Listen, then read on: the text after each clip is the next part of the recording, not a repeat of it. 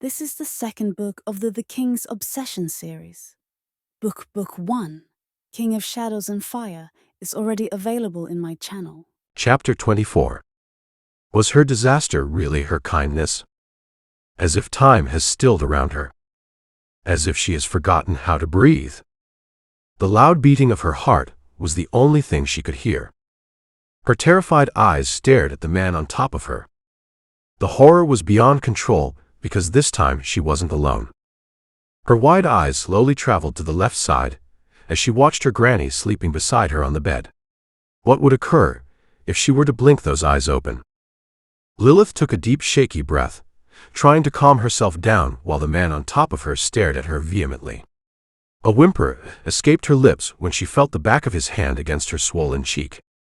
His skin was cold as always. Her wide eyes snapped up at him. She could barely maintain eye contact with him, so she abruptly looked away. Her eyes pooled up with fresh tears and her lips wobbled. She wanted to tell him to leave, but words wouldn't even form on her tongue. She flinched when he moved down and pecked her swollen cheek. Her hands lurched towards his shoulders as she tried to push him away, but he only lessened the distance by effortlessly attaching their bodies together like glue. Her bosoms completely squashed against his chest. She even dreaded breathing now. "Tell me, which of his hands was it? Right or left?" he asked ever so slowly, staring down at her with a gaze so intense that Lilith wanted to melt away. She bet he could clearly feel the wild beating of her heart. "Tell me, should I break his hand or should I just cut it off?" he asked, rubbing his right cheek against Lilith's left one while all the way whispering in her left ear. Lilith swallowed thickly. Goosebumps rose on her skin upon feeling his cold breath against her ear and hearing his words. Lilith dreadfully looked at her granny while struggling beneath him. Please," she pleaded, almost on the verge of breaking down. She could have struggled a little harder. She could have cursed him, but she just couldn't because of the old lady beside her. If she were to witness him in the room, she might die of a heart attack or he would kill her himself, just like he killed Lilith's whole family. "Please what? Are you pleading for yourself or him?" he asked, raising his head and looking at her with his hooded gaze. He looked high on lust, and that was enough to make her whole body tremble as she began to thrash. Only a slight movement from the old granny was enough to make her pause on her actions. "It's useless unless you want her to wake up and see how I make love to you," he rasped in a gruff tone, and all the color left her face as she stared up at him horrified. She quickly shook her head at him. "Please, spare me for tonight," she stammered in a pleading tone as a tear trickled down her temple. His gaze caressed that tear of hers before meeting her beautiful honey hues. "You fucking know how much I love it when you cry. Stop those pearls from pouring, otherwise I won't be able to spare you," he said in a low, suggestive tone, and her sobs instantly stifled. She hiccuped in the process, and his eyes turned even darker. "Have you ever imagined what it would be like when I make love to you?" he asked, and she just gawked at him in terror and confusion. A small huh left her lips. Wasn't he here to ask whether Jasper slapped her with his left hand or right? Guess that was just an excuse. Was he trying to be rational, just to hide his craziness? Well, it didn't last for much longer. "I have, every day. Every single time you come in front of my eyes, I have imagined it," he said, and she dreaded his next words. Her gaze flew towards the old granny before she lowered it down to his thick neck. "Stop it," she said breathlessly. "I have imagined what you would look like when I make love to you. You would cry, scream, beg, and moan while I fuck you however I want. However, it was his right hand," she said the line abruptly. Her cheeks were red, and she was barely holding onto her tears while glancing at her old lady every now and then. All the mischievous and lustful expressions were washed off his face once she said those words. His eyes turned cold as he moved down and closed his eyes, kissing her cheek ever so softly once again, yet she trembled like a leaf beneath him. Oh dear, has he ever been that harsh to her? Dare he raise his hand on his little missy? She was so fragile, he couldn't afford to break her, unless it was the other way around. "Watch as I burn the world for you. Watch me, only me," he said, and kept pecking her face, ear, and jaw until, "Please don't hurt him," until she begged for the safety of a man who was not him. Ragnar. Why defend someone who dares to raise their hand on Ragnar's little darling? A frown kissed his features as he stared up at the ceiling. "Why?" he asked, his voice so low and gruff it sent shivers down her spine. He slowly looked down at her. "How many times do I have to tell you? I don't like repeating myself," he said lowly. His voice was dark enough to make those tears that she was holding back so badly burst out and trickle down her temple. "Be because I am still his wife," she stuttered. Does it look like C care?" he asked, staring right through her soul, looking like the devil who was here to consume her soul. "No, right?" he asked, and she just quietly stared down at his neck, blinking her tears away before she hesitantly met his gaze again. "Then, what about you?" she asked. "What about me?" he asked with a perfectly arched brow. "What part of why yours would you be break?" she asked, and he stared at her for a while before his lips twitched up into a smirk. "You see, only the master is allowed to hurt or love his pet, treat the pet to his liking. No third person is allowed to do that," he said in a low whisper, and humiliation washed over Lilith as her cheeks turned red. "A pet," she would have retorted if it wasn't for the granny beside her. She gritted her teeth, and her facial expressions didn't go unnoticed by him. It made his smirk even wider. A thrilling excitement washed over him as he lifted his weight off her. He got up and glanced at her once before leaving the room by the door, leaving her behind with mixed emotions. Anger, humiliation, frustration, and most importantly, fear for the future. Chapter 25. The horses neighed in the deeper part of the forest as they walked in a line on the rugged ground. Ragnar was leading with Jasper closely right beside him. Just behind him was Lilith on her horse, and on her left was Siana. Guards and a few higher-ups of the Castran kingdom also came along for a hunt. This morning, Siana came to Lilith's room, asking if she was ready to go for a hunt. The condition of Lilith's ankle worsened as she could barely walk. Though the granny did some of her own remedies with Lilith's ankle before leaving the room, recovery wouldn't be coming as soon as she applied the remedy. Lilith denied it, explaining the situation of her ankle. Siana didn't seem to mind and asked her if she still wanted to go to the physician. Since her granny had already done her old and gold remedy with Lilith's ankle, she politely refused that offer as well. Siana left with a smile, telling her to get well soon because the celebration of their wedding was just around the corner. Just as she left, Jasper came. Since that monster asked for her presence as well, Jasper couldn't just say no to him and came bursting through her door like a bull blinded by red. He told her to get ready and stop acting like a weakling. That man didn't even ask what happened to her ankle. He told her to stop acting. She wasn't so soft in her father's homeland. He told her to stop seeking sympathy like a pushover. He kept barking on her, and she was just 2 days from last night to even pay any attention to him. That monster took her sleep with him as well, and she was awake the whole night like an owl. The only thing she wanted was a peaceful sleep. She understood one thing: giving attention to Jasper and his words was like committing suicide. Nevertheless, she was forced to come along. She stared down at the horse she was sitting on. Her hold on the reins was tighter than ever. It has been so long since she rode on a horse. This only made her feel worse because the last time she rode a horse was with her elder brother, the Crown Prince. She huffed a sigh and looked up at Jasper before her eyes slowly traveled toward his left.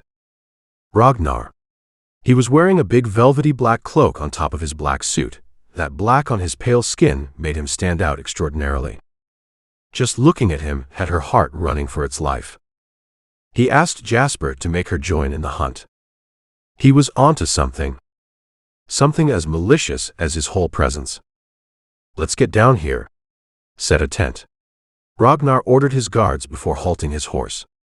He got down, and the first thing he did was to sharply glance at her with his hunter-shaped eyes. They made eye contact, and she almost jumped before quickly looking away. Jasper and Sienna also got down, as they began to tie the reins of their horses to the nearby tree. Lilith licked her dry lips and rode towards one of the trees. She put her hand on the trunk of the tree and tried to get down from the horse, but the pain in her ankle shot through her whole body. With a frown on her face, she took a deep breath and decided to get down despite the pain.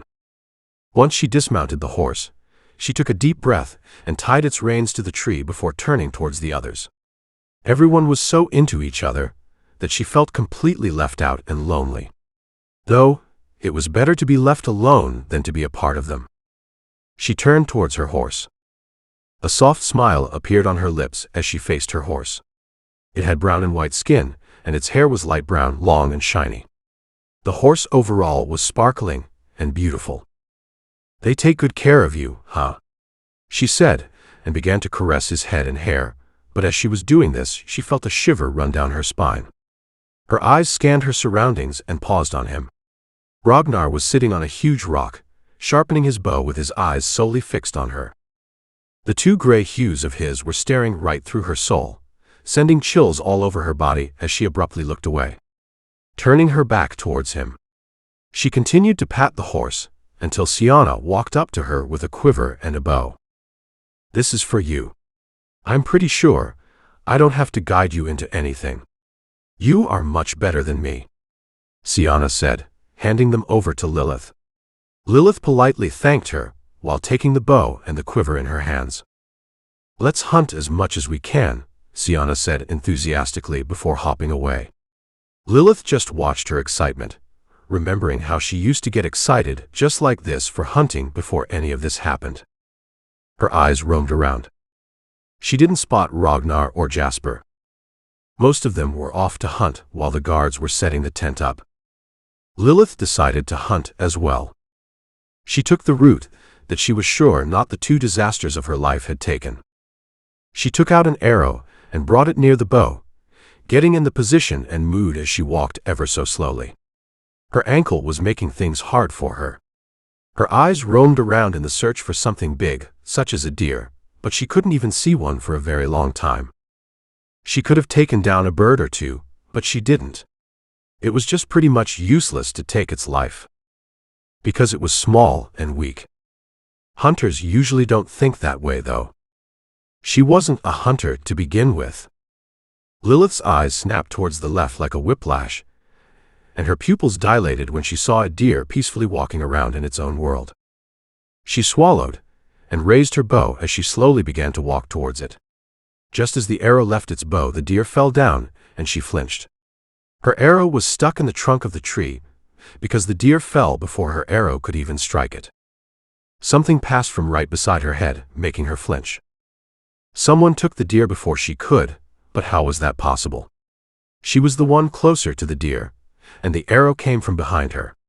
She abruptly turned around and instantly paused upon witnessing who the hunter was, and suddenly the hunting didn't look surprising at all. Ragnar lowered the bow and tilted his head at her.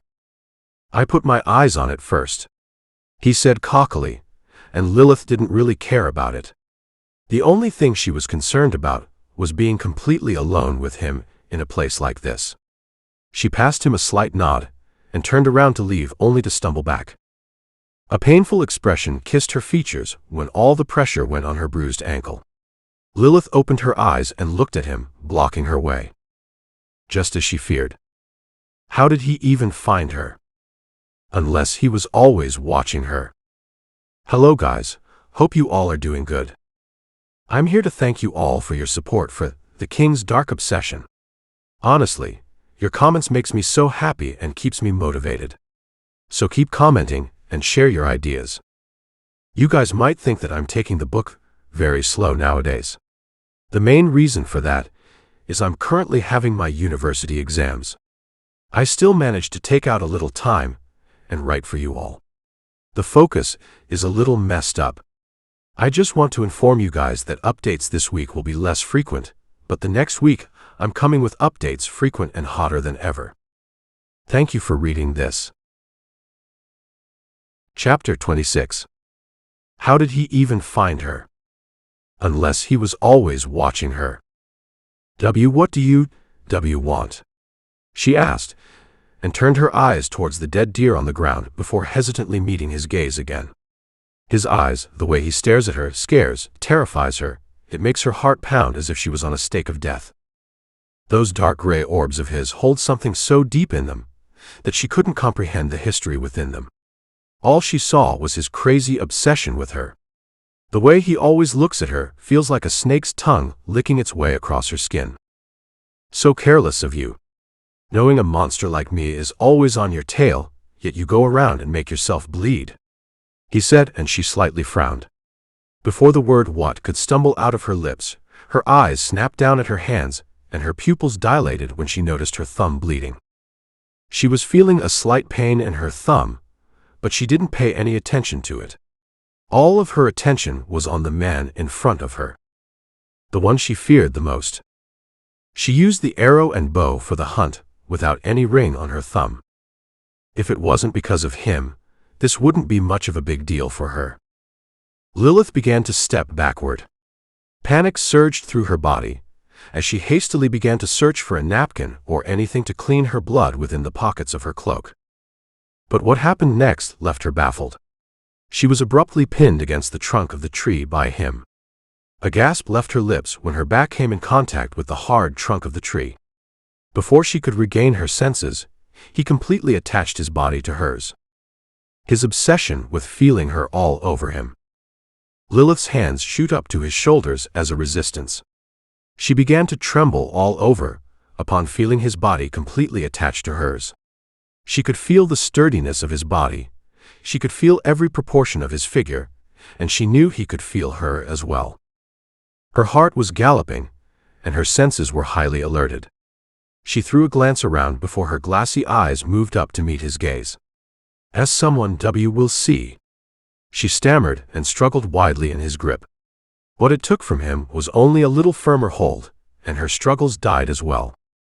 Why you keep doing this?" she asked with a deep frown on her face, but the tears that were pooled up in her eyes were telling the tale of her fear that was consuming her whole due to his presence. "Because it's exciting," he said, and peered down at her with mischief glinting in his dark gaze. "I haven't really done anything. If you come to know what I desire to do with you whenever I see you, you won't just be left baffled," he said, and grabbed her hand. She tried to pull it away, but he tightened his hold on her wrist. Tears threatened to fall on her rosy cheeks as she sniffled a cry. She shut her eyes and lowered her gaze when she felt him taking her blooded thumb in his mouth. A shudder ran down her spine, and goosebumps rose on her skin when he began to suck on her thumb. Red started to take over dark gray. Hunger never like before coursed through his body as soon as he tasted his ecstasy. He grunted in satisfaction, and sucked and licked on her thumb ever so slowly and sensually while keeping his gaze solely fixed on her. He licked the blood trail that slid down her wrist, and pulled back while licking his lips. Her thumb was healed. Lilith had her gaze low all this time. She was well aware of his gaze on her. He let go of her hand and grabbed her chin, tipping her face up, forcing her to look up at him, but her gaze remained low. Tears were already kissing her rosy cheeks, as her lips wobbled while she tried to control her sobs. Her fragility and her resistance only excited the beast inside him to no extent. This only made things worse, because he was suddenly hard down there, and she felt it against her abdomen.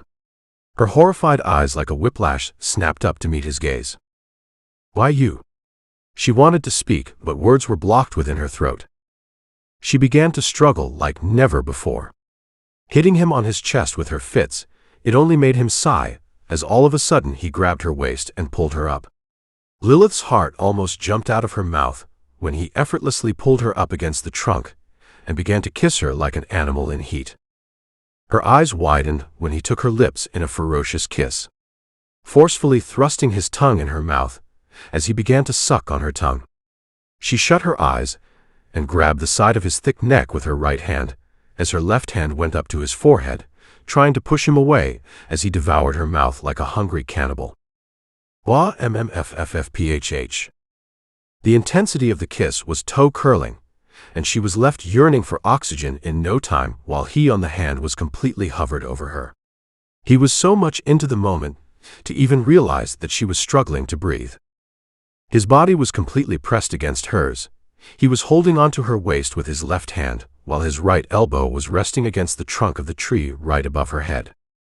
He was like a whole wall in front of her, and all she felt was suffocation. Was he trying to kill her? Tears began to roll down her eyes as she hit him on his shoulders. He tipped her face up and kissed her deeply as if he was in heat. Lilith harshly bit on his lower lip, but he didn't even flinch. He slowly let go of her lips, and she began to pant while turning her face to the side so he wouldn't attack her again. He seemed barely affected, while she on the other hand was heaving like she was running for miles. He rubbed his nose on her cheek and kissed it. He wanted to take her right at the moment, right against the tree without a care in the world. He wanted to feel her helplessly cling onto him for her little life, as he fucked her to oblivion. He has controlled himself for way too long now. There was no possible way she could get away from him, but right at the moment, he needed to restrain himself. He wasn't here for this. He slowly moved away from her and stepped back. "The deer is yours," he said while walking backward, and just like that he was out of her sight. Once he was gone, Lilith took a deep breath and fell down on the dusty ground as her trembling legs gave up on her. She wiped her tears with the back of her shaking hand and stared at the lifeless deer on the floor. She could still feel the sensation of his cold lips against her. What does he even want from her? If he really wanted her, he shouldn't have let her marry Jasper then. This man was a mystery, and she was perplexed. She couldn't explore the mystery inside him. Somewhere deep down she knew it would lead to no good. After a few minutes, she finally stood up and limped towards the deer. She stared down at it. Before she could turn around and leave, a guard of Castron's kingdom came rushing towards her, huffing and puffing. He respectfully bowed at her. He looked tense. "Queen Lilith, King Jasper." What he said next had her eyes widening. The devil really liked to hunt in different and his own twisted ways. Want to win a free bundle of 3 amazing audiobooks? Comment Dark Fantasy below for a chance to win. No limit on entries. Comment as many times as you like. I will select 5 random comments. Don't forget to like, comment, and subscribe for new books every weekend. Chapter 27. Lilith hurriedly limped towards the main tent with the guard, and found the crowd of people circling it. She could hear her heartbeat in her ears. Upon reaching them, the people started to make way for her as she made her way inside the tent. On her way inside, she could hear Jasper's groans. The moment she stepped inside, little did she know would become one of the most traumatic moments of her life. Her wide orbs stared at Jasper in pure horror. He was laid down on the carpet, groaning in agonizing pain. His red eyes were on the verge of shedding tears as he stared up at the clothed ceiling of the tent with nothing but utter distress in his eyes. Lilith's eyes slowly roamed on his left leg and right arm, and she abruptly looked away. Her orbs throbbed in horror as she immediately covered her mouth in disbelief. His leg was twisted backward, and she could see his bone poking through his calf like a sharp dagger, and his arm was in the same condition, twisted back, and his wrist was literally in indescribable condition. Lilith couldn't even look at it. Jasper's painful groans and that horrifying condition of his brought tears to her eyes and grew his fear more in her. Lilith's orbs hesitantly drew back at Jasper. A middle-aged man was kneeling beside him, checking Jasper with a deep frown on his face. This was beyond her imagination, even the darkest one. Her tearful eyes traveled up towards that monster, and she literally flinched back upon making eye contact with him. He was staring directly at her, a cold look in his eyes. His gaze was as brutal as Jasper's condition. Lilith immediately looked away, and with hesitant and small steps she began to walk towards Jasper, but the very next moment someone bumped into her shoulder, making her stumble to the side. Lilith looked to her right and found Sienna. Sienna immediately rushed to Jasper and kneeled down beside him with tears in her eyes. Lilith stared at her with a frown, pretending as if she wasn't aware of what exactly her so-called brother was up to. Lilith felt a sudden surge of anger within her. These two siblings were literally making things worse for her than ever. Without a single thought but with a lot of courage, she walked up to them and firmly grabbed Sienna's left shoulder. The girl looked up at her with tears in her eyes, while Lilith gestured for her to move aside. Just at the same time, the guards of Logon Kingdom came rushing into the tent and were left flabbergasted by their king's condition. Sienna quietly moved aside, while Lilith crouched down next to Jasper. She expected his wrist to be broken once she told that monster from which hand Jasper slapped her, but to go to such an extent was beyond her understanding. How did he even manage to do this? Jasper wasn't alerted against him, which means he didn't see who did that to him. With much hesitation, Lilith grabbed Jasper's shoulder and pinned him down on the carpet because he was moving like a dying fish. "Get a cart ready. We need to take the king to the healer's chambers right away," Lilith ordered firmly to the Logon guards, and before they could turn around and do as they were told. "No need, the cart is here. We must take him right away."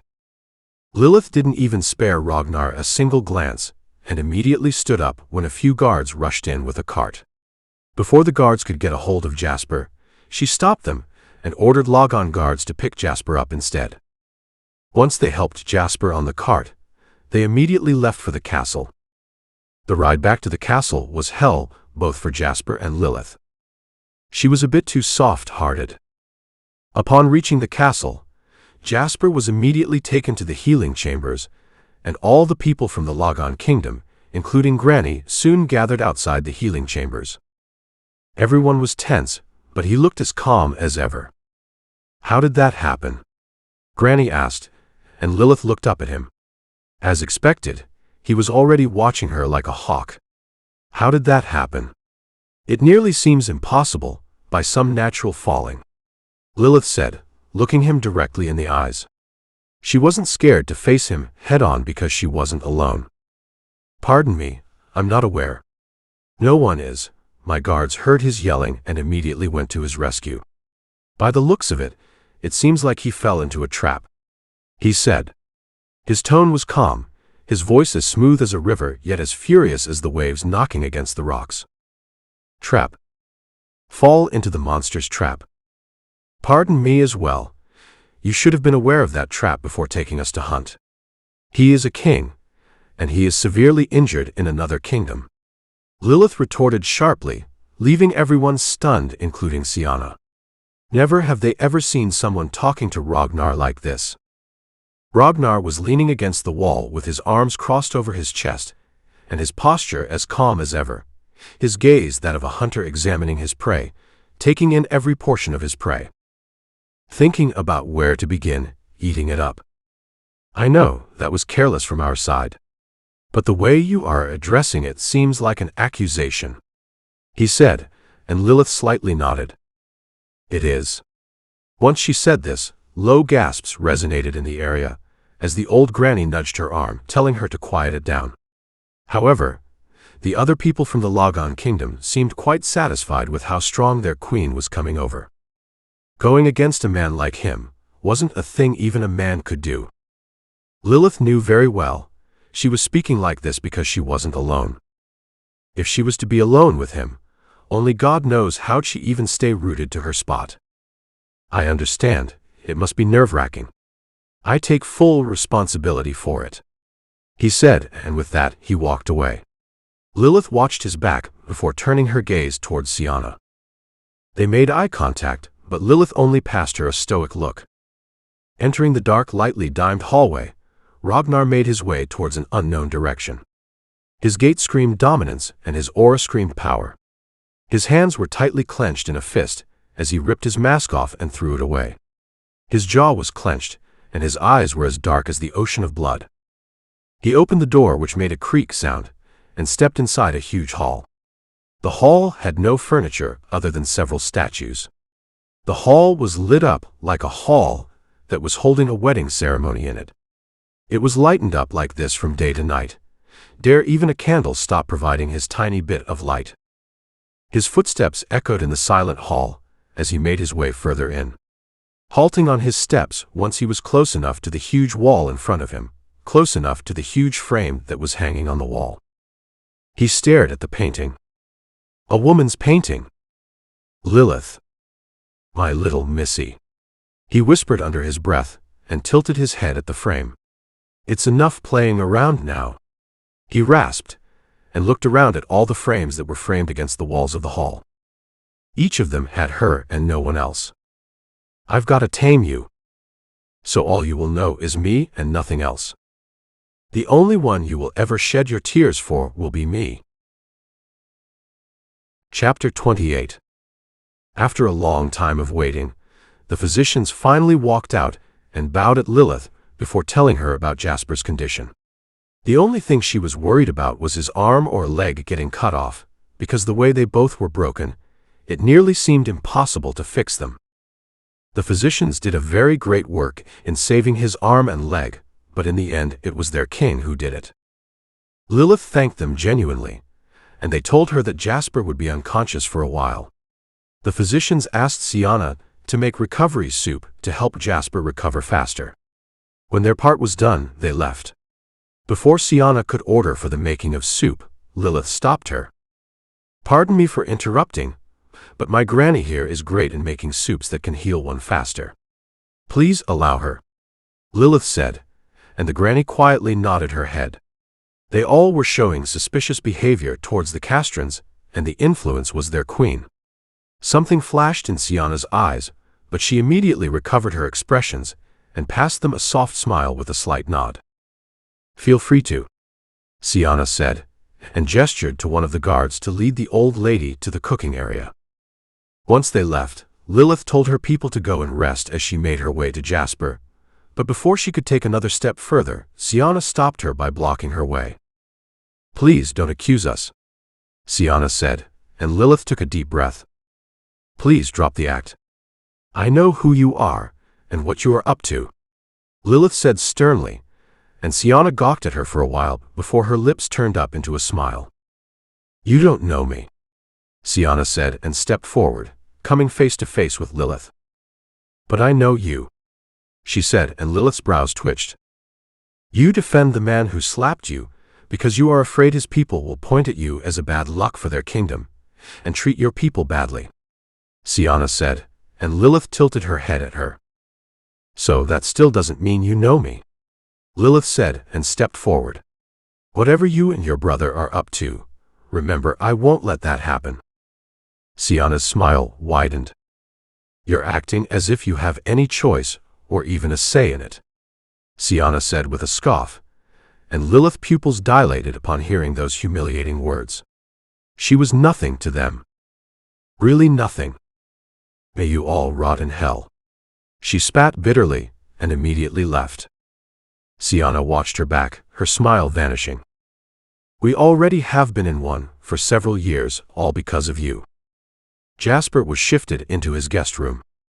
Once Jasper regained his consciousness, he found himself surrounded by his people along with Ragnar and Sienna. The first thing he checked was his arm and leg. Upon finding them still intact, he took a deep breath of relief and asked for the physicians who treated him. Once the physicians arrived, he asked them if he could still use his hand while wielding his sword. The physicians told him that it would be extremely hard for him in the beginning, but if he kept practicing, then he would regain his strength and skills. Once the physicians left, the granny came with a bowl filled with hot soup and handed it to Lilith. Lilith swallowed and hesitantly walked towards Jasper, sitting beside him on the bed. Jasper was sitting with his back leaning against the headboard of the bed and his legs carefully resting on the mattress.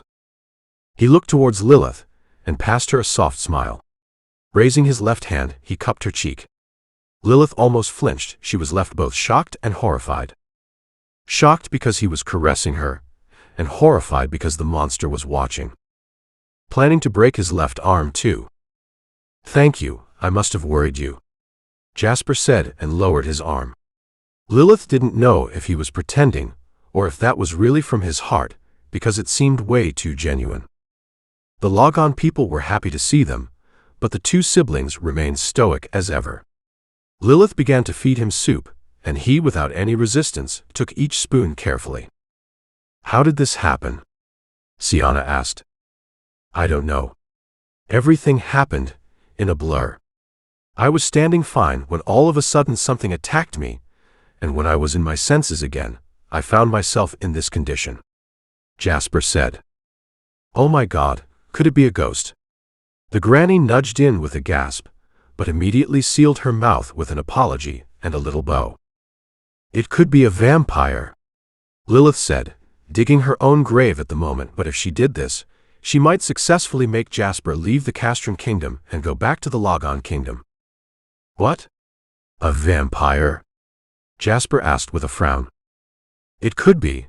They are behind us anyway," Lilith said, and before Jasper could ask or say something, one of the Logon's people spoke up.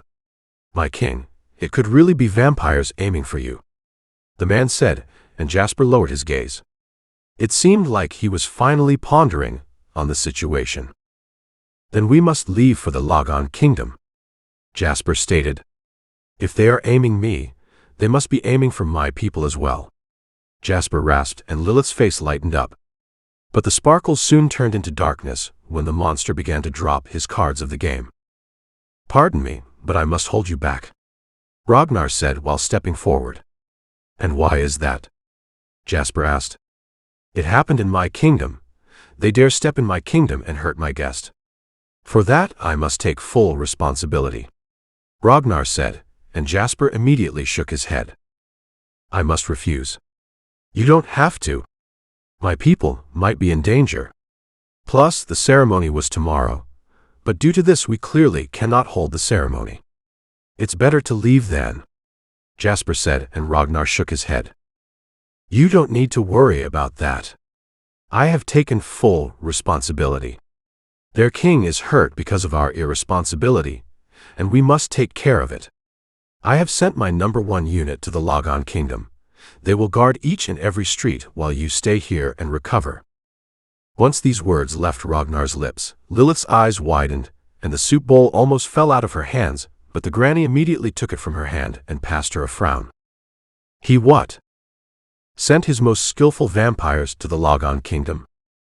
The one Jasper wanted to protect his people from was now protecting his people. No, what if they slowly began to kill within the kingdom? They were literally bound in invisible shackles. All you need to do is right your right hand to let them in and guard the kingdom. Though I have sent the proposal along with the unit. They might panic upon hearing what happened to you, so you write a letter to them. However, if you still desire to go, I would have to force you back," Ragnar stated sternly, his voice laced with a venom only Lilith could hear. "Force you back? I again must refuse.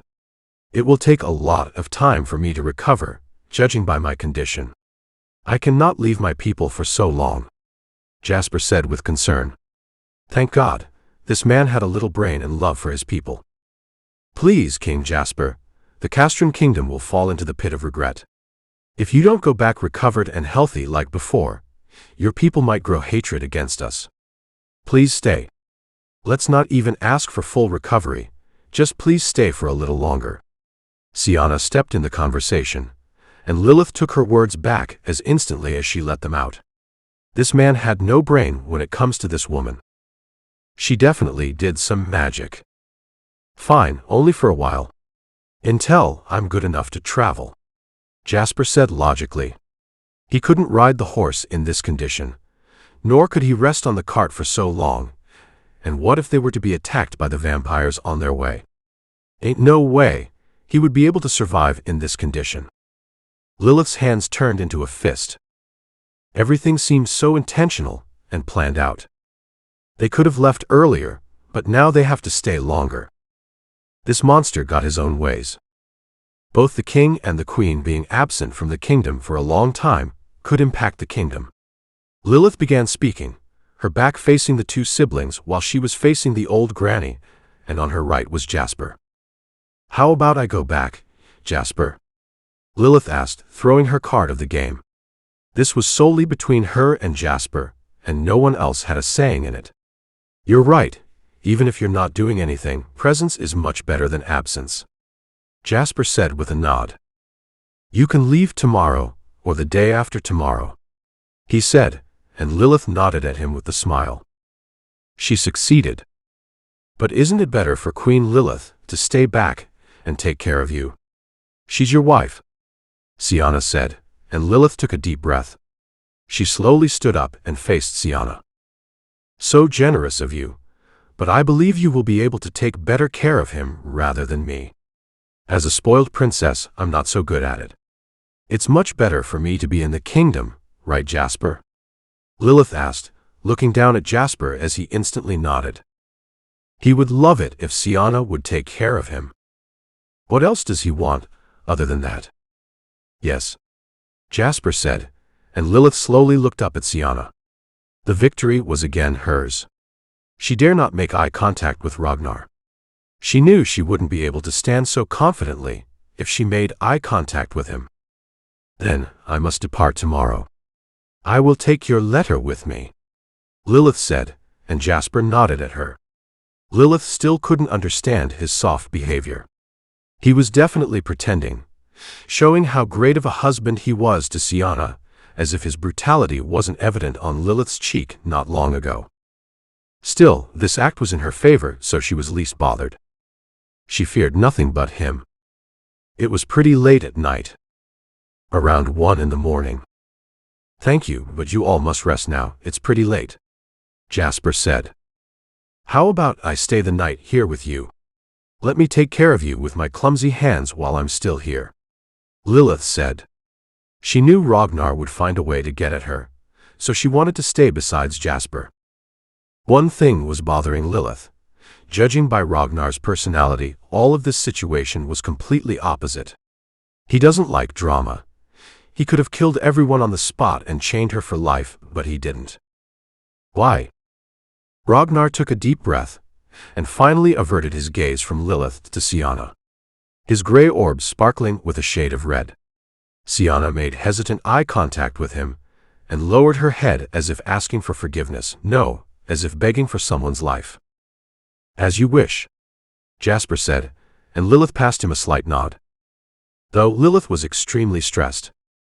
She was imagining the people of Logon Kingdom throwing rocks at her because she was a bad luck to their kingdom.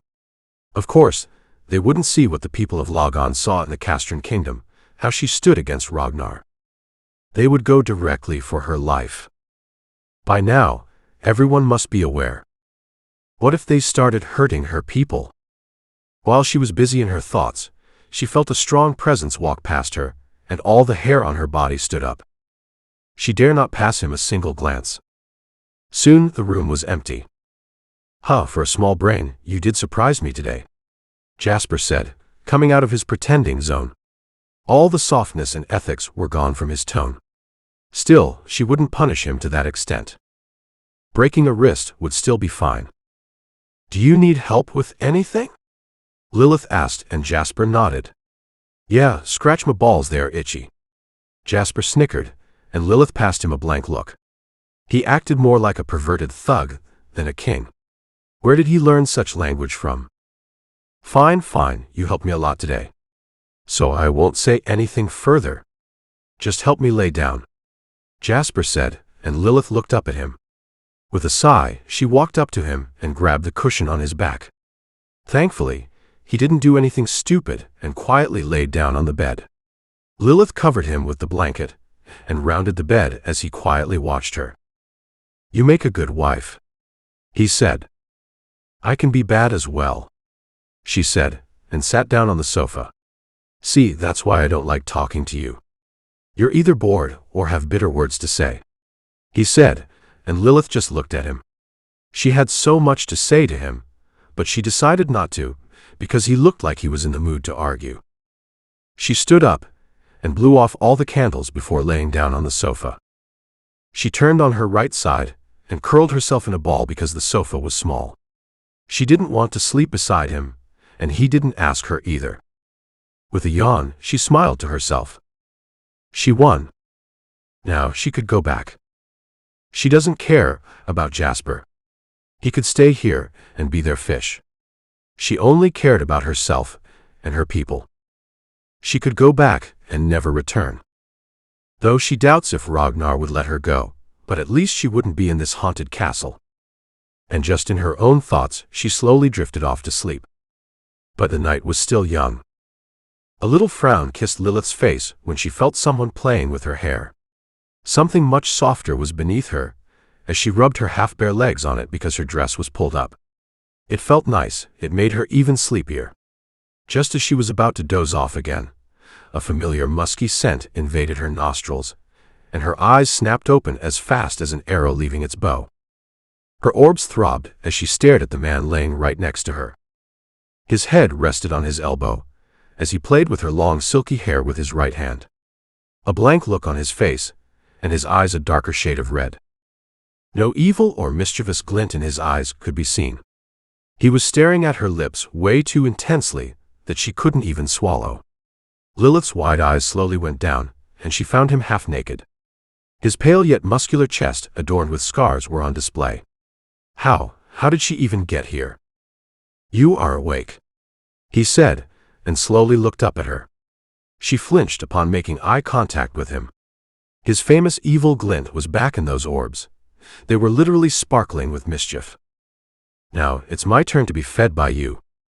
Was there even an escape for her? Chapter 29. Now it's my turn to be fed by you.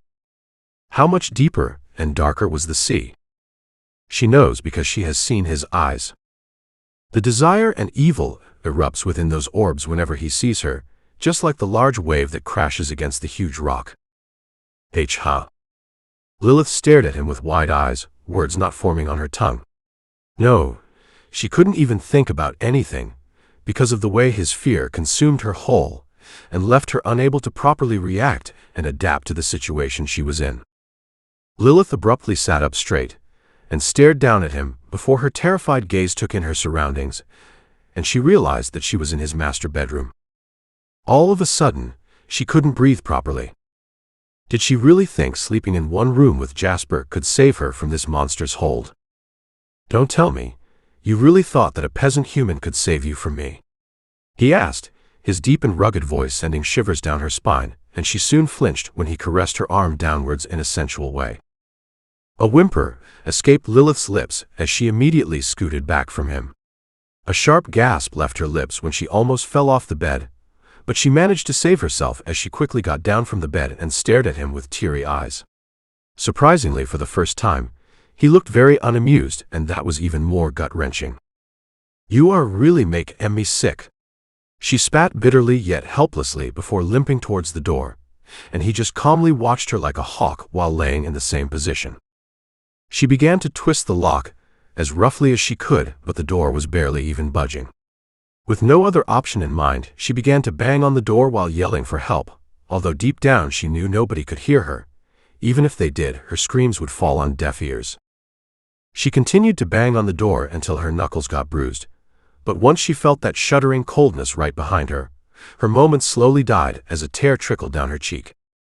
Her body began to tremble.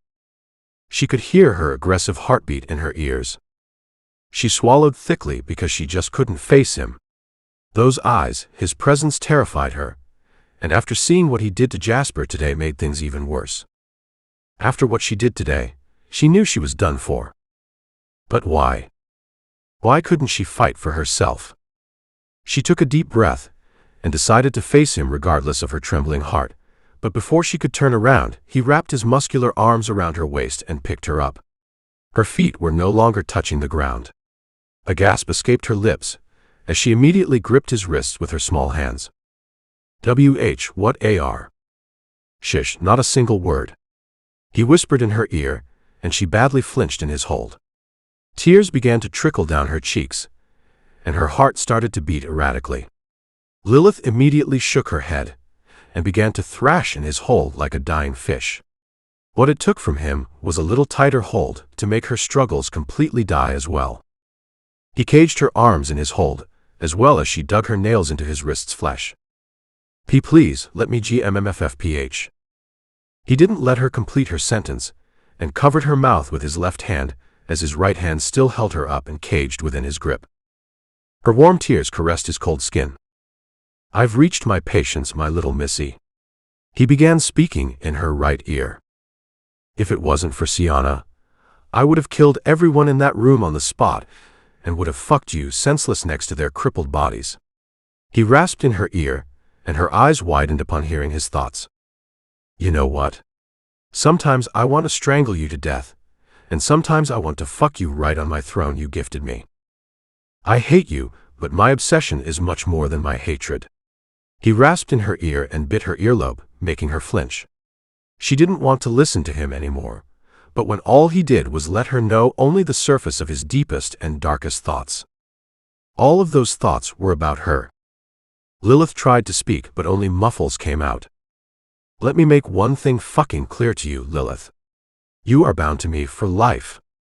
No matter how much you try to run, there is no escape from me. I am your master, and like an obedient pet, you are obligated to obey me without any objection. I'm all in to tame you to my liking. My fear alone isn't enough for an aggressive cat like you," he said, and began to kiss her ear. Lilith flinched again when he raised his left leg between her legs, making her dress rise up from her legs. Her eyes widened even more as she tried to struggle upon realizing his intentions, but she couldn't move at all. Her muffled sob resonated in the room as her chest vibrated. Lilith shut her eyes when he pulled her even more up and put her head on his left shoulder while his left hand was still covering her mouth. Fresh tears began to trickle down her temple when she felt him aggressively kissing and sucking a particular area on her neck before licking that spot. She felt a familiar yet weird sensation in her stomach. Another muffled sob resonated in the room when she felt his left knee right against her clothed core. "I'm gonna make you my whore," he declared roughly, and the very next moment her eyes widened in distress when he dug his fangs into the area that he had licked and kissed not long ago. A sharp pain shot through her body, but she didn't get much time to even focus on the pain when he began to rub his knee against her core and started to massage her left bosom with his right hand. His hand was cold and huge, being stimulated from so many places, helplessly whimpering in his hold. All of this was beyond humiliating for her. What sin has she committed in his eyes to deserve this? He pinched her bosom and cupped it in his huge hand while he ever so slowly sucked her blood and aggressively rubbed her core with his knee. She couldn't even breathe because her mouth was covered. She dug her nails deeper into his wrist when a weird sensation took over her body. Her heartbeat was ringing in her ears, and something weird was eating her stomach. "MMFFPH." Lilith sobbed and threw her head back on his shoulder when he began to rub her core even more aggressively. A frown kissed her features as she stared up at the ceiling when she felt that same weird sensation getting stronger to the point her whole body was shaking. He finally pulled back and licked her neck while licking his bloodied lips. His red orbs looked down at her, and he felt his manhood getting active like never before. She looked completely helpless in his hold, being driven to pleasure and looking like she was on the verge of losing herself in darkness.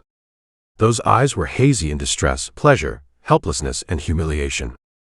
"Fuck."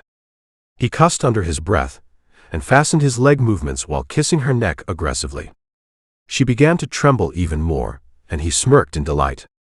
Lilith tried to close her legs, but he didn't let her, and in no time she was going through a toe-curling pleasure. Something that she never felt before. An unknown and sinful sensation. Her chest heaved up and down as she reached her edge. He slowly put her down on her trembling legs, and not being able to stand properly on her weak legs, she was about to fall down, but he swiftly turned her around and effortlessly threw her up on his shoulder. Lilith, who barely gained consciousness, found herself lying on his huge bed with him slowly hovering over her. She felt weak because her blood was just sucked. She raised her hand in protest and immediately turned around. Despite her trembling body, she tried to scoot away with her full strength, but he grabbed her bruised ankle and yanked her back down under him. A painful yelp left her lips due to his hold on her bruised ankle. Her back was facing him, and her face was buried in the soft mattress. She dared not straighten up because he was right on top of her. She could feel his intense gaze burning her skull. "Now, let me have my meal." He breathed and gripped her waist. Want to win a free bundle of 3 amazing audiobooks? Comment dark fantasy below for a chance to win. No limit on entries. Comment as many times as you like. I will select 5 random comments. Don't forget to like, comment, and subscribe for new books every weekend. Chapter 30. Now, let me have my meal, he said and gripped her waist, turning her around swiftly and pinning her waist on the mattress while shifting himself between her now widely spread legs. Lilith's hands shot up to his bare shoulders as she tried to maintain a distance between them. Her dilated hues stared at him in shock. "Don't," she croaked out. Her teary eyes stared up at him, as if begging for him to let her go. All of a sudden, he gripped her cheeks, making her lips pucker out as he leaned down and pecked those plump petals. "Stop fretting, it really makes me feel like I am a monster," he whispered near her lips while vehemently staring down in her wide eyes. Her lips trembled at his audacity. Acting like her fear doesn't excite him. "Why, you are sick," she muffled out, and he stared down at her for a while before his lips twitched up into a smirk, his gaze sparkling with evil once again as he let go of her mouth and gripped the side of her waist. She slightly flinched when his thumb rubbed her bosom. "Thank you for the compliment that really put me in a good mood, but not good enough to spare you." He breathed near her jaw before pecking it. His smile vanished as he stared at her from the side while his cold lips caressed her jaw. So desperate to escape, he whispered under his breath and got up from her. She immediately got on her elbows and scooted backward, attaching her back completely against the bed's headboard while staring at him. She was finally able to breathe a little. He grabbed a wine glass and poured a red-colored liquid into it. She watched him a little terrified, but not surprised because he was drinking blood. Her trembling hands gripped the sheet beneath her. She couldn't believe how helplessly she was trembling because of his presence. His broad and muscular back flexed when he leaned down and grabbed the edge of the table with his left hand as he slowly gulped down the blood. Licking his lips, he put the glass back on the table and stared at the wall in front of him. "You know, I came to know that your little granny is quite aggressive," he muttered loud enough for her to hear as he slowly turned towards her and watched how her eyes went wide upon realizing the situation. Her small form was completely attached to the bed's headboard for dear life, as she trembled but tried to suppress her emotions because she just couldn't accept her utmost fear towards him. Yes, she was an open book to him. Before she could say or ask something, a woman's crying voice was heard from right outside the window, and in no time Lilith was limping towards the window. She aggressively drew the curtains away, and her eyes grew wide when she saw her old granny being aggressively dragged into the garden where several guards were standing. One of them had a sword in his hand. She knew he was showing this to her deliberately, but all she could care about was her old lady. What? She aggressively began to bang on the window, yelling for them to leave her granny when they threw her on the rough ground and circled her form. Lilith's eyes widened, and soon tears blurred her sight when she saw the horrified expressions on her granny's face. No, she couldn't afford to lose her as well. She was the only one she had. Since they couldn't hear her yelling, Lilith's face like a whiplash turned towards him. He was staring at her with a tilted head and blank eyes. "They can't hear you, I can," he said, his voice deeper like the ocean and rough yet relaxing like the sound of waves knocking against each other, but that calmness only terrified her. Everything he did corrupted her. With a deep shaky breath, she immediately limped towards him, pausing in front of him with at least 2 arms' distance between them. "Make it stop," she said in a little demanding tone, only to make him arch his thick brow at her. "Not begging yet," he whispered to himself. "Beg for it. Say you won't leave tomorrow and will do whatever I see," he said, his voice laced with a command, not even a demand. Lilith stared at him while breathing heavily, but upon hearing her granny's screams getting louder for help, her expressions turned even more frazzled. She didn't know if she should run up to the window or contemplate begging him. "Kneel down and beg for forgiveness," he said, staring at her with eyes that of a hunter watching its prey. Lilith's cheeks turned red over his humiliating words, But she didn't get to contemplate it much when she heard her granny screaming her name for help. She found herself on her knees, tears trickling down her eyes. Her head hung low, and her hands turned into trembling fists. She couldn't bear to listen to her old lady screaming like that, so before she knew it, she was on her knees. Was she the only one who had ears in this whole castle, or was this only meant for her to see and hear? From her lowered gaze she noticed how he walked up to her, and halted in front of her with not even an arm's distance between them. Her heartbeat fastened, and all she could hear was the wild thumping of her heart, along with the now faint screams of her granny. He grabbed her chin and tipped her face up. She still avoided looking him in the eyes. "Look me in the eyes and say the words before it's too late," he said, and her eyes slowly moved up to meet his gaze. She knew what she had to say, but once she made eye contact with him, words forgot to form on her lips. His eyes caressed her face. This face, oh how crazy he was about her. Only if she knew it. Forgive me, I won't leave to tomorrow. So please, spare her." Lilith cried out and his lips twitched. "And," he said, caressing her lower lip. His gaze solely fixated on her lips, before averting towards the tears that were trickling down her rosy cheeks. "Huh?" She blinked at him. What more did he want from her, other than this? "You would obey your master," he whispered sensually, and she lowered her gaze, her lips wobbling, but the now choking screams of her granny were putting her on edge. What torture were they inflicting on her? "Why yes, obey you," she blurted out in a cracking and hoarse voice. "Who will obey me?" he asked ever so slowly and leaned down, sticking his tongue out. He licked the tear that was trickling down her cheek, making her shiver. "I obey you," she said in a choked voice with her eyes completely shut. His slow and dark chuckle had her hair rising with a shiver.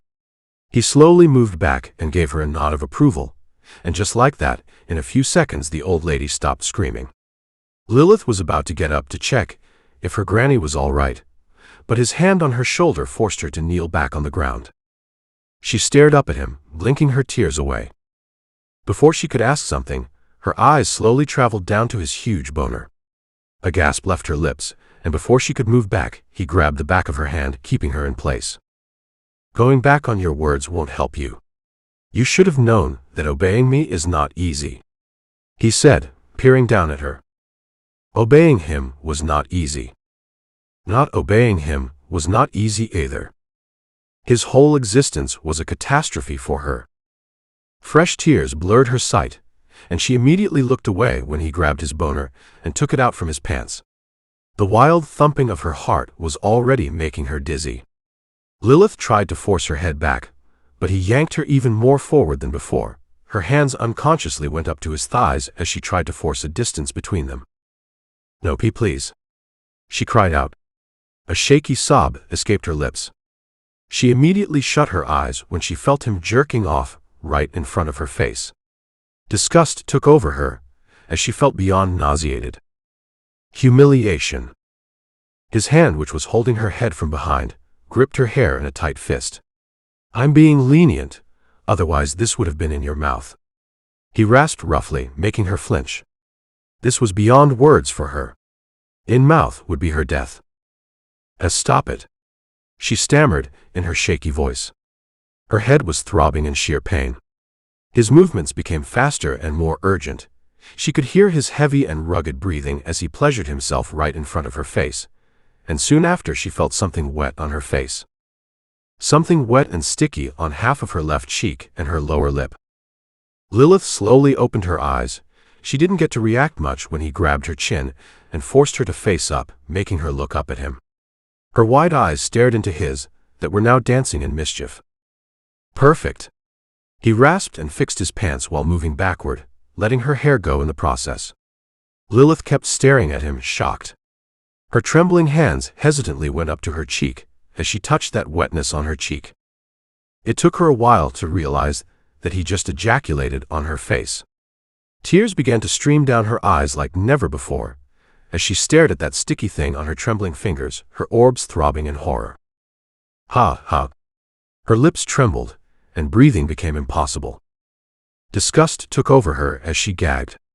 His eyes twitched upon seeing her reaction, but the evil glint never left them once. He was enjoying it. Pretty sane reaction from her side, unlike some bitches he knew. Lilith stood up on her trembling legs and rushed towards the table. She unconsciously grabbed the water jug from the table right beside him. She splashed all of that water on her face, rubbing her cheeks and lips as aggressively as she could. But the jug soon fell down from her trembling hands when she realized that it was not water but blood. Lilith went completely numb for a few seconds. She could hear a sharp ringing sound in her ears as she stared at her bloodied hands that were trembling uncontrollably. She bathed herself in blood. The smell of blood. She stumbled back and slipped on the blood that was splashed on the floor, falling down on her butt with a yelp escaping her lips. The disgusting smell of blood was making it hard for her to breathe. She gagged and covered her face, on the verge of puking when her eyes flew up at him, and what she saw in them was nothing but pure carnal desire, sending chills all over her skin. She was going insane because she was his sanity. Chapter 31. What day was it? What season was it? Was it summer or winter? It was winter. 2 years ago, she found him almost dead under the piled-up snow. How come a great vampire like him ended up there? Of course, it was a plan for his so-called revenge. But considering how heartless he is, it doesn't make sense why she was still alive. He hated her, so why not kill her? Because he was obsessed with her. Why was he obsessed with her? She didn't have an answer. She was perplexed. All she knew was, he was a crazy lunatic. He chased her like she was his sole purpose. He seemed more focused on her than his revenge. What was she? Has she forgotten a huge part of her life? Could she be missing something? She doesn't know. The past, the present, and the future of hers were all consumed by him. He don't. She breathed, and immediately got on her trembling legs. She began to step backward, her blooded feet leaving prints of her foot forward with each step she took backward, with her shaking hands raised up in front of her in protest, begging him not to hurt her. Because the look in his eyes seemed like death itself. A sudden darkness in those orbs mixed with hunger and carnal desire. How could someone be this crazy? How could someone desire something like this? That gaze alone was telling the deadly tale of her future. The idea of jumping from the window felt like heaven. Lilith's mind unconsciously led her towards the window, and before she knew it, she was struggling to open it, injuring her hands in the process, but that didn't stop her. The window did not open because it was locked from outside. This monster was aware of the terror he made others feel. Without any other thought, she turned her hand into a fist and raised it in the air, ready to break through the class, but who was she kidding? He wouldn't let her die either. He was right behind her, holding onto her fist. Lilith flinched and abruptly turned around. Attaching her back completely against the window, applying as much pressure as she could so the window broke and she could fall back. Not like he would let that happen either. She raised her blooded hands up to maintain a distance between them, and kept staring at his thick neck while breathing heavily. "Why you have done enough to humiliate me?" She stammered and swallowed thickly. The thumping of her heart was like a continuous vocal in her ears. "Humiliate you?" he asked. His voice was enough to make her shiver. It sounded hoarse and was laced with suppressed desire. "Ha ha ha," he covered his eyes and chuckled. His sadistic laugh, along with those two dimples, made her heart almost burst through her ribcage. His smile instantly vanished like the flames that silently went off. "My love makes you feel humiliated?" he asked, lowering his hand, but he found the space empty in front of him. His eyes flew wide for a fraction of a second. He didn't feel her moving at all. How was that possible? Maybe because her scent was mixed with the scent of the blood and she moved swiftly. Not like she could escape anyway. He turned around, and the very next moment a thud noise resonated in the room, and his face turned to the left. His slightly wide eyes blankly stared at the wall in front of him. "Yes, it disgusts me." She spat bitterly while holding the metal jug in her trembling hands. She wanted to hit him again, but she completely froze on her spot when she heard his dark chuckle. She hit his head with all the power she had, but neither did he budge nor did he bleed. But his forehead skin was completely ripped. Lilith watched horrified. The jug started to shake aggressively in her trembling hands, making a clunking sound. His forehead was ripped, but he wasn't bleeding. This was new to her. Do vampires not bleed? Her breath hitched and she abruptly took a step back when he snapped his head back at her, tilting his head with a smirk on his face, but his eyes were not only dark this time. There was anger hidden with mischievous glint in those red orbs. A shuddering breath passed. The jug fell down from her trembling hands. The sharp clanking sound resonated in the room, the sound lowering each time when the jug bounced and hit the floor. Before it could completely stop hitting the floor, Lilith was on the bed with him on top of her. His sharp nails dug out like his canines as he aggressively ripped her dress off. Lilith, who was still trying to regain her senses after being thrown on the bed like a flash, was left beyond flabbergasted when she found herself only in her small knee-length silk petticoat. His eyes darkened even more upon seeing her like that. He threw her ripped dress away and stared down at her body, which he always craved for, was craving for, and would crave for. Forever and always. Her fair skin donned that white silky stocking with blood spots covering it. He closed his eyes with a deep breath. His man down there was being suffocated to death. His beast was growling, and all he wanted to do was eat her until she even forgot who she was. He wanted to feel her all over. Her warmth. Her insides. Her outsides. Fuck. He cussed under his breath and opened his eyes, staring down at her with his gaze drunken with utter lust. Terrifyingly beyond desire. She was trembling all over. Her hands, feet, and lower face, along with her neck, were covered with blood. He felt his throat going parched as he caressed her whole body with his eyes. Her perfect bosoms, her tiny waist, perfect hips, and exquisite legs. He whispered something to himself, which she couldn't hear. Lilith stared down at her body in shock, before her gaze slowly traveled up to his, and her eyes widened even more when she found him staring down at her body. A shiver running down her spine. It felt like a snake's tongue licking her all over. Tears blurred her sight when she found his forehead cut completely healed, as if it had never been there a few minutes ago. She could not fight against him. Why? Frustration merged with fear.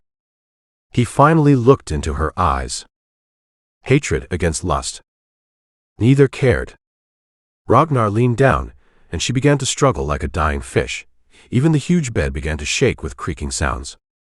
The little one was powerful. He smirked and took his belt off, watching how her struggles intensified. She was hitting his chest, hitting her legs in the air, everywhere with her eyes tightly shut. His smirk widened, and his eyes turned even more hooded. He was going crazy. My little temptress. He breathed, and in one swift and rough move grabbed both of her wrists. He pulled them up, and felt her shudder beneath him when he took her blooded finger in her mouth and sucked on it. He licked it and bit it while keeping his eyes all the while on her. She was trying hard to struggle out of his hold.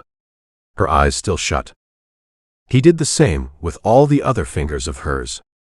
The blood wasn't delicious enough, but now when it was coating her body, it tasted divine. Once done with her hands, he licked his lips and abruptly tied the belt around her wrists. Her eyes flew wide when she realized that he was tying her wrists. She was on the verge of having a serious panic attack. He let go of her wrists and leaned down. She immediately put her tied hands on his bare and cold chest, stopping him from getting any closer. Resisting him. Have me once and you would know what true ecstasy is. He whispered under his breath, staring right into her terrified and teary eyes. He roughly grabbed her waist and yanked her down on his bulge. Her bare legs were spread and were resting on either side of his waist. Her eyes widened even more upon realizing how huge he was down there. Though he jerked right in front of her face, but she kept her gaze shut. Lilith cried out. But her cry got muffled with a moan when he started to lick, suck, and kiss her jaw and neck like a beast in heat. He leaned forward, and her legs flew up in the air. Lilith's tied arms were squeezed between them as he licked the blood all over her. She shivered when he moaned in delight right next to her ear. Her breath hitched when he thrusted forward with his hips, making her body jerk forward and her legs shake in the air. He was rubbing his body against hers. She was almost naked. That thin layer on her felt nothing between them. A tear trickled down her temple as she struggled. Stop. Arsehole. She cussed and he chuckled. Once done cleaning her with his saliva, he moved back while licking his lips and gripped her slightly bruised ankle. Lilith's eyes flew wide when she realized what he was up to. How have you gone crazy? She squealed and trembled all over while staring at him, shocked when he licked the blood that was smearing her foot. Lilith's breath grew irregular as she shivered. This man needed God. Aren't I one? He whispered loud enough for her to hear, and she just stared at him shocked and flustered. She almost forgot vampires could hear your thoughts for a while once they drank your blood. You're Satan. She spat bitterly, and he chuckled darkly. I love the compliment. He stated and licked her feet, biting the soft sole of the foot, making her flinch. The feeling of being licked all over was messing with her brain. She couldn't think of anything else, just him and his fear. He let go of her legs, making them fall on either side of his waist, as he swiftly moved her dress up right below her breast. No, let me go. She thrashed wildly, but he grabbed her bare waist with his huge cold hands, keeping her in place as he moved his hips again against her core, making her body jerk forward once again. A gasp left her lips, and her heart did a dangerous flip. She was overwhelmed by all the happenings. He was vicious and rough. Her whole body was now covered with his love bites as he marked every area of her skin. Stomach, waist, the scar on the side of her waist that he gave her 2 years ago. He moved down and raised her legs over his shoulder, gripping her thighs and squeezing it while kissing the back of her knee. She turned her upper body around and tried to scoot away, but he pulled her back, giving a deep and rough hump to her core, making her gasp out as she gripped the sheet and hid her face in the mattress while he assaulted her. His left hand was gripping her waist while his right hand caressed her thigh, traveling further. His eyes took in the black thong she was wearing. He licked his lips, and in one swift move that thong was ripped away from her intimacy. A horrified gasp left Lilith's lips when she felt the cold air caressing her naked core. Her thong was ripped off, and her legs were widely spread in front of his hungry eyes. No. She turned to face him, and aggressively shook her head at him, but he was not even looking at her. He was looking at her intimacy, and she unconsciously throbbed, making his eyes go dark. Lilith was ashamed. She tried to close her legs, but he spread them even more apart. The more she struggled, the wider her legs were opened by him, to the point she dreaded to struggle as well. As if she stopped breathing when he moved down to her intimacy and put her thighs on his shoulders. Lilith's wide eyes stared down at him. He was between her legs. His face was right in front of her core. He was on a mission to corrupt her. Her legs were almost in the air now. Her terrified eyes were wide as a sob raked her whole body. She wanted to sit, but his huge hand on her bare stomach forced her to lay down. What happened next left her baffled. Chapter 32. What happened next left her baffled. Her tied hands flew down in his dark silver locks as she tightly gripped them. Her eyes went wide, and her lips parted in sheer surprise when she felt his wet and cold lips right on her intimacy. An unknown shudder ran through her body as she trembled helplessly. She turned her head to the left and stared at the window with a hazy gaze and gripped his hair even more tightly. She was sure she would have some of his hair in her hands, so she deliberately tugged harder on them, and he deliberately sucked her harder down there, making her shiver. Her body grew powerless, and so did her grip on his hair when she felt his tongue. It was going inside her. How? Wasn't he disgusted? Just how much more shameless could one get? Dirty? No. She barely breathed out. No. He pulled her down while he thrust his tongue inside her. It's fucking delicious. He growled like a beast in a hoarse voice and licked her vertical lips, making her jolt as a weird sensation washed over her, along with a sinful sound that tore through her lips, surprising her. She harshly bit her lower lips, tears trickling down her forehead. He was basically tongue-fucking her. Her teary and hazy gaze was now staring at the fancy ceiling. She was helplessly being pinned down on the bed. She was being eaten like a main course, and all she could do was powerlessly moan about it. Her legs shivered, and she shook her head when a weird sensation started to take over her. No, was she enjoying this? She couldn't accept it, and resisted the pleasure, but the man working on her was not just anyone. Years of experience. Fucking every other woman, while all the way imagining her. He was an ex-master. Her inexperienced self was nothing against him. He began to thrust wildly into her with his tongue, along with sucking and licking. She was left surprised by how her body began to helplessly jerk up and down. Was she even someone, let alone something against him? If she wasn't his obsession, what was she herself? How could she withstand such an attack? This was the first time something like this was happening to her. The extreme pleasure he was inflicting on her had her eyes rolling back and her toes curling. She breathed and moaned, and just like that she released.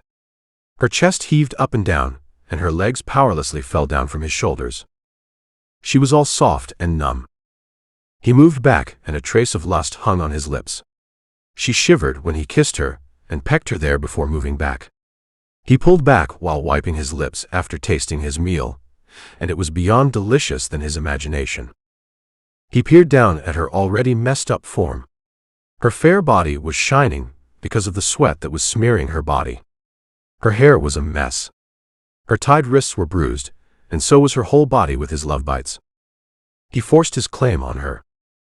Now she looked like she belonged to him. Now she smelled like him. Her scent, her body, and her mind screamed his claim on her. Now only one thing was left. Who do you belong to? He asked possessively while leaning closer to her. Her face was turned to the left. Her cheeks and temple were wet with tears, and her gaze was hazy. She flinched when he cupped her down there. Her jaw twitched as she turned to look up at him with her red and swollen eyes.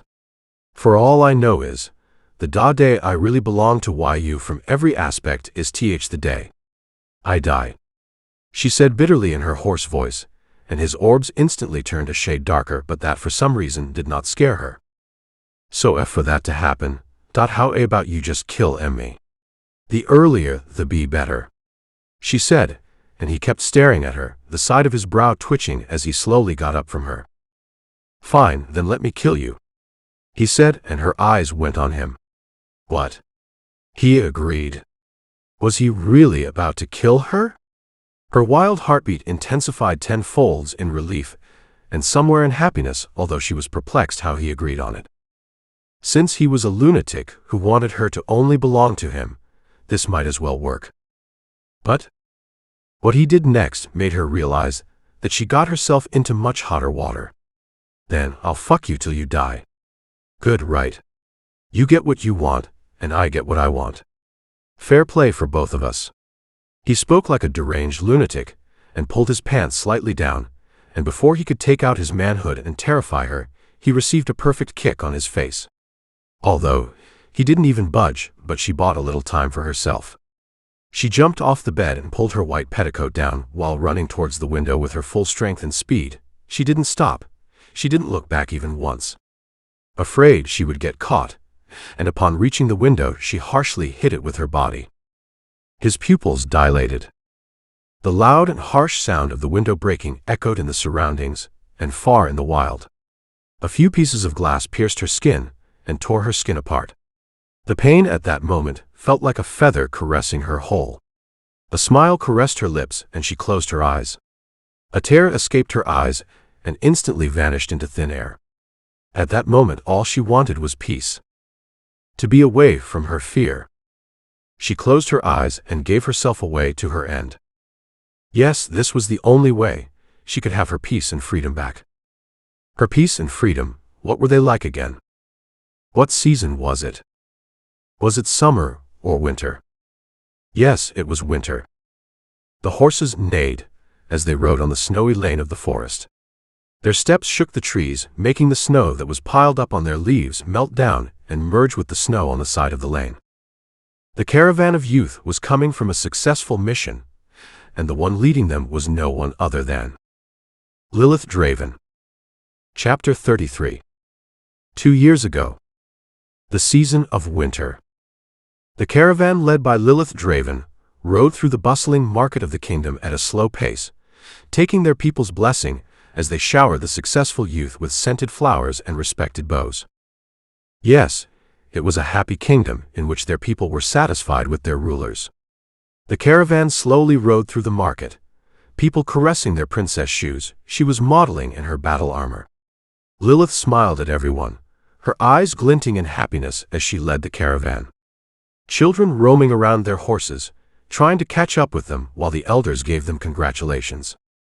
They tried to kiss Lilith's shoes, but she raised her hand in the air as a sign for them to stop their actions, and they obediently did as they were told.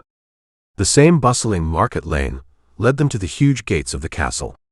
The guards bowed at her before opening the gates for the caravan as they rode inside the castle while still receiving people's undying love for them. Lilith dismounted her horse, and one of the guards took her pure white stallion away by its reins. She huffed a sigh and turned towards her unit. The young boys and a few girls smiled at her enthusiastically.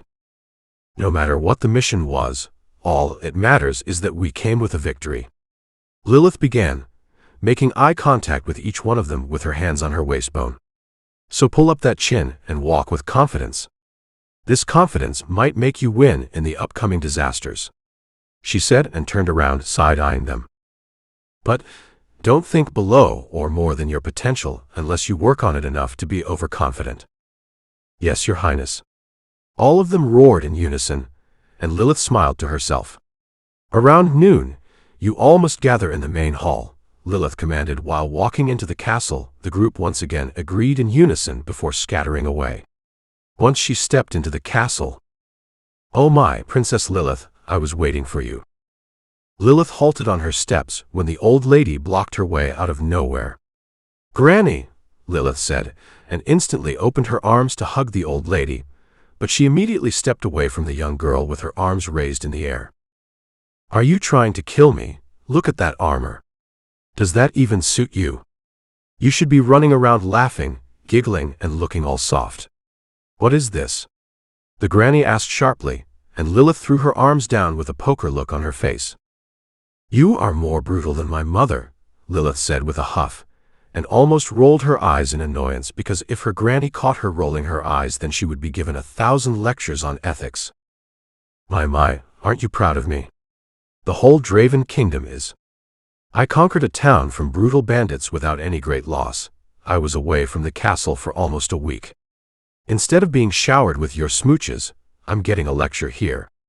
What is this unethical behavior? When my older brother conquered the Western land, you were all melted on the floor. Stop being an HYP, MPFFFF. Before Lilith could completely complain about her granny's behavior, the old lady clasped her hand against Lilith's mouth, shutting her up. Fine, I know what you achieved. You are titled as the most kind and fearless princess of the dynasty. How come I am not proud of you? The granny said, and lowered her hand from Lilith's mouth. She had tears in her eyes as she carefully hugged Lilith. I just can't forget the little Lilith, who used to cry and remain sick all the time.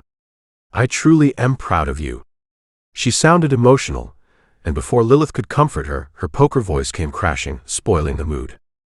This still won't get you a man, though, she said, and pulled back with a stern look on her face. Tisk, Lilith looked away. Not this again. I'm tired, Lilith said, and playfully pushed the granny away, making her way to the hall where everyone was waiting for her. Her family and the higher-ups. Men don't like strong women, the granny yelled from behind. And I don't like men, Lilith yelled back. She made her way through the corridors, and the guards on duty bowed at her as she walked past them. Upon reaching the gates, she took a deep breath and nodded at the guards. The guards opened the door for her, and she stepped inside. The first person her eyes went on was her father, who was sitting on his mighty throne. On his right was the crown prince, her older brother, and on his left was the queen, Lilith's mother, while on both sides were the higher-ups. Some were proud of her, and some passed her judgmental looks. Nevertheless, she walked further in, and got down on her left knee with her head low, and placed her sword right in front of her on the red carpet. Damages. her father asked sternly. Barely, she answered. Deaths? He asked again. None, she answered. What about the bandits? He asked. All killed by my troops, she answered. Their bodies? He asked. Buried far away from the town, she answered. The king paused and looked around at his higher-ups. Any further inquiry will be answered at the gathering in the main hall, he commanded. Dismiss, he ordered. Everyone began to bow at them before leaving the hall. Once the hall was empty and only her family was left, Lilith slowly looked up at the stern face of her father. He looked like an angry bull until a smile kissed his face, and now he was looking like a bear. Father, Lilith said with a smile and stood up. King Draven stood up and dismounted the stairs, followed by her mother and brother.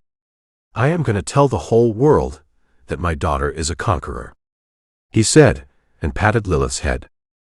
Papa, Lilith said and hugged him. He immediately pulled her in a bear hug as she squealed in happiness.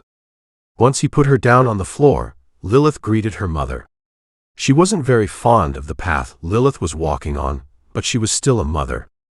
She pulled Lilith in a motherly hug and showered her face with kisses.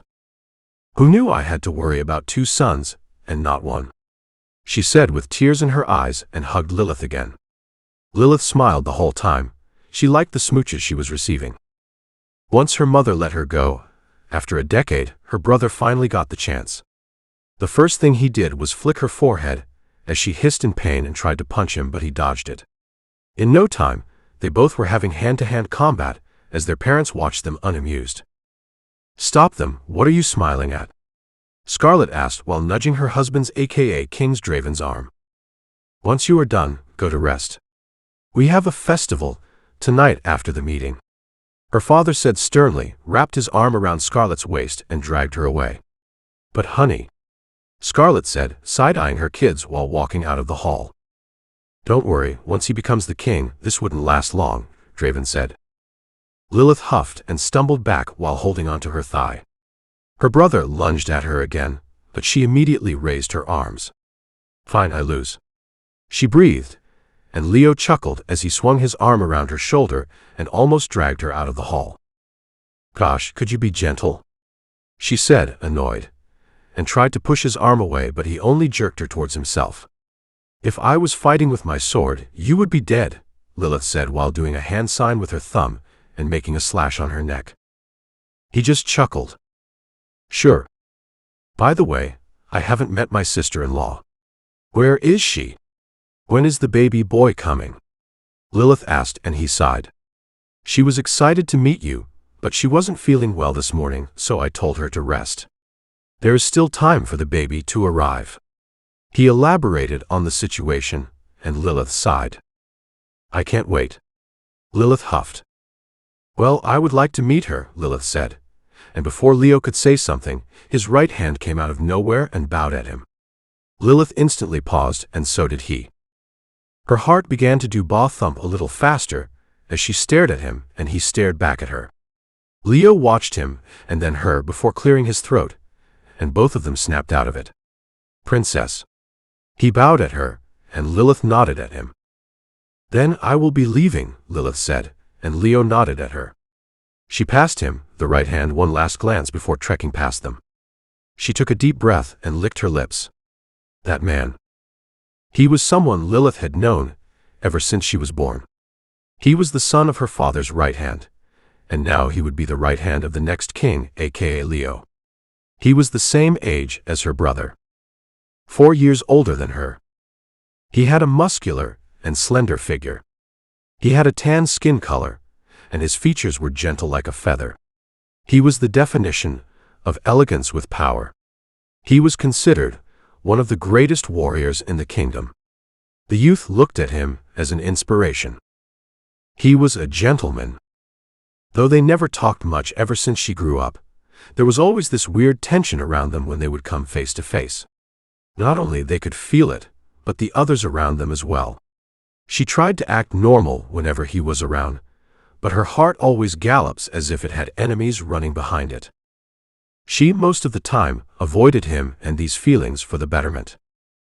On her way to her room, she heard some voices coming from the open hall near the huge entrance gates of the castle. She changed her direction and made her way towards the voices, only to find a man on the ground, crying in front of a few guards. That man looked familiar, but she couldn't make out his face because he was bowing. Lilith frowned while walking up to them. "What is happening here?" she asked, and everyone jolted before abruptly bowing at her. Once the man heard her voice, he instantly looked up at her and Lilith's eyes widened. "Uncle Bob, what are you doing here?" "What happened?" Lilith asked while approaching him. He was one of the citizens, and often came to the castle with his little son Noah because Lilith was quite fond of that kid. The man immediately stood up and tried to approach Lilith, but the guard stopped him. Lilith looked at the guard. "Don't stop him," she said, and the guard stepped back without looking at her. Everyone here knew him, and that Lilith allowed them in the castle. Why were these guards stopping him? Were they new to the position? The faces weren't familiar either. He ran up to her and joined his hands together in front of her in a begging manner. "Princess." He tried to speak, but he just couldn't. Lilith caressed his arm, telling him to calm down and then speak. "Noah." Once she heard that name, her eyes widened. "What? What happened to him? Where is he?" she asked while looking around. Whenever he came to the castle, Noah was always with him. "I lost him in the snowstorm," he stammered. "Find him, please." "You lost him? What were you doing in the snowstorm?" Lilith asked a little harshly. "Last night, we were going home. Everything was fine. The wee weather was all right, until the storm came out of nowhere and separated us. I barely managed to save myself. I tried to find him but couldn't. Find him," he cried out helplessly. "A snowstorm?" The weather didn't indicate anything like that, and as far as she knew, the storm didn't hit the kingdom at all. What was he talking about? "Where did you lose him?" Lilith asked, and he immediately answered her question. She didn't want to delay any longer. She decided to focus on the situation later and prioritized finding Noah first. That child had her heart beating in his palm. She loved him dearly. However, she remained calm and prayed to God for him to be all right, for him to be alive. "Bring my horse," she ordered, and soon the guard came with her horse. She mounted the horse, and before she could ride out of the castle, the guard that was stopping Uncle Bob from getting to her joined her with a few other guards on their horses. "The more the better," he said, and they immediately left the castle. She left for the rescue as soon as she came from one. Her people, each one of them without any discrimination, were dear to her. "Who?" Lilith pulled the reins of her horse, slowly it down once they reached the area that the old man told them about. A crease of frown settled on her face as she looked around with squinted eyes. As far as her eyes went, all was covered with heavy snow. Her heart rattled when an unwanted thought crossed her mind. She didn't expect such a critical situation. Judging by how critical the condition was of the area, finding him almost seemed impossible. How would that little thing even survive here? "One of you go and send a unit of guards. This area must be cleared as soon as possible. This is a common lane for the villagers to come to the market and go back to their homes. It must not stay blocked," Lilith sternly commanded, her eyes keenly scanning the area. One of them turned his horse around and rode away from there. "How deep is this?" she asked herself, and rode her horse to the huge piled-up snow. It wasn't that deep, so she turned towards the two of the guards and told them to cross the area and reach the villagers to see if everything was all right there. To know if anyone else went missing. "I am counting on you too." Only Lilith was left, along with the head of the guards. "How come such a thing happened, and none of y'all was aware of it till noon?" she asked, staring at the guard with a stern look. "Pardon me, Princess. We would have known if the storm hit the main city as well," he said in a low tone with his head low and eyes cast on the snowy ground. It doesn't make sense. The weather was pretty normal. It didn't hit the main city, and I think it didn't even hit the village as well, so why specifically this area? The path that joins the city and the village. Lilith's voice got lowered by the end of her words. Her eyes took in the surroundings as she rode forward. Find the child, she commanded, and was about to dive in the huge snowstorm on her horse, but the guard stopped her. Princess, let me check in here. Pardon me, but it would be safer and better to check the borders of the area first, he said, and Lilith gave him a firm nod as she began to search for him, with a deep frown settled on her face since the beginning she stepped into this area. When she couldn't find him, her heartbeat grew faster and her actions became frantic. She rode through the borders in a fast pace. Her horse almost slipped as it neighed and raised its first 2 legs in the air. Lilith tightened her hold on the reins, her butt barely touching the saddle beneath her. Siege, calm down. She caressed its neck gently, and he finally got down on his 4, huffing due to which large snow clouds surrounded the stallion's face, making it look unreal. She kept patting its neck. Her horse sensed her fear. This horse of hers wasn't just any horse. She grew up with it, fought on it, rode on it, went everywhere with it. This animal sensed her emotions better than a human could. Lilith glanced up and looked down at her horse, but her gaze like a whiplash again went on the thing she just glanced at, and her eyes widened when she saw a little figure lying on the rock covered with snow. Noah. She breathed and rode towards the little figure. She abruptly dismounted and strode towards the little boy. Noah. She grabbed the little boy from his shoulders and pulled him up in her arms. Dreadfully, she put her ear against his chest, and thankfully his heart was beating. A sigh of relief left her lips as she thanked God and hugged the freezing boy closer to herself.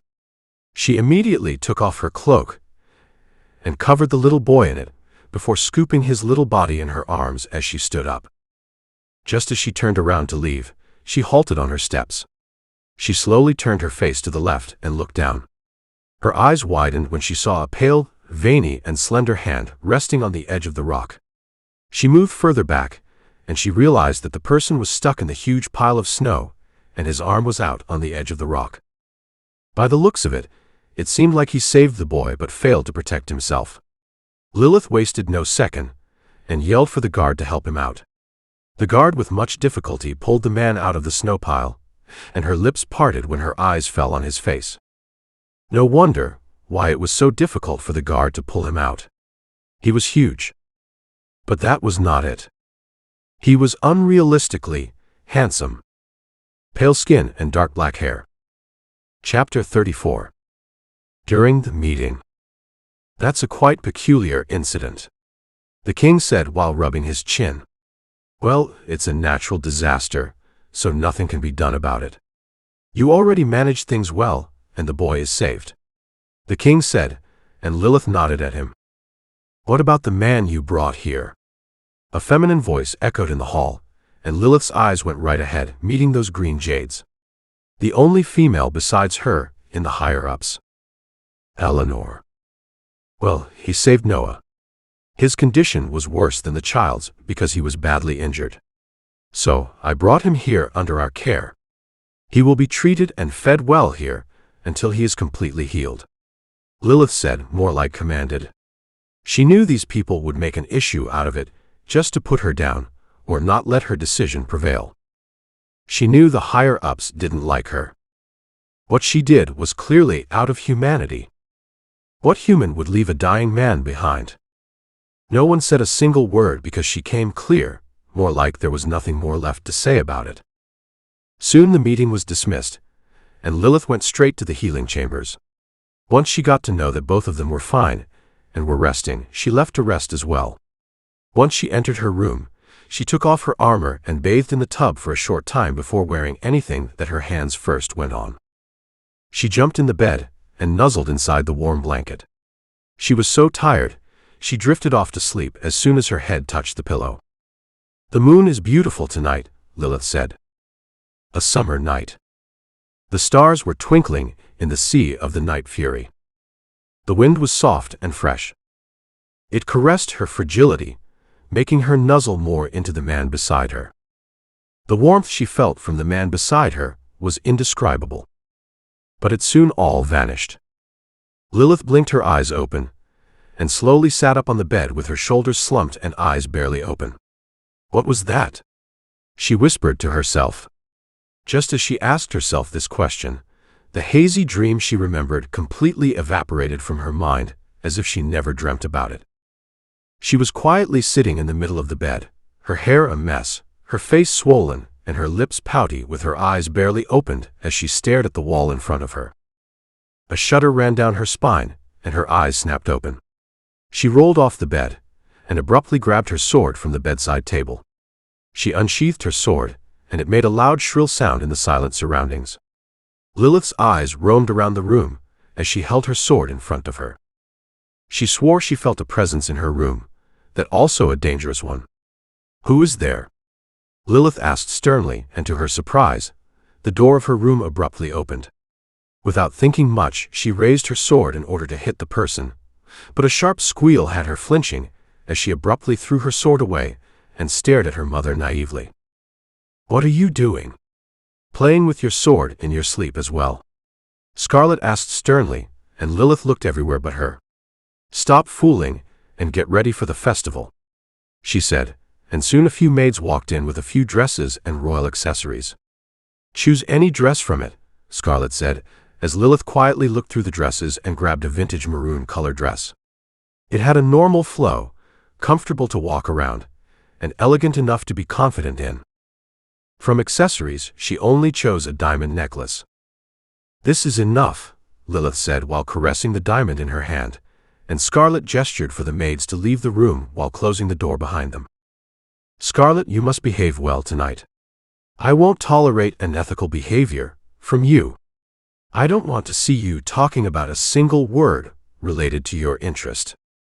Get along with the ladies, Scarlet said firmly, and Lilith nodded her head, knowing well she wouldn't be following any of these rules inflicted on her. Her mother sighed and smacked her arm. Your father has spoiled you, Scarlet grumbled, and Lilith shrugged. I'm like my name, and you are the one who named me, so don't blame father, she said, and immediately scurried away to get ready, before her mother actually threw a serious fist at her. The city was bustling with lights and laughter. Every stall had a unique specialty that attracted people to it. A crowd of people could be found near the delicious cuisines, and a few lovey-dovey couples could be found surrounding a lady who read their palms and single-handedly did fraud, because everyone seemed quite happy about their future. Lilith waltzed through the corridors, excited to see the stalls in the market when on her way she met her pregnant sister-in-law. They chatted while making their way towards the main hall that was for females and was under the queen. Lilith dropped her near the hall and scooted away because she didn't want to be in there listening to their relationships and how they do that with their husbands. Why do they even talk about their private lives? She abruptly halted on her steps while making an O face. She slept once and forgot about those two. Swiftly turning on her heels, she strode towards the healing chambers and met Noah and Uncle Bob. The boy was sitting on the bed, munching on his dessert. Upon seeing Lilith, he jumped on the bed and hugged her. Lilith ruffled his hair with a chuckle, as both of them had a little conversation before Lilith turned towards the bed, 2 beds away from Nose. For some odd reason, her heart was thumping like it was on the battlefield. She drew the curtains away and stepped inside, only to come face to face against such an ethereal, majestic, and unrealistic handsomeness to the point she found herself shamelessly gawking at him.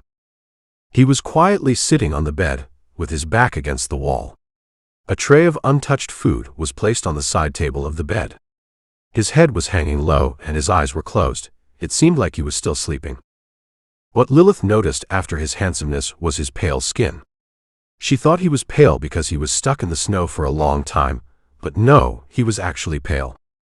Like snow. Are you done gawking at me? She flinched and unconsciously stepped back. He was awake. What was wrong with his voice? Was his throat sore? How could someone possess such a deep voice? Pardon me. I was contemplating whether you were sleeping or not, she said politely, yet her tone was firm. He slowly straightened up and finally opened his eyes, and there we had another surprise. Light gray orbs. This face, he was either from a strong bloodline or God just took his extra time on him. "Who are you? Where am I?" he asked, and Lilith slightly tilted her head at him as she walked closer to him. Completely unaware of his gaze that flickered down to her body for a good while before meeting her gaze. "You don't remember anything?" Lilith asked, and he shook his head. She took a deep breath. "He doesn't remember anything." She eyed him keenly and found no hesitation on his face or in his eyes. He looked perplexed. "Well, I'm Princess Lilith of the Draven Kingdom. You are in the castle of the Draven Kingdom. I find you stuck in the snow pile due to the snowstorm. You saved a child of ours and we brought you here," she said, and he quietly watched her. The gaze he was looking at her seemed more like a predator rather than a lost person. Maybe because of his light gray orbs. Lilith shook that thought off. "Since you don't remember anything, you can stay here and heal. I hope till then you will be able to regain your memories. We are keeping you here as a gratitude for saving the child. Don't take it out of pity. Kingdoms don't do that." Lilith stated the obvious, and he chuckled dryly, making goosebumps rise on her flesh. What kind of a chuckle was that? A Satan's laugh? Was keeping him here a good idea? "Well, I will like it if you pity me," he said, and she paused. "Huh. Man doesn't like to be pitied, right? Or no? This could be because of memory loss. Well, you should eat and rest," she said, and nodded at him before walking out of the chamber. His gaze darkened as soon as she walked out of the chamber. He constantly stared at the spot from where she just walked out. On that day, the moment she saved him, brought him to the castle, confronted him, and told him that he could stay here for as long as it took for him to regain his memories, was the day she wrote about her destruction. For him, it was nothing but revenge, but now the lust for revenge doubled. The excitement was making his unbeatable heart do thump. All of these years, a fire kept burning him, and it burned him every single day when he craved blood and realized what kind of a monster he had become. But now he doesn't feel anything about it. It has become his heaven because he was now unbeatable, a god. Thanks to his lovely ruination, who was reborn. It was her, his lovely little Grace. "Lilith," he whispered under his breath and scoffed. No matter who she was, all that really mattered was her face. From that day onwards, he was the one writing her destiny. And each page of her destiny was destructive. Chapter 35. "Oh look, Princess." Lilith walked through the market, hopping from one stall to another, gaining unwanted attention from people around, but it was not like she could help it. She was a princess. She was supposed to be in the castle with the royals, but here she was. They knew how she was, so they didn't follow her around and just bowed at her while passing by her. She wanted to be treated normally on these kinds of occasions, so she could enjoy herself to the fullest. She even got in a line to get herself a dessert. She trekked through the market while munching on her dessert, when her steps slowly halted. Her munching slowed down when her eyes floated on his figure. Leo's right hand. Atlas was coming from the opposite side. He was also busy looking around, his presence and gait as calm and gentle as ever. Lilith's heart began to do a thump, as if it was galloping inside her chest. It happened. They made eye contact, and his steps slowed down as well. A sparkle danced in them as he gawked at her, quite surprised to find her here of all the places. The stars glittered in their eyes as the moon shone on their faces. Everything around them was hazy, and all they could see were the stars in their eyes that were caged within the status of society and the desire that was on the verge of breaking through. As if brought back to reality, both of them abruptly looked away as they began to walk, looking everywhere but not in the direction of each other. He passed by her, and the fresh smell of a softener invaded her nostrils. He smelled soft, just like himself. "Ah, Princess Lilith." Lilith halted on her steps as fast as a bolt of lightning, and turned as stiff as a stick. Only if she could listen to others like this. She licked her sweet dessert-coated lips before turning to face him. "Yes?" she asked, thanking the god for not making her stutter. His gentle eyes met hers, before they slowly traveled down to her hands in which she was holding her dessert. "Where did you buy this from?" he asked, pointing at the dessert she was holding. "Huh? Wasn't he the one who arranged all of these stalls in a pattern? How come he doesn't know? Maybe he forgot," she thought. "From stall number 7. She answered, and he nodded at her but before he could turn around. "Would you like to taste it?" Words came stumbling out of her mouth, and her cheeks instantly turned rosy in embarrassment. She couldn't believe her own words. Fear of rejection consumed her instantly, but when he stepped forward and bent down, the fear was wiped away from her existence as soon as it came. Now her nose was on the verge of bleeding. His face was so close to hers that she was internally screaming in her mind. He didn't step forward and raise his hand. Instead, he bent down and waited for her to feed him. Does this mean yes? Should she talk to his father for his hand? Would he shy away? What does he look like when he is shy? Was he a maiden or she? She immediately shook her head and grabbed the spoon.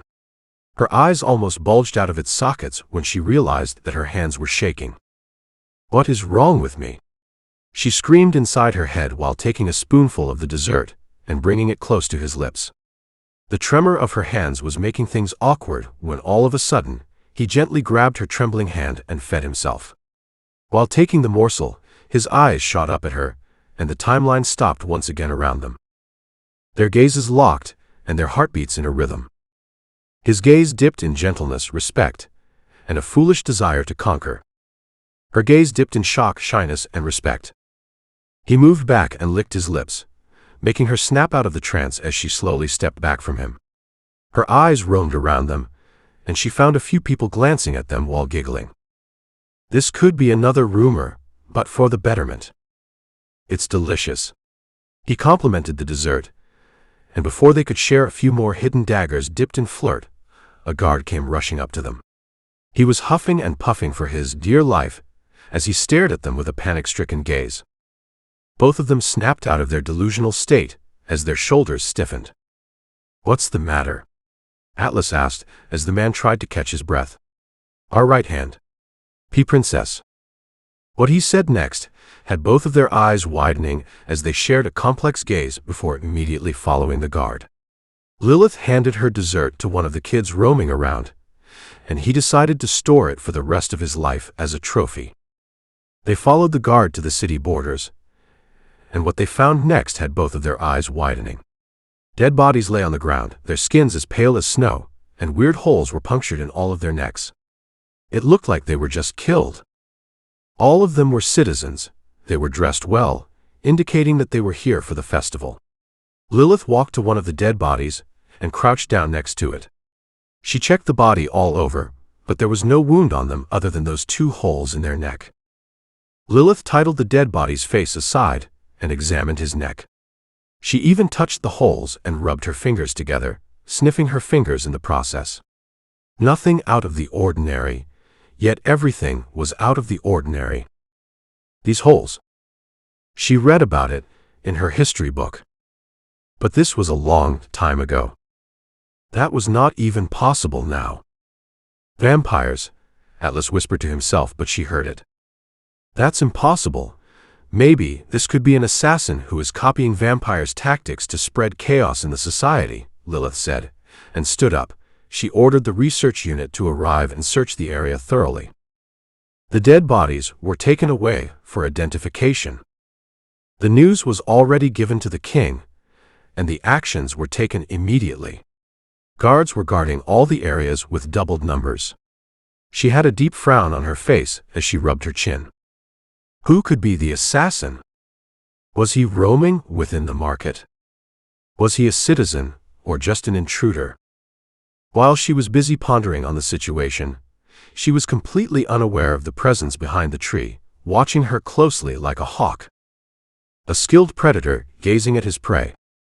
He licked his bloody lips as his lips slowly curved up into a smirk. Her destiny was written, and now the god was on the hunt. Chapter 36. From that day onwards, the kingdom that once was blessed with peace and prosperity slowly began to fall into the chaos of disaster. Its pillars were being nullified from within, and they were oblivious to the destructor that was playing right under their nose. People were being killed every other day. These incidents buried horror in people's hearts deep within, and like a plague that spread through the kingdom, they would lock themselves in their houses as soon as the night fury shadowed over the kingdom. The streets that used to bustle in the night, when people used to gather outside their houses to chitter-chatter, were now all indulged in eerie silence, and all of that happened in just a month. It was like a curse was eating them. Lilith walked out of the restroom after a bath and settled down on the edge of the bed with much difficulty, staring at the wall. They were trying their best, but they just couldn't find the murderer. She almost caught him, though. She let her bathrobe slip as she hesitantly put her hand on the side of her bruised waist. A long and fresh cut was stitched together, tracing a scar behind. It happened 8 days ago when she was roaming in the city at night, trying to find the killer, and she was attacked from behind with a dagger. Before she knew it, she was on the ground. It all happened in a time span of seconds, faster than even her mind could process. That made her shiver, because only vampires could have that kind of speed. No normal human who was just copying the killing process could possess such power. This situation was making her more perplexed. Why didn't he suck her blood? Why were his movements so hesitant that he went for the waist and not the neck or heart? Why did he leave the dagger behind? Her eyes moved towards the table on which the dagger was placed. It had a zigzag shape that inflicted the pain much harsher than a normal dagger. It made a scream tear through her lips and left her numb with pain. The moment she touched the ground with the dagger still inside her, that was the moment she realized she was failing miserably in her role. She wasn't supposed to get injured. This would terrify her people more, and they might turn their back against her. She put gel on her wound, and once she was done, she put on her clothes and decided to check on her sister-in-law because she was having a hard time during her pregnancy. Once she stepped out of her room, her eyes snapped to the right. Her heart almost leapt to her mouth, and her pupils dilated as she abruptly stepped back upon seeing someone standing right beside her door. But her heartbeat instantly calmed down when she saw who it was. Lara, she breathed. This powerful youth beside her was now working as her guard ever since she got hurt. How did things get this far with him? He was supposed to leave once he was healed. But he didn't. Until now, he only remembered what his name was. The only reason for still keeping him here was his inhumane strength and his great fighting skills. He didn't remember who he was. He told them that he would help them to find the killer, as he also gained his memories in the process. He was enlisted in the guards, and saved a few of the guards 2 weeks ago from the murderer while he himself was injured. He told them a little about what the murderer looked like, and they were trying to find the person that went well with his description. There was none. A week later, she got attacked, and he proposed to guard her personally for as long as it took for her to completely heal, and swung her sword around effortlessly. The reason they began to trust him was because he was kind. Because of all the happenings, the guards were always feeling low, but due to his cheerful presence around, their moods were very much lifted up. In the morning, he would help the elderly in the market. Leo was also keeping a close eye on him. He didn't trust Lara, but eventually he gained Leo's trust as well. The first time she conversed with him, and thought that he was a cold person, but she was wrong. He was opposite to her prediction about him. He was cheerful, but sometimes his eyes were that of a plain dark canvas that was hiding chaos of the past deep within its darkness. Just like right now, the blank orbs stared at her with nothing but darkness in them.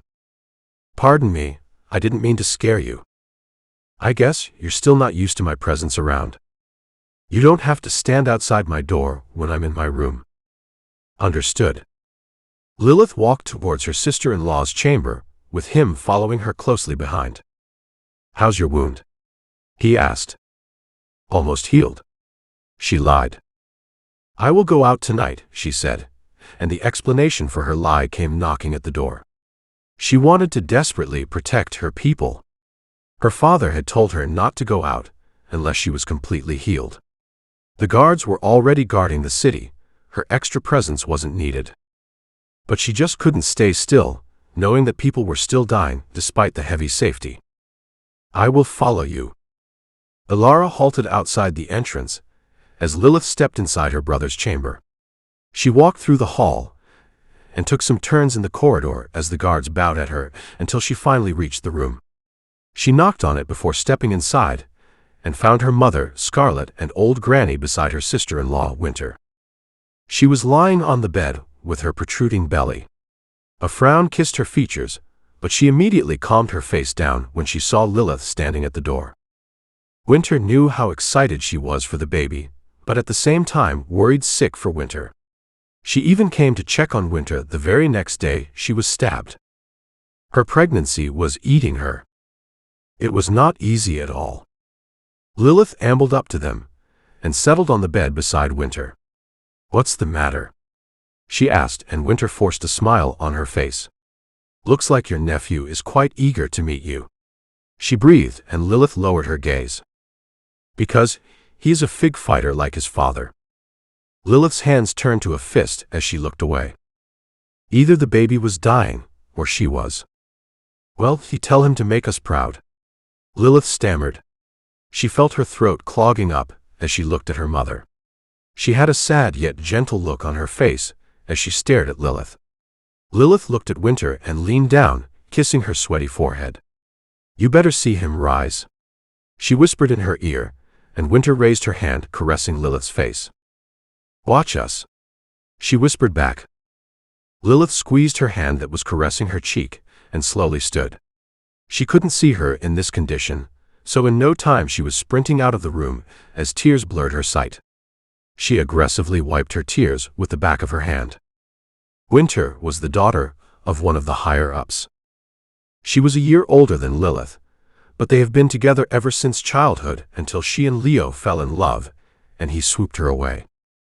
While making her way out of the chamber, she passed by the hall, but her steps came to an abrupt halt when she saw her brother sitting on the couch. His hands were joined together, and he was staring at the floor blankly. Her heart throbbed. Never have she seen him like this. He loved his wife way too much to see her in this much pain. Lilith swallowed thickly as she walked up to him and plopped down beside him on the couch. She quietly wrapped her hands around his huge arm and rested her head on his left shoulder. Silence surrounded them until his sob fell on her ears and shook her whole. He was shaking. She could hear and feel how badly he was trying to suppress his emotions, but a little squeeze from her side assured him that it would be no harm to let those tears out, that she was here with him. Her eyes turned moist as she felt her heart throbbing. She couldn't bear to see them falling apart like this, but there was barely anything she could do in this other than praying to God. Was this what they can? An evil eye. They sat there for a good while. He nudged her head with his cheek in a rubbing manner as he wiped his tears away and tapped her shoulder. She slowly let him go as he stood up and smiled down at her. "Thank you." With that, he vanished into the depths of the corridor. She wiped her tears away and stood up. Stepping out of the gate, she found Alara standing there as stiff as ever. She began to walk, and he quietly began to follow her. She realized that she had forgotten her sword, so she made her way back to her room, but once she reached her room, she heard a loud thud noise coming from inside. Her eyes widened, and before she knew it, Alara already leapt forward and jerked open the door. Lilith immediately followed him and found her room's window open when she clearly remembered she kept the windows closed in the winter. The cold air touched them, making her shiver. Lilith's eyes, like a whiplash, snapped towards the table, and there was no dagger on it. "The dagger is gone," she rasped and ran up to the window. She bent down and moved almost half of her body out of the window to check if he was still there because they just heard the thud noise, but there was no one. "There is no one in the room as well." She flinched and banged her head up on the window. With a hiss, she moved back while rubbing her head and looked at him blankly. She was already panicked, and his voice fueled her fight-and-flight mood. Not like she could say anything about it. She immediately wore her furry cloak and grabbed her sword. No matter how tough the safety is, he is still roaming around freely. No one is safe. she said while walking past him, and both of them were striding outside the castle. How many are they? He asked. Only one, she said. At this point, I've started to believe that he is not human. Why do you think he is only one? He asked. Because he came back for his dagger. Although he doesn't kill people with his dagger, but he still came for it. It must be dear to him, she said while mounting her horse, as both of them rode out of the castle. His eyes slowly traveled to her back. Yes, your great mind will be your disaster. I will make you use less of it. His eyes shone an evil glint and excitement when all of a sudden Lilith's horse neighed and raised his 2 legs up in the air. Who calm down, boy? Lilith rubbed his neck, but he seemed to grow more frantic for some reason. Let me ride it, Alara said, and Lilith shook her head, trying to calm her horse. He is quite a rogue. It took me time to tame him. He doesn't let anyone ride him. He must have sensed danger, Lilith said, and kept trying to calm her horse down until the white stallion finally relaxed. It must have sensed an evil energy. The killer must be near. Chapter 37. Both of them rode through the city as silently as the surroundings. Their pace was slow, but their eyes were sharp. She was focused on her surroundings, and he was focused on her. One face, 2 completely opposite personalities. He thought. One was a true bitch to the core, and the other one was nothing but the remainder of his human past filled with naivety. The desire, the unbottling urge to ruin has been never felt by him since dynasties. There was no sympathy or empathy for her. He was solely here to ruin this kingdom, but after seeing the face of his past destructor, the one who ruined him beyond recognition, a fire that burned inside him years ago but was gradually blown off was now fuming in huge flames. A scream coming from the city borders had her flinching as she abruptly halted on her horse. Before she knew it, she was riding towards the scream with him following behind her. They came to an abrupt halt as her horse neighed. Lilith's wide eyes stared at a tall figure hidden in the darkness of the trees, and right before his foot lay a few dead bodies of guards and other citizens. Her hands trembled in rage as she dismounted her horse, her wound throbbing due to her aggressive movements. She unsheathed her sword and pointed it at him while taking slow steps in his direction. You've been caught. Surrender. Lilith was worried that he might run away, so she ran up to him and put her sword right on the side of his neck. What bothered her was that he didn't run. Her eyes traveled down to the dead bodies, and she swallowed when she saw that dagger in his hand. It was him. The dagger was clean, but he was still holding it. Her heart was beating so fast to the point she started thinking that she might lose. His back looked familiar, and the soft scent coming from him had her tensing even more as she tightened her hold on the sword. Throw T the dagger and turn around, she said sternly and without any objection. He did as he was told, and once he turned around, it was as if the ground beneath her feet was swept away and she was falling into the chaos of darkness. At Atlas, she breathed. Her eyes went red in horror as her lips trembled. He had blood all over his lips and chin, and his white-like jade clothes were now drenched in blood, but his eyes, they were crying as if begging.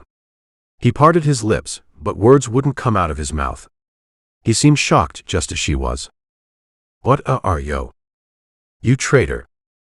Atlas was aggressively thrown to the dusty ground, covered with rusty leaves by Alara. No, stop. Lilith yelled at the top of her lungs when Alara was about to kill Atlas. She immediately walked up to them and pushed Alara away.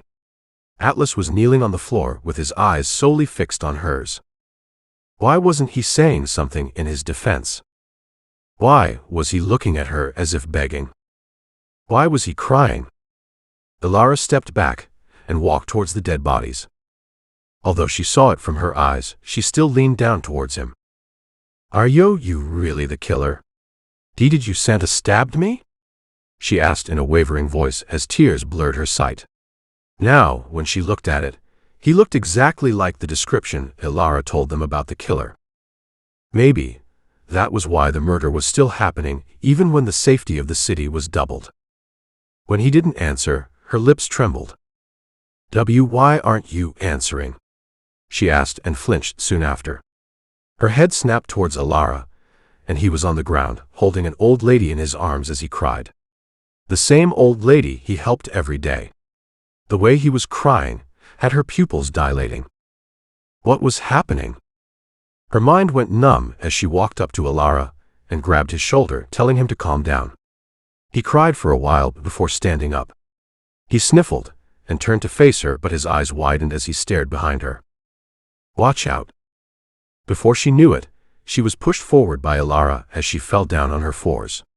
A slashing and spurting sound came from behind her, and once she turned around to look, it was as if everything went hazy around her. Her body went numb, and her ears began to ring as her wide, horrified eyes stared at the scene before her. Alara slashed Atlas' neck. Blood splurts out of his neck like a fountain and bathed him in his own blood. He fell down on his knees. He was holding a knife in his hand and was not in the same position she left him, indicating he was about to attack her as he stared at her horrified. The eyes that used to sparkle with love and desire were now dead. Lilith covered her mouth with her trembling hands as warm tears began to kiss her rosy cheeks. He fell down, and his body went completely limp with a few jerks. His wide eyes stared at her as a pearly tear trickled down from the side of his nose. She couldn't believe it. This must be a nightmare. It has to be. She couldn't believe his betrayal. She couldn't believe his death when he was lying lifelessly right in front of her eyes. Her brother, Leo. Atlas was his best friend.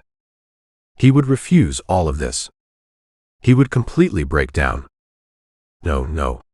She immediately stood up on her trembling legs and rushed up to Atlas.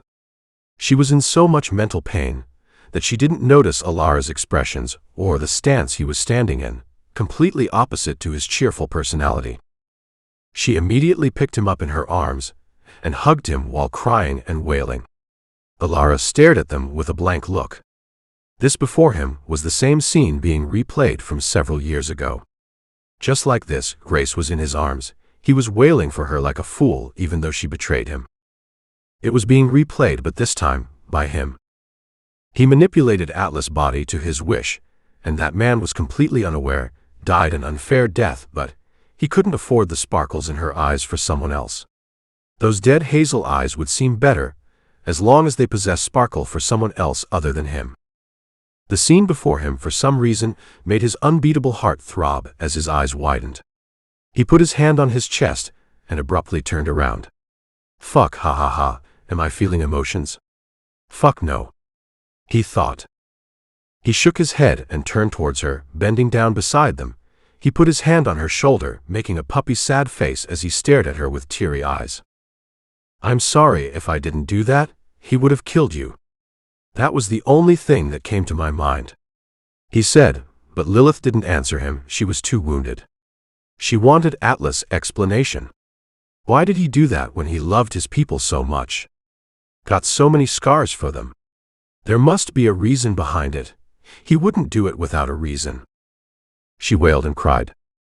Alara closed Atlas' wide eyes with his hand as he watched how she cried for him. Something was wrong with him. He wasn't liking it. He would like to see her cry, but under him, and not like this. No, these tears were knocking him out of his path. He looked away from her and stood up. She cried until tears couldn't come out anymore, until her throat went parched and her voice became hoarse. Chapter 38. 3 days later. After that day, after Atlas' death, everyone went into the darkness of gloominess in the castle. They refused to believe that Atlas was the killer and that he was dead. Leo strictly refused to believe. He stood for his dead right hand and knocked the higher-ups down who talked badly against him. Atlas was most of the time with him whenever such murders happened. The news of his betrayal wasn't given to the kingdom. They were simply told that Atlas died a natural death. He died from a heart attack.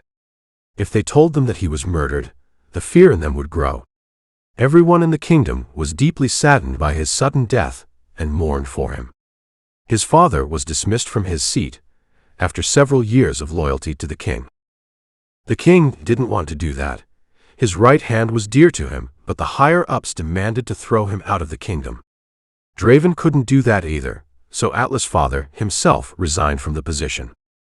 Leo was completely broken. His best friend was dead. His wife was fighting for her and their son's life. Though the murders stopped occurring ever since Atlas was killed, they still refused to believe that he was the killer. After his death, he was still buried in the great warrior burial ground of the kingdom. It was solely on Lilith's demand. Lilith, on the other hand, refused to leave her room for a while. She only once checked on Winter, while she stayed in her room for the rest of the time. Alara refused to leave her side, as he always stood outside her door. Sitting on the chair with her elbow on the table, and her head resting on the elbow, she stared at the zigzag dagger that her left hand was stabbing inside the table in a vertical manner. Her eyes were blank but red and swollen. She was recalling him. How he was when he was a child. How he was when he became a teenager. A warrior. A right hand. And all she ever saw in him was his great love for his people. His eyes always sparkled with kindness. He was the definition of discipline and elegance. She had known him ever since she was born. All of them knew him, and that was why they refused to believe that he was the killer. She met his father, and told him without any hesitation that she liked his son. He was deeply wounded. He doubted his son, but she made all of his doubts vanish by telling him that she wanted to marry his son. It alone made him realize that his son was really what he seemed like, but then again, he was found killing. The murders stopped as soon as he died, but no one heard his side of the story. He was in shock while dying. There must be something they weren't aware of. But what? She caressed the dagger that stabbed her. Why didn't you speak up? What shocked you so much? Why were you crying? Her lips wobbled and her eyes turned blurry again. His potential was that of a conqueror. How could he just die like that? A sob tore through her lips as she gripped the dagger tightly, not knowing that her hand had slid down from the wooden holder, and the zigzag blade was tearing her palm. She didn't care about the pain at all. The pain her inner self was going through was much more than this. Her blood drops slid down the sharp blade, as a few blood drops dripped on the table. Why? She stammered, tears wouldn't stop pouring out of her eyes. Suddenly, something flashed through her head and she stilled. Her sobs turned into whimpers, as she abruptly wiped her tears away and pulled her palm away from the knife. She immediately covered her palm with her napkin, and tied the napkin around her palm while thinking about the thought that just crossed her mind. Alara. He said he saw him for a brief second while saving the guards. He even gave his description to them, which matched with Atlas. Nobody doubted Atlas because they knew him very well, but Alara, he didn't know what Atlas really was like. Judging by his personality, he wouldn't remain quiet, even if everyone was against his opinion. Then why didn't he doubt Atlas? Why didn't he tell them about him? He killed Atlas while trying to save her. The actions weren't abrupt, they were aimed. If they were abrupt, he would have pushed Atlas away just like he pushed her away, but he aimed directly for his neck. He already had a dagger in his hand as well. Atlas didn't fight back either, or he thought Alara wouldn't kill him. Lilith stared at the wall in front of her. Her pupils dilated to the point the hazel almost disappeared. How could Atlas kill someone with just his teeth, without the usage of a dagger? Before burying him, they checked him all over. He was considered a human, and not a vampire. Even if the copycat killer kills, he must have a special weapon to copy the vampire's technique, but Atlas didn't have any of that other than a rusty dagger. Lilith abruptly stood up from the chair, making it fall back on the floor as it made a loud thud noise. A knock on the door had her head snapping in that direction. Her pupils throbbed as she stared at the door. Her jaw clenched, but she immediately swallowed her emotions and ambled towards the door. She opened it and came face to face with him. He was peering down at her. His eyes were sparkling in naivety, as he gently tilted his head at her. "Is everything all right?" he asked, his eyes going back and settling down on the dagger covered in her blood. She was hoping to see something, anything, but nothing happened. He slowly looked down at her hand. "You're hurt," he said softly, and she just shook her head. "Are you punishing yourself?" he asked, and her gaze sharpened. Punishing herself? What was he trying to do here, when he clearly knew that she wasn't even the one who killed him to punish herself? The naivety she used to see in him, she couldn't see it anymore. "Why would I?" she asked sternly, and his expressions remained the same. He remained quiet. "Don't stay here, go to your room. I can protect myself." "Yeah, sure, but not from me." "Okay," he said, gave her a little nod, and walked away. As soon as he was out of her sight, and she was sure he had walked enough away from her room, she closed the door behind her and sprinted out of the castle and towards the training grounds. She was looking for the guards Ilara saved. Upon reaching the training grounds, she fortunately spotted one of them and called him over. She told him to bring others as well, as she stood under the shade of the tree, watching all the warriors train under the sun. Atlas was always used to be here. Without him, all of them looked lost. It was written all over their faces. Once all of them gathered, she asked them about that day, but none of them remembered anything. All they remembered was waking up in the healing chambers, when Lilith clearly remembered that all of them were injured and were half awake all the time. They didn't remember anything at all. Instead, they were now asking her about what happened to them. Expressions of oblivious were plastered on their faces. She immediately dismissed them and went straight to her father. She entered the king's meeting room and told him that she needed a talk with him and Leo on the spot. Leo arrived immediately once he came to know that his sister was calling, and the talk was related to Atlas. She knew she couldn't deal with this alone.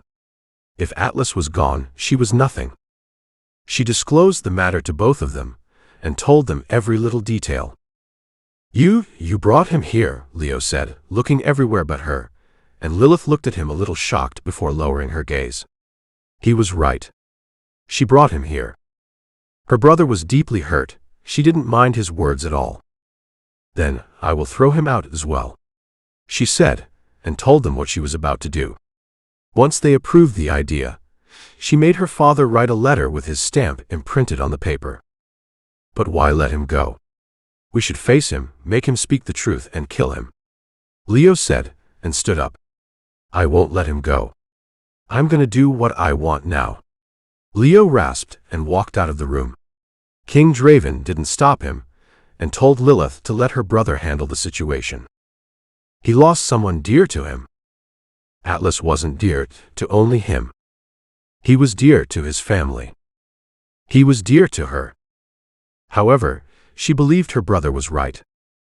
She obliged her father's order and went to meet Winter. Thankfully, her condition got a little better, but she wasn't completely out of danger. At night, the news came to her that he was being held in the dungeons, being tortured by the prison guards to spill out the truth, but all he did was remain quiet like the eerie night. She didn't interfere in any of it. At night, when she couldn't sleep, she walked into the dungeons to have a talk with him herself. Upon reaching his prison room, she halted on her steps, swallowing thickly as she stared at his messed up condition. He was kneeling down and was chained, almost bleeding from everywhere. His pale skin was covered with blood all over. His clothes were torn apart in many places, and his head was hanging low with blood trickling down from his forehead, traveling down his left eye, cheek and chin before dripping down on the dirty ground. Do vampires bleed? Here, she was already thinking of him as one. Of course they bleed. It was a stupid question from her side. You came. She flinched and unconsciously stepped back upon hearing his voice. All that cheerfulness was gone. He sounded the exact same when she conversed with him for the first time. He slowly raised his face and looked at her. His eyes were devoid of any emotion, but his lips were curved up in a smile that didn't reach his eyes. Who are you? She asked him sternly, letting the slight fear that consumed her because of his gaze vanish away. Who am I? I don't remember, he said in his hoarse voice, and tilted his head at her. Is that how your kingdom treats someone who gives them their loyalty? He asked, and Lilith scoffed. Don't pretend. You've been here only for more than a month, and are already asking for blind loyalty. The people you fooled before must have been too naive. As if you aren't one. What do you mean? He didn't answer her question. Are you a human? What do you think? His head remained tilted. Those eyes don't belong to a human. Oh dear, then do you see a reptile? No, I see a monster. He lowered his head, and a dry chuckle left his mouth as his head bobbed up and down. He looked menacingly dangerous, being held down like that in the great grips of shackles and still laughing. Almost resembled a deranged man. Is this your true self? She asked. I have many. The best one is for you. I ask once again, who are you? She asked. They whipped me countless times. If that doesn't make me speak, you can't either unless you talk lovingly. Lilith was taken aback by his words, but still passed him a poker yet stern look as she turned around to leave, but immediately paused when he whistled behind her. Oi, little missy. You have a beautiful face. Her eyes widened. He was showing his true colors. He was pretending all this time. He killed all those people. He killed Atlas right in front of her eyes and made a fool out of all of them, especially her. He was behind their kingdom. Letting him go was like telling the enemy to attack them harder. Her brother did the right thing. She passed him a side glare and walked away from there, not knowing that today was her last night in her dear kingdom with her dear people. Chapter 39. Between 5 to 6 a.m. When the sun didn't rise, but the birds began chirping when the night fury was still covering the sky, but the people with a few pennies in their hands or a lifetime of loyalty were forced to leave their warm mattresses. There was an eerie silence around. A silence that alarms the disaster. The prison guards yawned as they groggily strode inside the prison while fixing their belts. They took over the position of the night guards, as the night guards yawned and strode out of the prison to have their cup of sleep. 3 of the guards halted in front of a particular prison and arrogantly stared at the huge man kneeling on the dirty ground, tied with shackles. One of the guards throatily chuckled before spitting on the side. Look at this cocky bastard. He thought he had us, huh? All 3 of them began to laugh while looking at him. Their laughs echo in all the 10 directions of the prison. Let's beat him to a pulp. This way we can exercise and stretch our muscles. One of them snorted and extended his hand towards the guard that was guarding the prison room in which Alara was held. You cannot touch him again without the prince's order, the guard said, and all 3 of them looked at each other before breaking into a laugh, a nullified sound coming from their chest as they laughed. The young boy who was guarding the prison was yanked forward by his collar.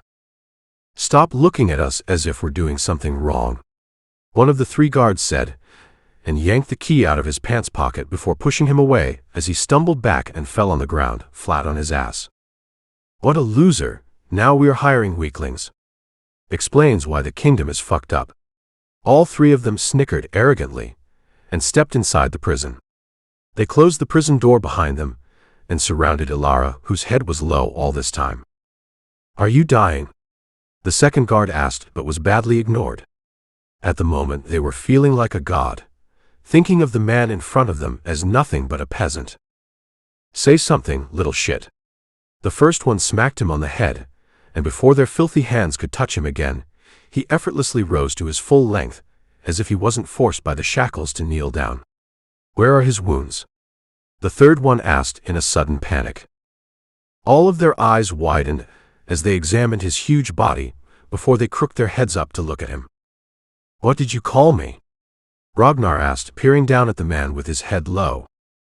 The young boy stood up from the dusty ground and dusted off his clothes while wiping his tears away with the back of his hand.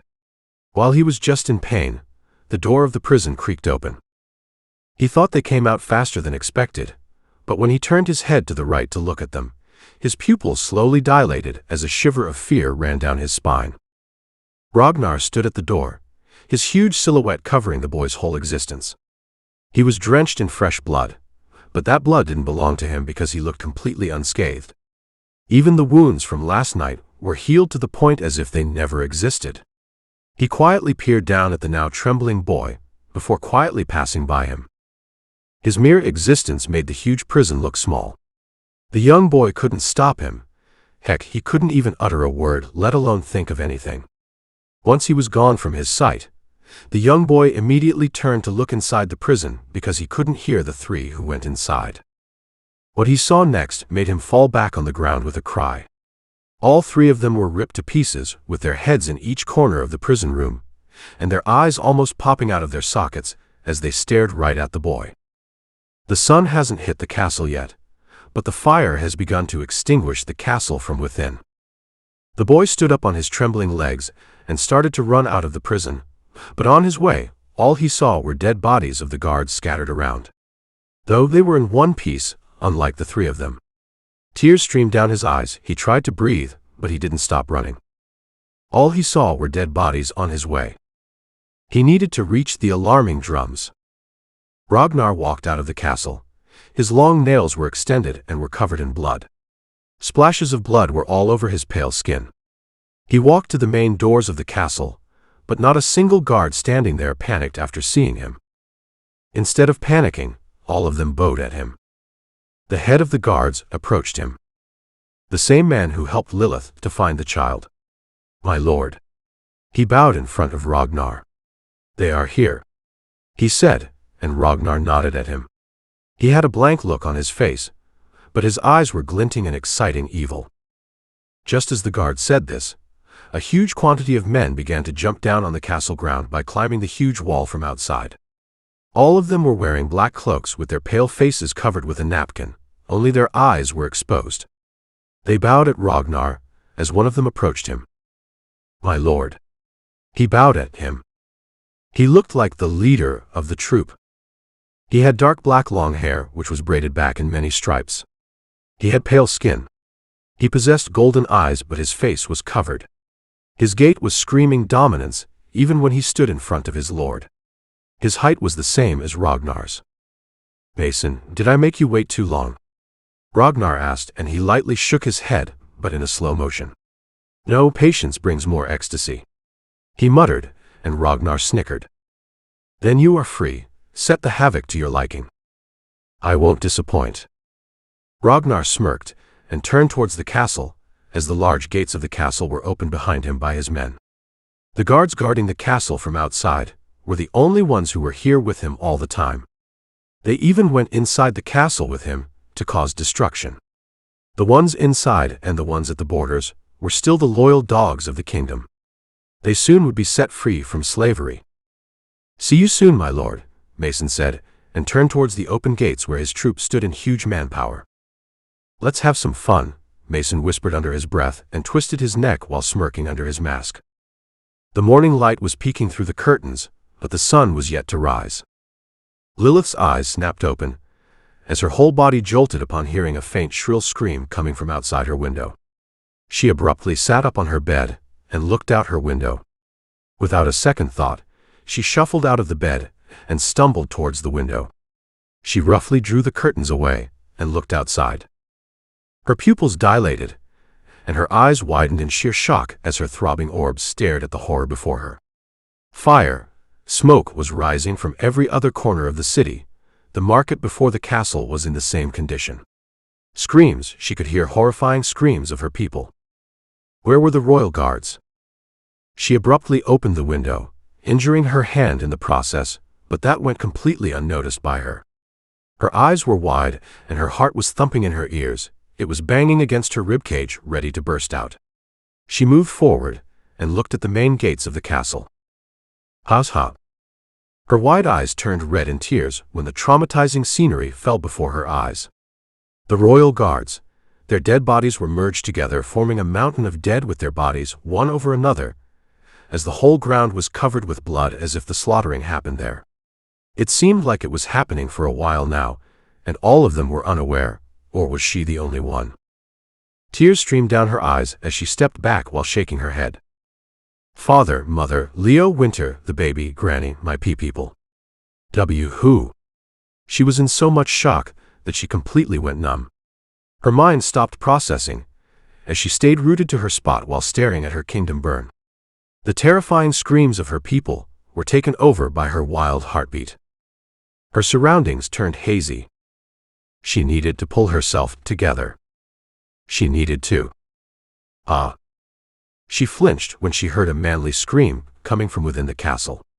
Before she knew it, her body was moving on its own. She threw her armor on herself and grabbed her sword, but before she could leave, her eyes went onto something besides her pillow. Something that went unnoticed by her. Walking up to her bed, she grabbed the rose with her trembling hands that were placed beside her pillow, along with a small piece of paper. Her hands were trembling uncontrollably when she opened the paper. Surprise, my little missy. Little missy. Her lips trembled when she read that. Fury, like never before, coursed through her whole body as she crumpled the paper and threw it in the corner of the room. She ripped the flower apart and threw it on the floor, aggressively stepping on it several times. Her breath turned rugged. I will kill you, you arsehole. She gritted and dashed out of her room. Her fury began to merge with sheer sadness. Anger. Sorrow. Fear. Guilt. Whatnot.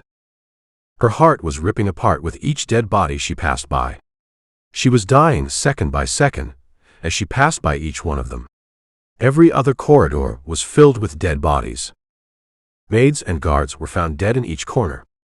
She even checked on a few, who looked better in condition than others, to see if they were still alive, but unfortunately none of them were. Her anxiety was growing. Her hands were trembling. Did the alarming drums not ring? She ran up to the alarming drums and saw a young guard lying dead right next to it. His eyes were wide open. It seemed like he was here for the alarms. Lilith walked up to the drums and kneeled down next to the boy. With her trembling hands she closed his eyes. Tears streamed down her eyes. A sob tore through her lips. No. It was a roar filled with mixed emotions. She stood up on her trembling legs and grabbed the drum bats. Though it was too late for that, but the fight began from here. She raised her teary eyes. They were filled with anger and sadness as she stared at her burning kingdom. She raised the bats and banged it against the drums. The loud sound echoed in the surroundings, taking over the screams as it roared in the surroundings. The sound of footsteps from behind her had her dropping the bats as she unsheathed her sword and turned around. Her eyes flew wide and soon turned teary when she saw the people from her troop. They were covered in blood. They were attacked out of nowhere. They either had a mole in their kingdom, or the enemy was stronger than their imagination. They are not humans, one of the guys from the troop said. What are they? Lilith asked for the confirmation. Vampires. That Alara is their king. Her eyes flew wide. Not even a vampire, but a vampire king. They had a king? Didn't they become extinct dynasties ago? They were hiding all this time among humans. Where are the others? Lilith asked as all of them ran downstairs. Their silence was enough to answer her question. She tripped on her numb legs, but the guard helped her up. She was losing her mind. She was desperate, but didn't even know where to start saving her people. Things were almost out of her hands, but she forced herself together. Where is the king and the crown prince? Lilith asked. Along with the higher-ups, they are being held hostages in the main hall. It was like a bomb was dropped right on her. Her whole existence rattled in shock when those words entered her ears. They were being held hostage. The king was being held hostage. That alone was screaming the great disaster they were falling in. The queen? She asked. Most of them are in the secret underground room. What about the borders? Taken over by the enemies. Lilith decided to help the remaining people evacuate the kingdom through the secret passage. As long as the king or the crown prince were alive, the land was still there to come back to. You three will guide them through the secret passage and lead them to the safe house. Stay there and protect them, she ordered. Soon all of them reached the secret room in the undergrounds of the castle, while Lilith made sure no one was following them. Upon entering the room, the first thing she saw was her mother being surrounded by maids and servants. Her right arm was clawed so badly to the point that meat chunks were dangling. Lilith's wide eyes stared at her mother as she ran up to her and kneeled down in front of her, barely looking at the wound. The pain Scarlet was going through was undeniable.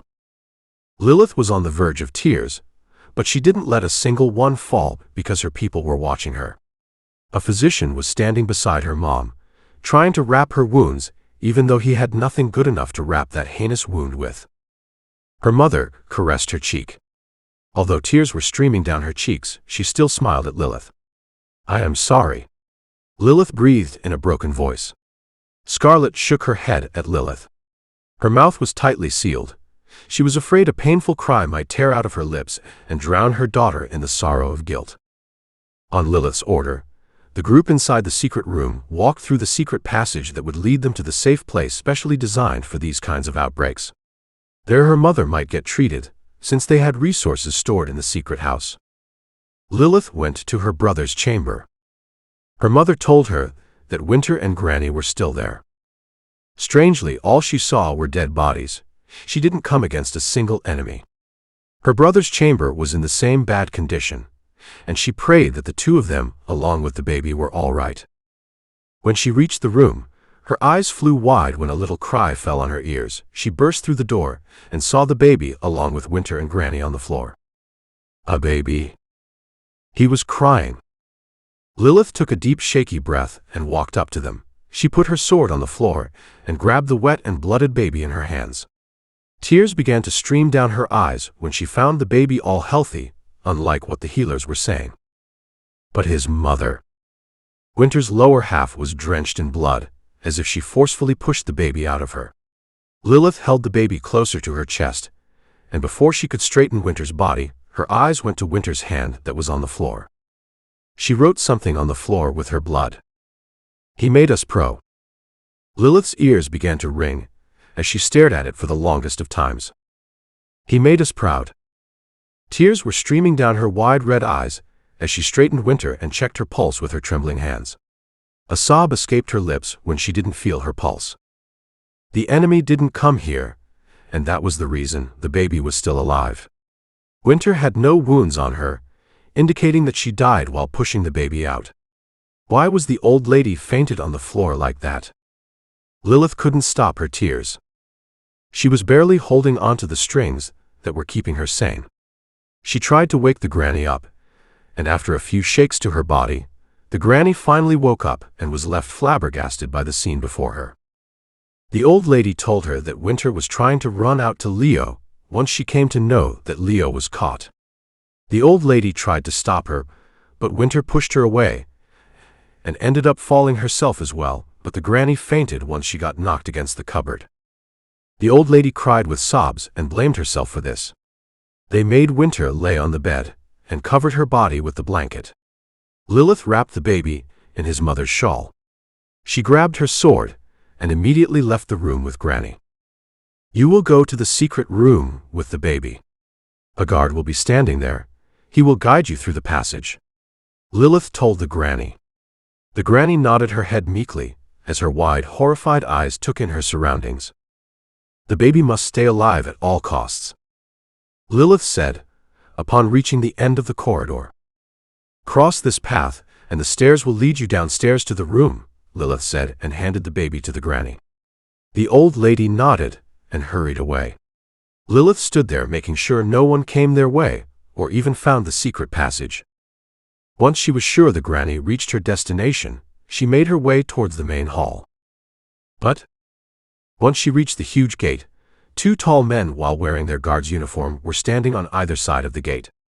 Lilith first stared at them, wondering how they were alive, but once she realized the true reality behind this, her face ashened even more. Before she could attack them, they opened the huge gate. One of them grabbed her arm and harshly pushed her inside in less than a second. She came stumbling forward and almost fell on her face. While she barely grabbed her bearings, that alone made her realize how strong they were. Her eyes went straight to the throne and fury like never coursed through her veins. She saw no one in there other than him. Blood was splattered everywhere. The disaster made the grand and luxurious hall look unrecognizable. He was sitting on her father's throne.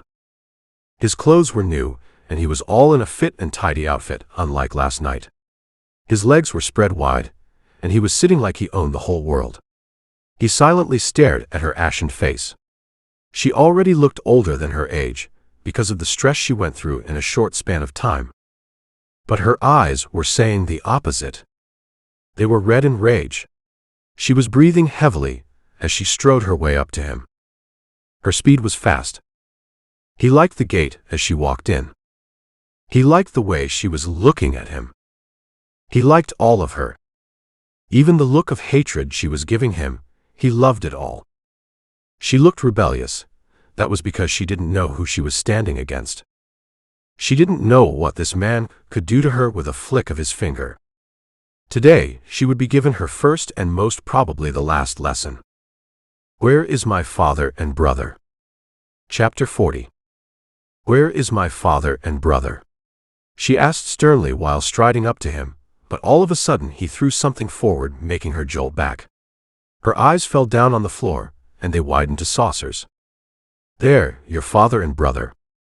2 royal-blooded cloaks lay near her foot. She stared down at it with her tilted head. Did he kill them? He killed them. How was that even possible? Did he kill them just like that? Did he kill them the way he killed Atlas? She was in shock and denial. Her hands began to tremble in rage as she stared down at the 2 blooded cloaks with red, teary eyes. Why? Just why? She yelled, and in no time she was right in front of him. She swung her sword in his direction. The blade was inches away from his neck, but he sat there calm like the depth of the sea. Her blade never touched his neck. A crunching sound of the metal breaking echoed in the surroundings. He sat there, staring up at her unamused while gripping her blade with his left hand. I like the enthusiasm. Sadly, that's not enough, he muttered under his rugged breath. Lilith stared at her sword in shock once he let it go. Half of her sword scattered on the floor like glass-shattered pieces, and she just stared at it with her now throbbing orbs. Impossible. Her blade was no ordinary blade. It was unbreakable. While she was busy staring at it, she didn't realize that he was now standing behind her, towering over her from behind. At that moment, she realized why he was the vampire king, and why her kingdom was doomed into the darkness. Her father, brother, sister-in-law, all were dead. Her mother was dying slowly. Painfully. She just stared at her broken sword. Tears wouldn't come out anymore. The pain was beyond that. He would kill her as well. Lilith slowly moved back, but a gasp left her lips when her back bumped against his sturdy chest. A shiver ran down her spine when he grabbed her waist and caressed her ear with his hot breath. Lilith's heart was wilding, hammering against its ribcage, the intensity even felt by him as he smirked and sniffed up her scent. The scent of her blood was insanely divine. Lilith looked at her broken sword and turned its face towards her. She examined it. It looked sharper. She harshly stepped on his foot and turned around, aiming for his face with her sword, but he was gone out of her sight in a second. Oh dear, it's time to hold my DCK, not the sword. She flinched when he was yet again behind her, grabbing her hand in which she was holding her sword. His words made her feel great disgust. Right at that moment, she read his intentions. No, she would rather die than surrender to him. His grip tightened on her hand, forcing her to let go of her sword as it fell down on the ground with a clacking noise that echoed in the eerie hall.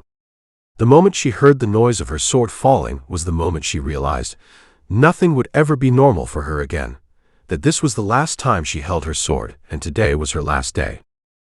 Why are you doing this? Let's call it revenge against humanity. Revenge? She asked and forcefully got out of his grip. Basically, he let her go. She began to step backward while barely maintaining eye contact with him. She knew she wouldn't be able to leave this hall alive or unscathed. Her eyes kept darting towards the window that was opened wide for her. It seemed like it was welcoming her. She was not giving up by doing this. She was refusing to surrender. I know what you are up to. It's impossible. in my presence. She was walking backward, and he was walking further towards her. What revenge are you talking about? She asked, astounded by the fact that he instantly grew aware of her intentions.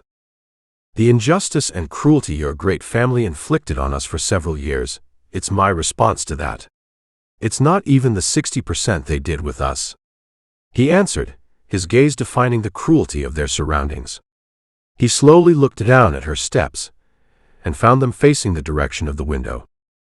Tisk. He rolled his eyes up at the ceiling before slowly turning them to the left, watching her like a deadly hawk as she ran towards the window. She was already planning to kill herself. Not like she could die, even after jumping from that window and breaking every one of her bones.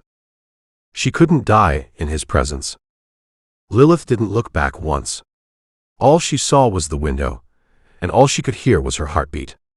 A sadistic sparkle danced in her eyes when she put her hand on the window and was about to jump out, but a harsh tug from behind knocked her out of her system. A gasp left her lips when she was knocked on the floor in the middle of the hall out of nowhere. The wound on the side of her waist tore apart and began to bleed since he was gripping it. Her wide eyes stared up at the ceiling as she huffed and puffed, trying to regain her senses. He was right on top of her. So disobedient. He rasped and gripped her waist harder, making her jolt in pain as her hand instantly grabbed his wrist of the hand that was gripping her bruised waist. You see, if you ever try to kill yourself, ever, I will turn you into one of my own kind. Did you get me? His dark and rugged voice fell on her ears, making her shiver. She couldn't kill herself either. What do you all want from me? She breathed, and he tilted his head at her. I want your whole existence to surrender and bow at me. He mused, looking down at her with nothing but evil dancing in his eyes. Not even in a million years. A dry, throaty chuckle escaped his lips as he peered down at her. Lilith saw everything in him that she never thought she could ever see in a person. A monster who felt great ecstasy by shedding blood, by torturing people. Was this the same Alara she knew? What an act he did. Completely opposite to his deranged and evil personality. A slight frown kissed his rugged yet delicate features as he looked down at his wet hand on her waist. He slowly pulled her hand away and brought it near his face. His whole palm was blooded. He realized he accidentally wounded her. No, he was the one reason why she was bleeding to begin with. He was kneeling now with her between his legs. He peered at his long, pale, and veiny hand that was now filled with her divine blood. Her pupils dilated, and she immediately got on her elbows when he began licking his palm, closing his eyes with a guttural moan when her blood touched his taste buds. Did Grace taste like this as well? Not only that, he was getting extremely hard down there.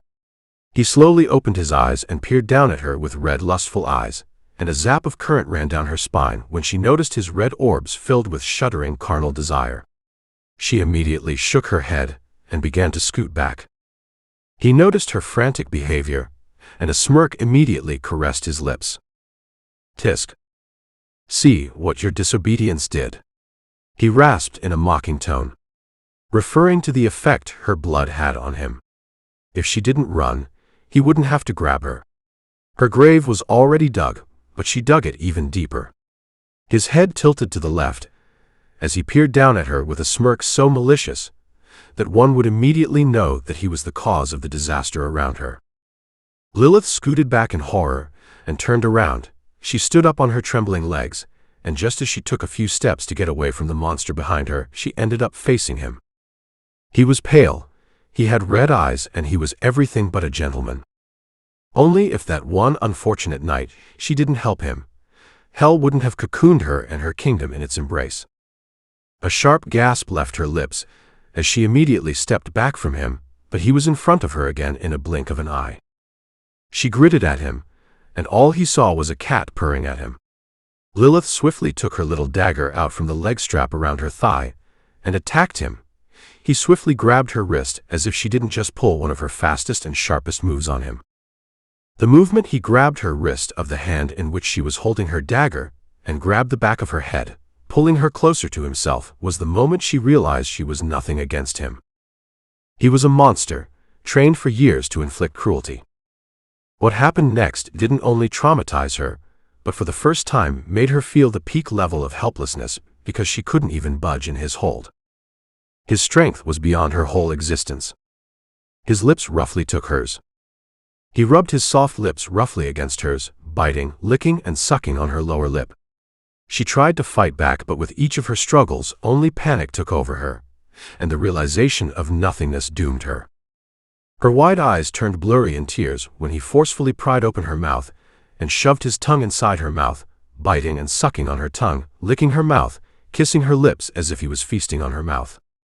The slurping sounds of his sinful act fell on her eyes, and a single tear trickled down her red rosy cheek. She was out of breath to the point her legs gave up on her, and she almost fell down, but he immediately wrapped his right arm around her waist and picked her up. His left hand forced the dagger out of her hand, as he intertwined his fingers with hers and kissed her so deeply to the point she gagged. He slowly pulled back. The saliva string between their lips vanished when he pulled further back. She was in such a daze that she didn't realize his lips caressing the side of her neck. Until. Listen to me well. From today onwards, all you should ever think and know of will be me. Even if you scream for help, no one can stand against me. You will practically dig their grave. If you try to expose me, no one will believe you, not like that can really help you. If you try to kill yourself, I will make you live forever to the point you become like me. Lastly, no matter where you go, I will always be there. Once he was done with his warnings, dipped in a possessive tone, he decided to dig into his meal. Her eyes flew wide, and a shrill scream tore through her swollen lips when he dug his fangs in her neck. A jolt of pain ran down her spine, and tears that she was holding in for so long burst out into a rainfall of sorrows. She could feel it, with the rough intensity he was sucking her blood. Every cell of her body was throbbing in pain, until his movements slowed down. By the time he pulled away, she was too drained. He licked the area he sucked, and gave it an open-mouth kiss, making her shiver. Was she ever this weak? This helpless? This scared? He put her down on her feet and let go of her. She stumbled back and fell down on her butt with a yelp. Everything was dizzy around her. Her neck was throbbing in pain. Go, take your remaining peasants and run away. We won't get in your way, he said, walking past her as he made his way towards the throne, settling down on it. He knew about their safe room, he knew where they were taking shelter, but still, he was letting them go. Why? The Draven Kingdom now belonged to him along with their sunshine little princess. She slowly got on her trembling legs and walked out of the hall without looking back once. This was the last time she saw him in 2 years. Upon reaching the safe room, she found the remaining people along with the remaining guards there. They didn't leave, they were waiting for her. She was on the verge of faint, but she kept her posture straight. Her people, once they saw the dead look in her eyes, they began to sob silently. The king and the crown prince were dead. This was what her eyes said. Their kingdom was gone. This was what her eyes said. They were left with nothing. This was what her eyes said. Every single one in that room lost someone dear to them. Some lost everything, while some had a little hope. But her little hope that was there because of the baby came crashing down when she saw the granny lying in the corner. She was bleeding everywhere. Lilith's eyes widened, and her heartbeat accelerated. She examined the room, but didn't find the baby. Where is the baby? She yelled at the top of her lungs, making most of them flinch. When we came here, she was on the floor in the middle of the pathway that led to this room, drenched in her blood. The prince wasn't in her arms. One of the guards said. All of them began to sob even more loudly when they realized that Winter had given birth, but the prince was also taken away from them. Lilith stood there making sure no one got in the granny's way, yet this happened. It was like they were already aware of this. Why take the little baby? Were their hearts this much blackened? Lilith turned around to go look for him, although knew it was impossible, but her guards immediately locked the door, standing in front of it, blocking her way. We can't afford to lose you, princess, the guards said, and everyone began to state the same. Her hands balled into a fist with a tremor. "Pick up the old lady, we are departing," she ordered, and they did as she told them. Lilith was the last one in line. Before entering the secret passage, she turned around and looked at the secret room. This strategy of a secret room, a secret passage that led them to the safe house, solely belonged to her brother. A tear trickled down her eye as she kept looking around. In a blink of an eye, she lost everything. Her family, her love, her castle, her people, her kingdom, her dignity, her freedom. In the group of survivors, she didn't see Noah and his father. A sob escaped her lips, but she tightly pressed her lips together. She wanted to go into the city and look for any survivors, but she knew the sight would only inflict greater trauma on her. Her people went through worse than her. She was a coward. Princess. They were calling her from within the passage. Her dead heart, which was still overwhelmed with different emotions, refused to believe any of it, even when the disaster was right in front of her eyes. She sniffed and closed the door. Her memories remained beyond this door. She went onwards only with the trauma that took over her whole life. Winter died just to give birth to the prince. She was afraid, if something happened to Leo, at least the kingdom would have an heir. She knew Lilith would protect the baby.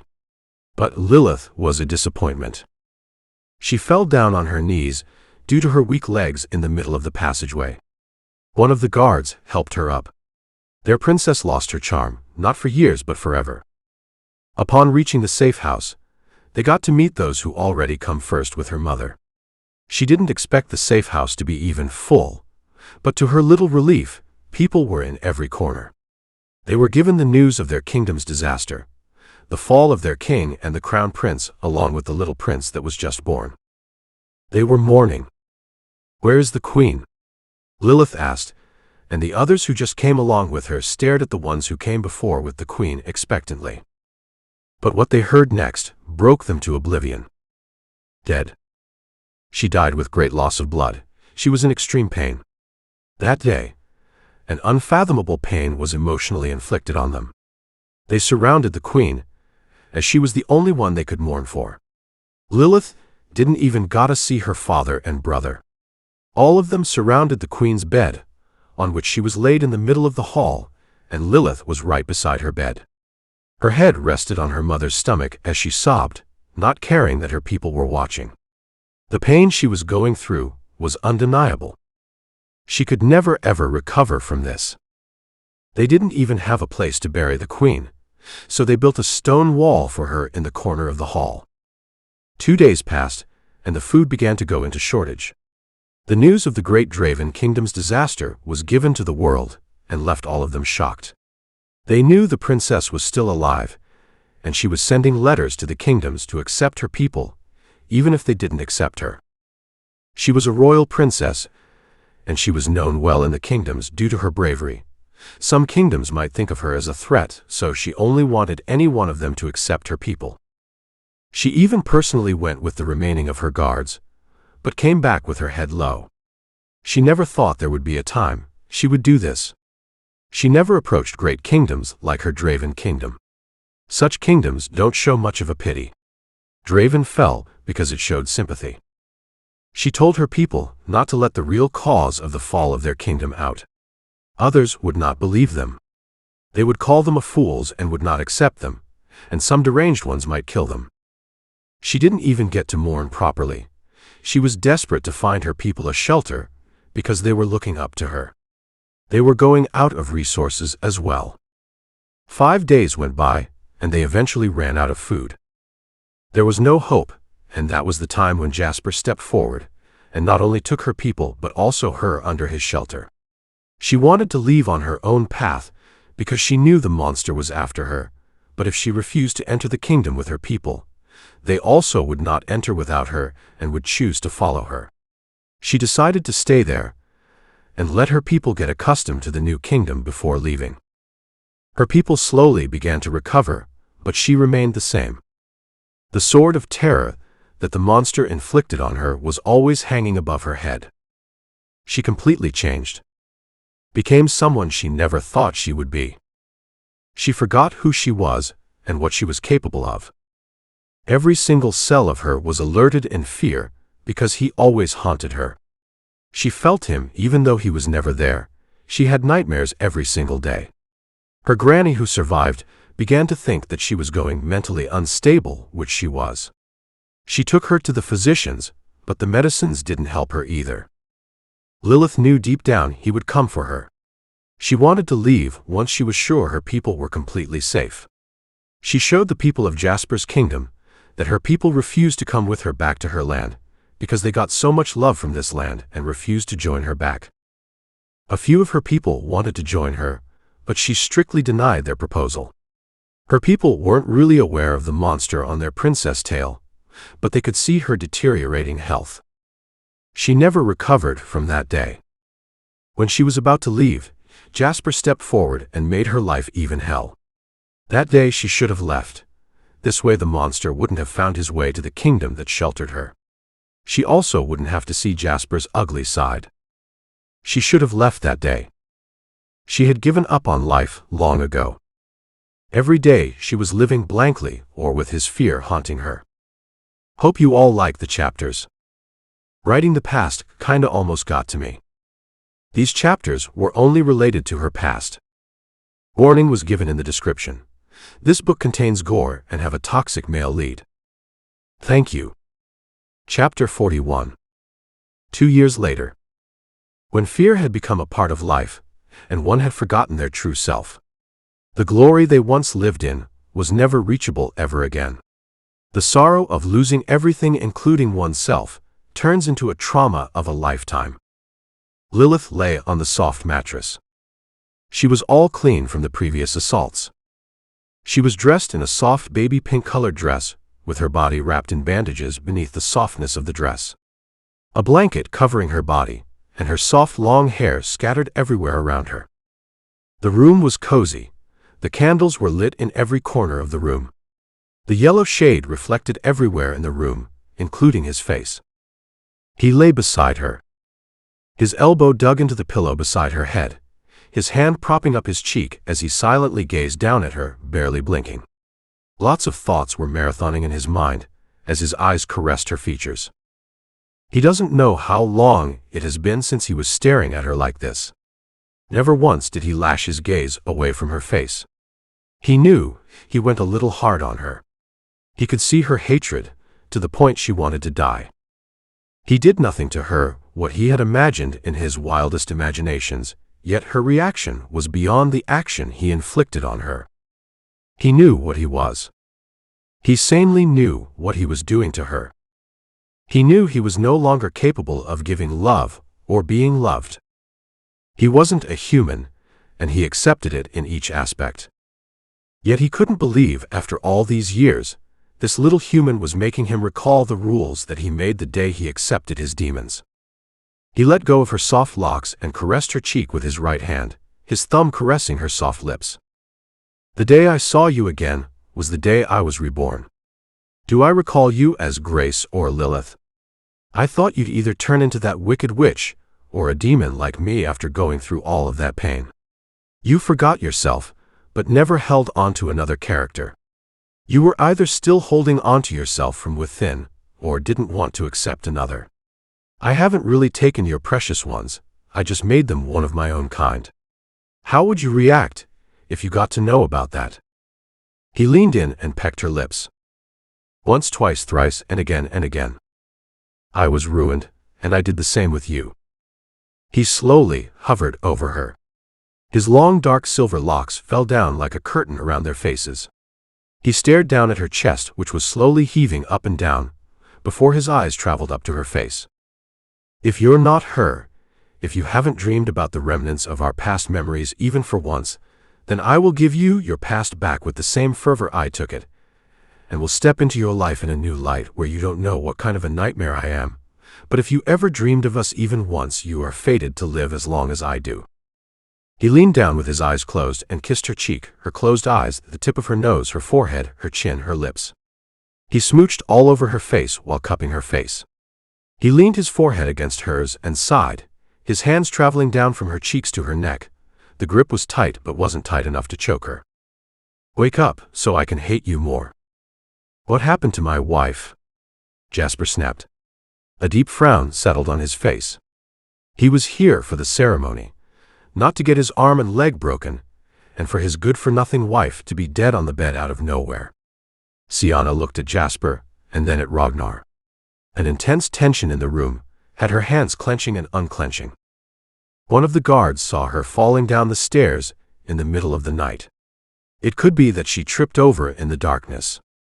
Sienna answered his question.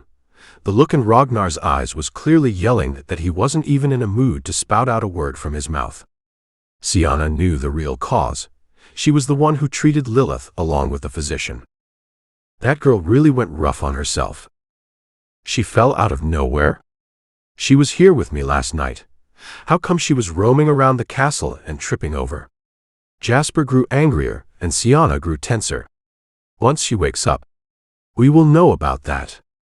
Please calm down, Sienna said, and settled down beside Jasper, trying to ease the situation by caressing his arm. Her eyes darted to Ragnar, who was silently standing in front of the bed. "What about the troop of yours that is waiting outside my kingdom?" Jasper asked. "If you have written the letter, send any of your men back to the kingdom with the letter. That would suffice," Ragnar said, in a monotonous tone. "I have," Jasper stated. "Then I'll call your men here," Ragnar said, and with that he left the room. "How is Lilith?" Jasper asked, turning his head towards Sienna. "She's all right. Not in a bad or a good condition," Sienna answered, and a tisk escaped his lips. "I better leave as soon as possible," he grumbled, thinking about the fucked up fate this kingdom held for him. Worse after worse scenarios have been happening ever since he stepped here. Leaving this cursed place as soon as possible was his main intention now. Taking a few drops of lotion in their palm, the old hands took the young one in their hold and massaged the lotion on the softness of the young yet lifeless hand. The old lady sniffed up her tears as she applied lotion on Lilith's hand, who was lying on the bed, in the same position Ragnar left her.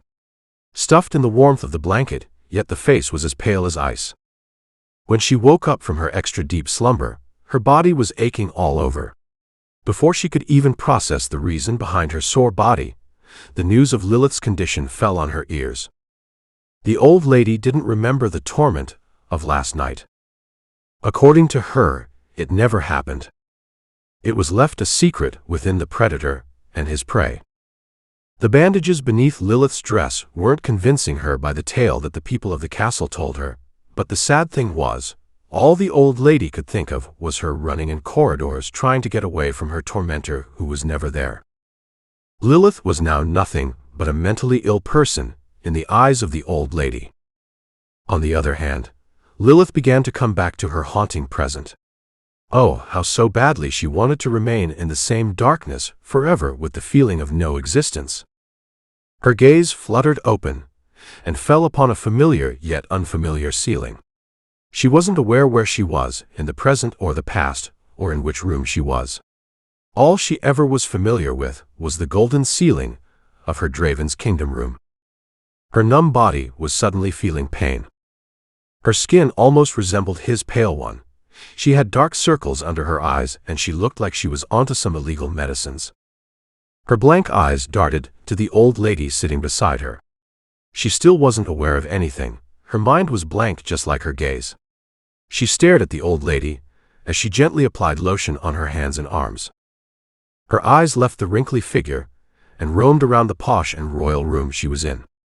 Where was she? What time was it? Why was her body aching?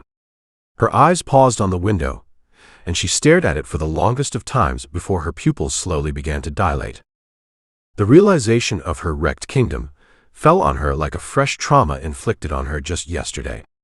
The realization of her helplessness fell on her. The realization of her fallen self doomed her. Her heartbeat took a sudden pace, which was faster than a horse running in a war. She slowly remembered everything, including yesterday. The worst realization that doomed her and rattled her whole existence was her still being alive. She abruptly sat up on the bed, despite the extreme pain that shot through her body. Her action made the granny flinch as she stared at Lilith as if she had seen a ghost. Not even a wince escaped her lips. The mental pain she was going through at the moment was undeniable. She could feel where she was having cuts. Her abdomen, her right thigh, and her right arm, but it didn't pain much as compared to her heart, which was in the agony of her unwanted survival. "Granny." Her voice came out cracked and hoarse. "You are alive." "Oh my dear Lord, thank God." The granny jumped on her, making her yelp in pain. The old lady immediately got away from her, concerned, kissing her face. "What happened to you?" she asked, and Lilith slightly turned her face away. "I don't remember." The lies that used to stutter out of her teeth were now spilling out of her mouth, smoother than the butter. Before the granny could ask anything further, Lilith decided to change the topic. "Let's talk about this later. I'm so hungry right now." "Oh, right. You must be so hungry. I'll bring something for you to eat right away. And then you also need your medicine." The old lady pressed a kiss on Lilith's forehead, making the drained adult close her eyes after receiving that soft affection. She immediately sprinted away to get her food, and Lilith huffed a deep sigh. If she couldn't die, what could she do? Live with this fear forever? Acceptance was not there for him, and never would be. Then was revenge the answer? Revenge. Her blade, which she was so proud of, was crushed in less than a second by him.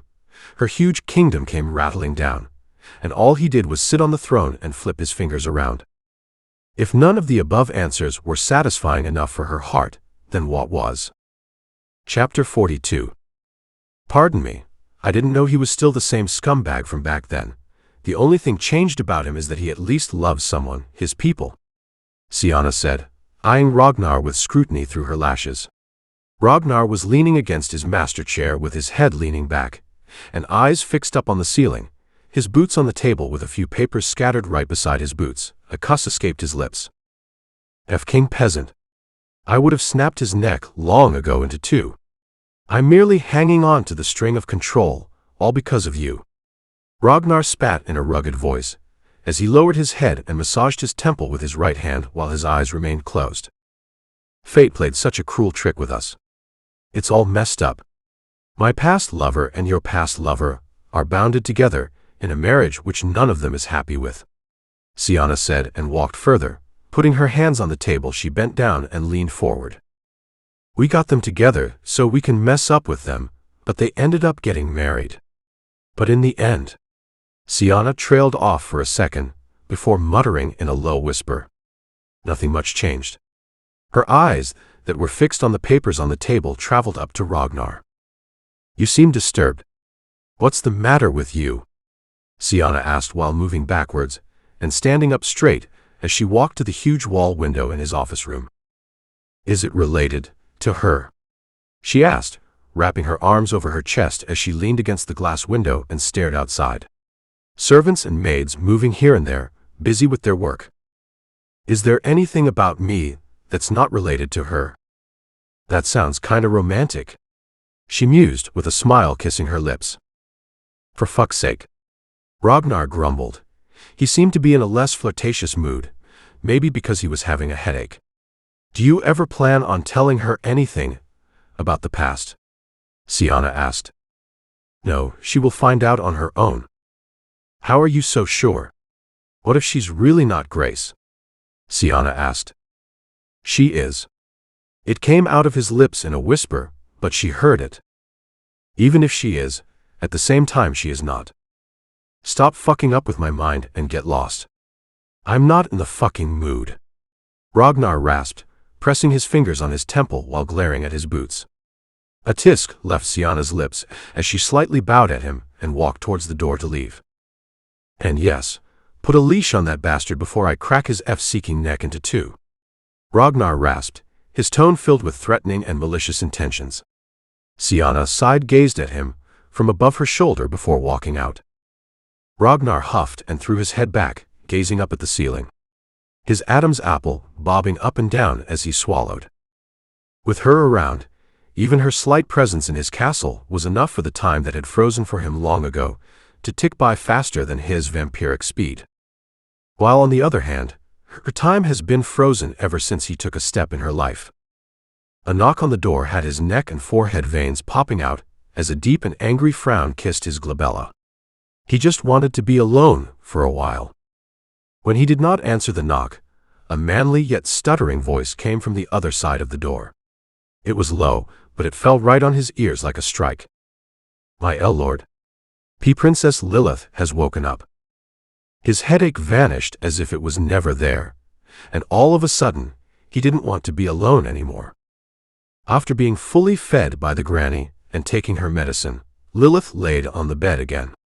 She was sure by now everyone was aware what happened to her, including Jasper. He must be internally cursing her and her ancestors. She snorted when the granny told her about the falling from the stairs lie. They couldn't even come up with a better excuse. If Jasper really believed this story, then he was nothing less than a brainless scumbag. The granny tried to ponder answers out of Lilith's mouth, but she just spat bitter lies, making the granny even more confident in her belief that Lilith was going mentally ill. After a while she left, and Lilith was left alone in the room. She stopped herself from thinking about anything. She knew, if she started thinking about whatever was happening in her life, she would be standing near the window in no time. Death was not the answer to her freedom. She thought she would definitely die the moment she crashed out of the window. A sense of relief washed over her when she was in the middle of the air, but here she was, alive. Tears had stopped coming out. But her heart was still hurting. Thankfully, no one visited her.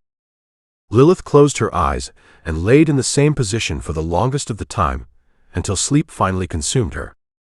She woke up, somewhere past the dinner time, in the need to use the restroom. With much difficulty, she sat on the bed and rubbed her sleepy eyes. She definitely needed help, but no one was around. In the end, she was the only one here to help herself. She pulled the blanket off her body and slowly pulled her legs down. With the help of the headboard, she forced her body up, a painful expression kissing her features. All the endurance made her face go red. A huff left her lips once she was finally up. With much difficulty, she finally reached the restroom door. She was still in a sleepy state as she pushed open the door and strolled inside the restroom after closing the door behind her. She grabbed the sides of her gown, ready to pull her gown up when her eyes fell onto something on the shelf. A black suit was placed on the shelf, which Lilith clearly knew didn't belong to her. Her eyes traveled down the shelf, and her heart did a flip when she saw black boots placed right beneath the shelf. They weren't here before. Just as she discovered those two things, the sound of the water moving had her head snapping to the right where the bathtub was, and everything stilled around her once her eyes met his dark gray ones. A predator watching his prey. He was sitting in the water, his wet, muscular and bare chest, which was brighter than a light, flashed in front of her eyes. His arms carelessly resting on the edges of the marble bathtub as he stared at her with a tilted head. His long dark gray hair was wet and sticking all over his upper body. He resembled a Triton. Her soul left her body and her spine stiffened. That gaze of his always made her stomach twist. It was the gaze of a monster who wanted to strangle her and rip her inside out in the name of love. Why was he bathing here? She finally realized that the whole restroom was filled with his musky scent in the shape of fog. It's been a while. His deep voice was even deeper than before because of the eerie surrounding. She didn't know what got into her when she bent down, grabbed one of his boots, and harshly threw it in his direction. He watched her like a hawk, but failed to hide his surprised expression when she threw the boot at him out of nowhere. She didn't even wait to look if it hit him or not, as she was already out of the restroom. She did hear the thud noise of the shoe behind her. Her throat was clogged up, her chest was hurting, and the back of her eyes were burning. Due to her harsh movement, even her stitches were on the brink of tearing apart. She walked up to the door and tried to open it, but it was locked as expected. She hurriedly turned towards the window in a panic, but her steps instantly came to a halt. What was she about to do? Jump out of the window? No, not anymore. This was not the answer to the end of her suffering. It was like giving herself even more suffering. Her eyes went on the window, and her pupils slowly dilated. The window was sealed from the outside with metal. She always thought people who tried to kill themselves were losers. Thousands of sick and dying people wanted to live, and these people were just killing themselves like that. Look at herself now. She just became one of them without her even realizing it. What kind of a stupid reputation had she put herself in? She needed to get herself together, but whenever he comes in front of her, all her resolve comes rattling down. She stood in the middle of the room, not knowing what to do. Her hands balled at the sides of her gown, in a tight grip when he stepped out of the restroom. He was wearing a black trouser, with his upper body wet and naked. He paused near the door, eyed her from head to toe, making her heart do a backflip. He ruffled his wet long hair with a towel as he made his way up to her. She didn't know what to do. He kept walking up to her, and she kept walking backwards until her hip bumped against the coffee table. A low gasp left her lips as she turned her face to look at what she bumped against, and as soon as she turned her face back in front, she flinched when she found him right in front of her. His huge body towering over her, his wet long hair almost slapping her face. His naked upper body brushing against her. She turned her face to the left, eyes lowered and heartbeat in a race. He warned her not to pull a suicidal stunt. She not only did that, but threw his boot at him as well while he was bathing. She didn't feel bad or regretted doing any of it. It was just his presence that always had her trembling. She knew she needed to overcome it, but each time he gave her a reason not to. Dry my hair. His tone was casual. Huh? She hesitantly looked up at him. And my arm is hurt. Do it yourself. I'm not your servant, she retorted, but in a stammering voice.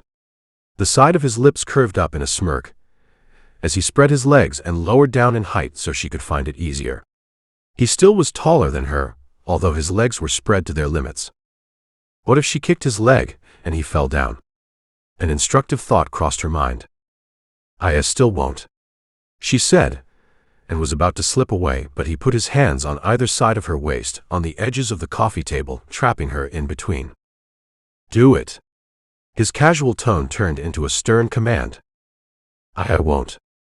Her determination was strong, but when she looked in his eyes, her resolve was shaking.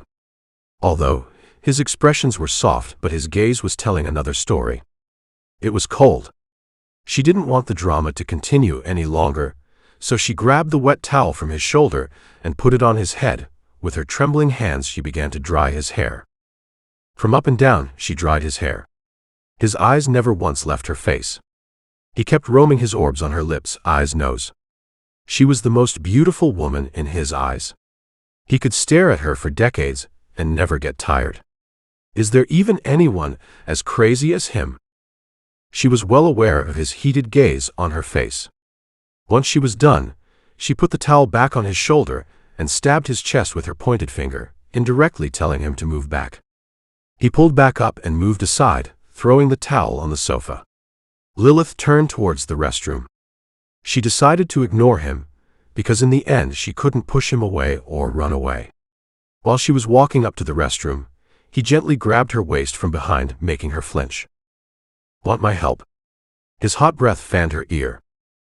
Her cheeks turned red in embarrassment as she shook her head while passing him a sharp side glare and pulled out of his loose grip. A pervert. She used the restroom with much difficulty, and once she stepped out of the restroom, she saw him nonchalantly laying on the bed. His head snapped in her direction, and he watched how her jaw clenched and unclenched as she made her way to the couch. A smirk kissed his lips as he swiftly got out of the bed and followed behind her to the couch which she yet had not laid on. He examined her body from behind. Her arm, abdomen, and thigh were injured so. He wrapped his right arm under her breasts, making them jerk up a little. A gasp left her lips, and her eyes almost popped out of their sockets when he cupped her core with his left hand, and traveled his hand a little up to her stomach from downwards, making her gown rise up to her thighs as he picked her up from there ever so effortlessly. Before she could process the humiliation and struggle out of it, she was already laying on her left side with him covering their bodies with a duvet. Or why? She tried to get up, but he grabbed the side of her neck instead of her injured right arm and pushed her back on the pillow. He locked his legs with hers and completely attached her back with his naked chest. She could feel every proportion of his Greek-like body. His eyes remained closed. Her lips parted when he wrapped his right arm around her breasts in a hugging manner since he couldn't hug her waist. He was taking full advantage of her injuries. Not like anything was stopping him before this either. He just did what he wanted. His chin was resting above her head. If she jumped a little up, he would end up getting his tongue bitten between his teeth. Another intrusive thought crossed her mind. When did such thoughts begin to occupy her? She began to struggle in his hold, but he only tightened his hold on her. Shish, relax and sleep. I won't eat you. His voice trailed off until, for now. His deep voice and words had goosebumps rising on her skin as her breath stifled. She was married. She had a husband. He was injured and right in the castle, and here she was sleeping with another man. Not like she had any choice, she was being forced. And that so-called husband of hers was just a coward and nothing else. Yet, this wasn't quite settling with her. She stayed awake like an owl throughout the night. His each breath was making her even more active. She couldn't feel much of his heartbeat. She kept thinking about different things half of the night, while in the other half, she remained completely blank until sleep finally consumed her an hour before the sun rose. A Logon guard who just woke up and was going to the kitchen to have breakfast saw King Ragnar leaving the room of his queen early in the morning. His clothes were in a little messy condition, along with his hair. He wasn't wearing his mask. All of them, including King Jasper, had already seen his face once. The guard was seeing his uncovered face twice now. The guard's eyes widened in shock upon witnessing that. Anger and disgust washed over him as his hands turned into a fist. Whore! He spat bitterly and immediately ran to inform his king. Chapter 43. A sigh of relief left Lilith's lips when she didn't see Ragnar around. She laid there for a while until Granny came into her room with a maid. Both of them helped her to clean herself and got her dressed in a teal color gown. They dressed her hair up in a half-up ponytail and let the other half of her hair down. After that, Lilith quietly had her breakfast with her granny.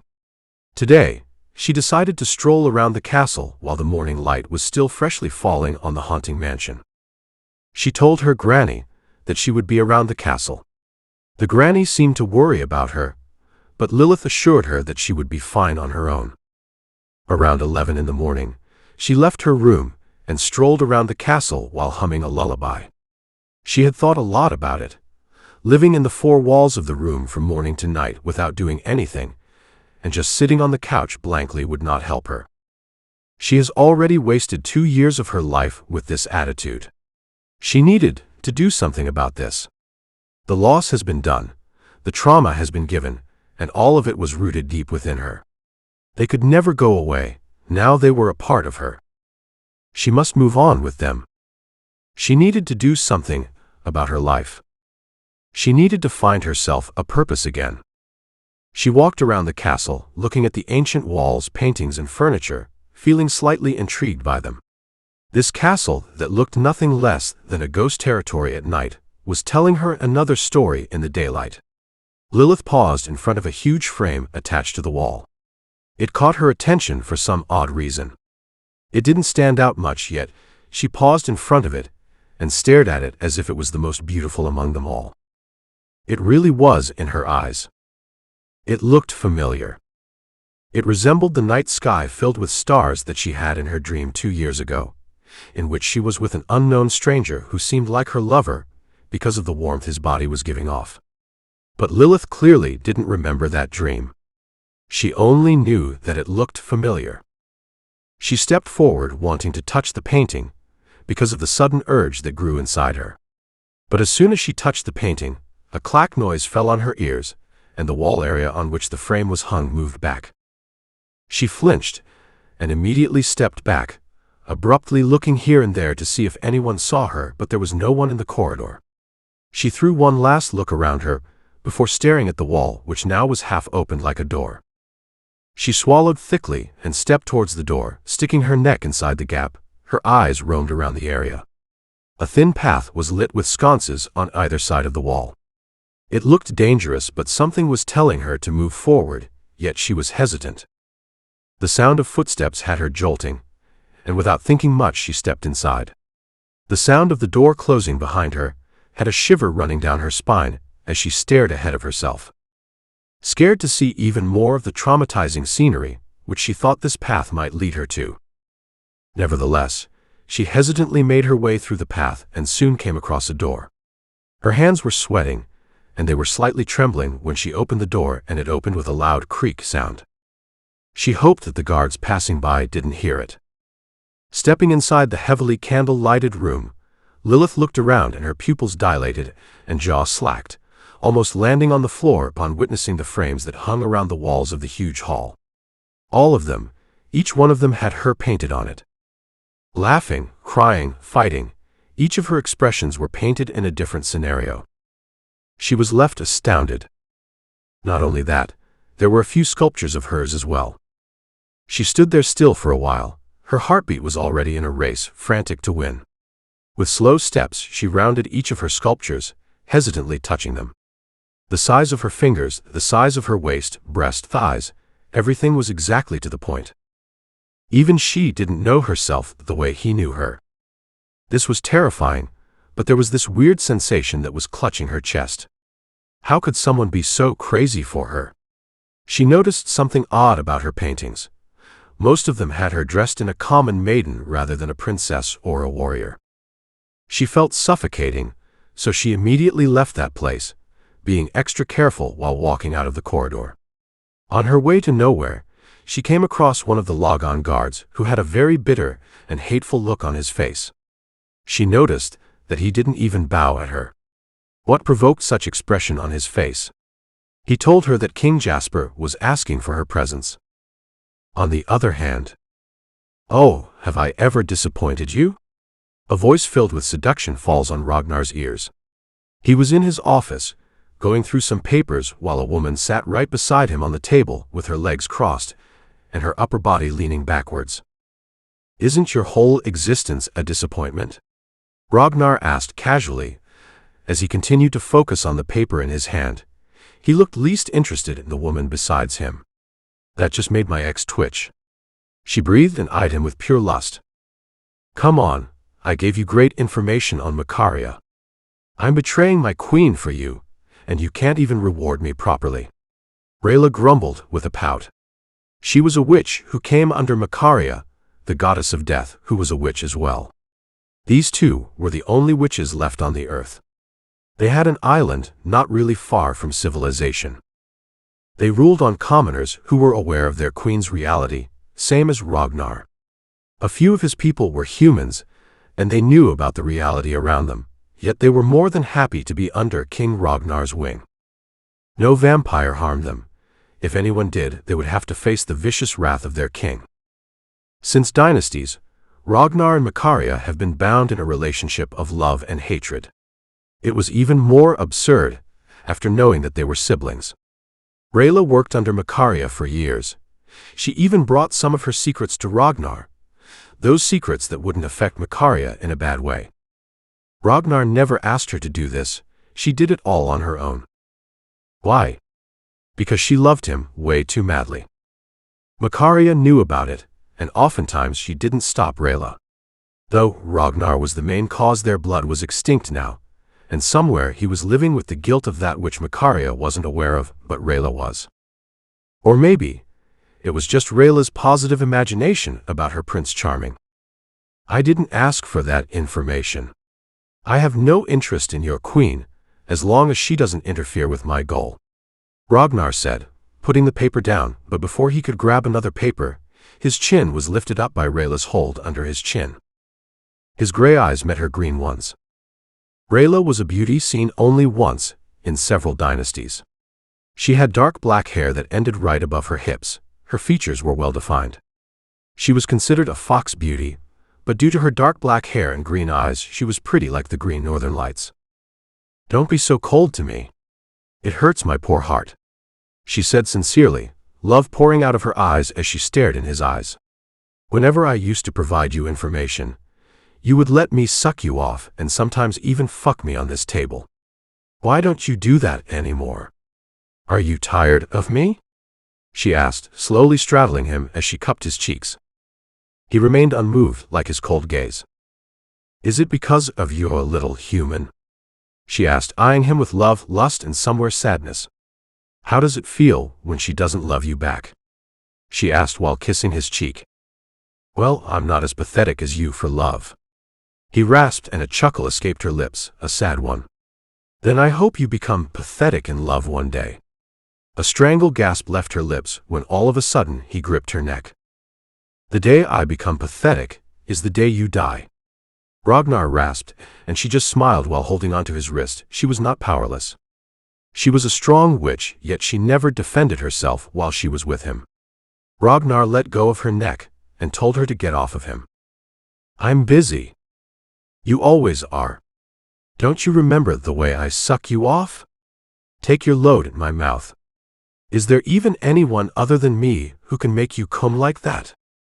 "Well, yeah, without even taking it in their mouth," Ragnar mused as Lilith flashed in front of his eyes, his cold expressions vanishing as a smirk kissed his lips. Rayla immediately knew what he was talking about, and her jaw ticked. "Come on, don't be like that. Just fuck me already," she pleaded, and put her hands on his shoulders as she grinded her core against his manhood. Expectedly, he didn't get hard. "Fuck, imagine me as your little human. Can you at least do that for me, hum?" Not so surprisingly, he actually got hard.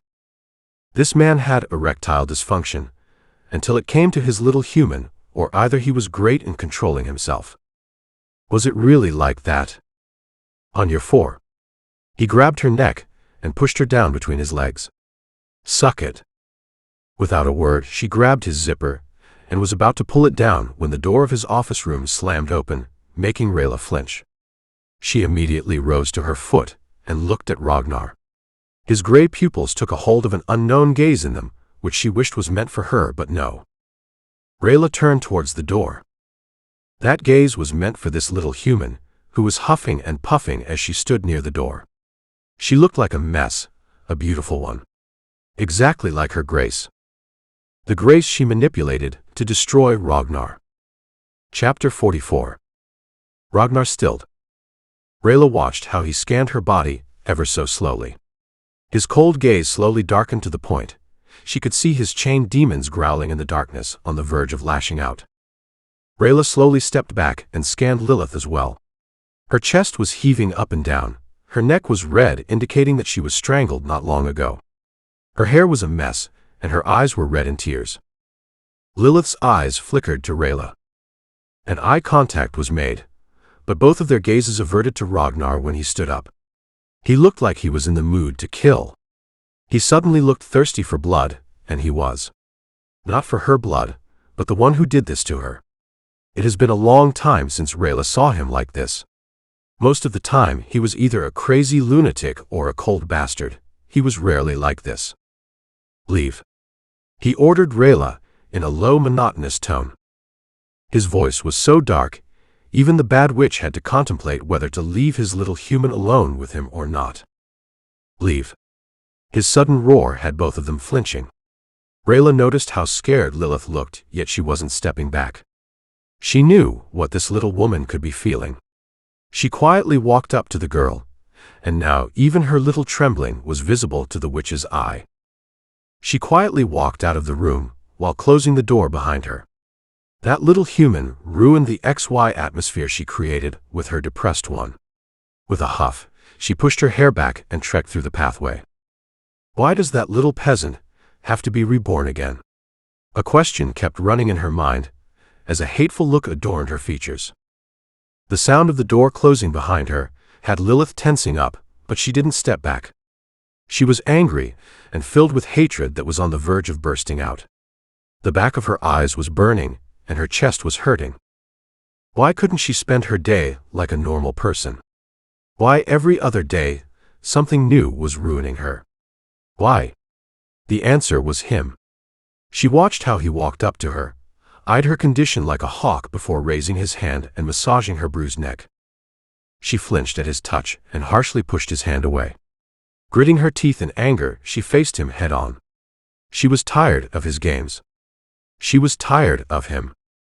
"You did it on purpose, right?" she asked, almost breathless. Grabbing his collar with her trembling hands, she glared at him. Her scent was mixed with Jasper's, and that was a triggering point for him other than her wrecked-up condition. He only liked his scent on her. He crippled that bastard, yet he somehow managed to lay his filthy hands on his little missy. "What did I do that even I'm not aware of?" His jaw was set as he stared down in her eyes. Her glare was a joke against his stare. The way he looked at her was as if he could see everything within her. The thoughts that rattled her mind, and the fear that shook her heart. He was aware of it all. "Don't pretend," she spat bitterly, and he narrowed his eyes at her, balling his hands in a fist, chanting the mantra of control, control in his head. He had ruined her so much that if anything bad that happened with her eventually made her think that he was the cause behind it.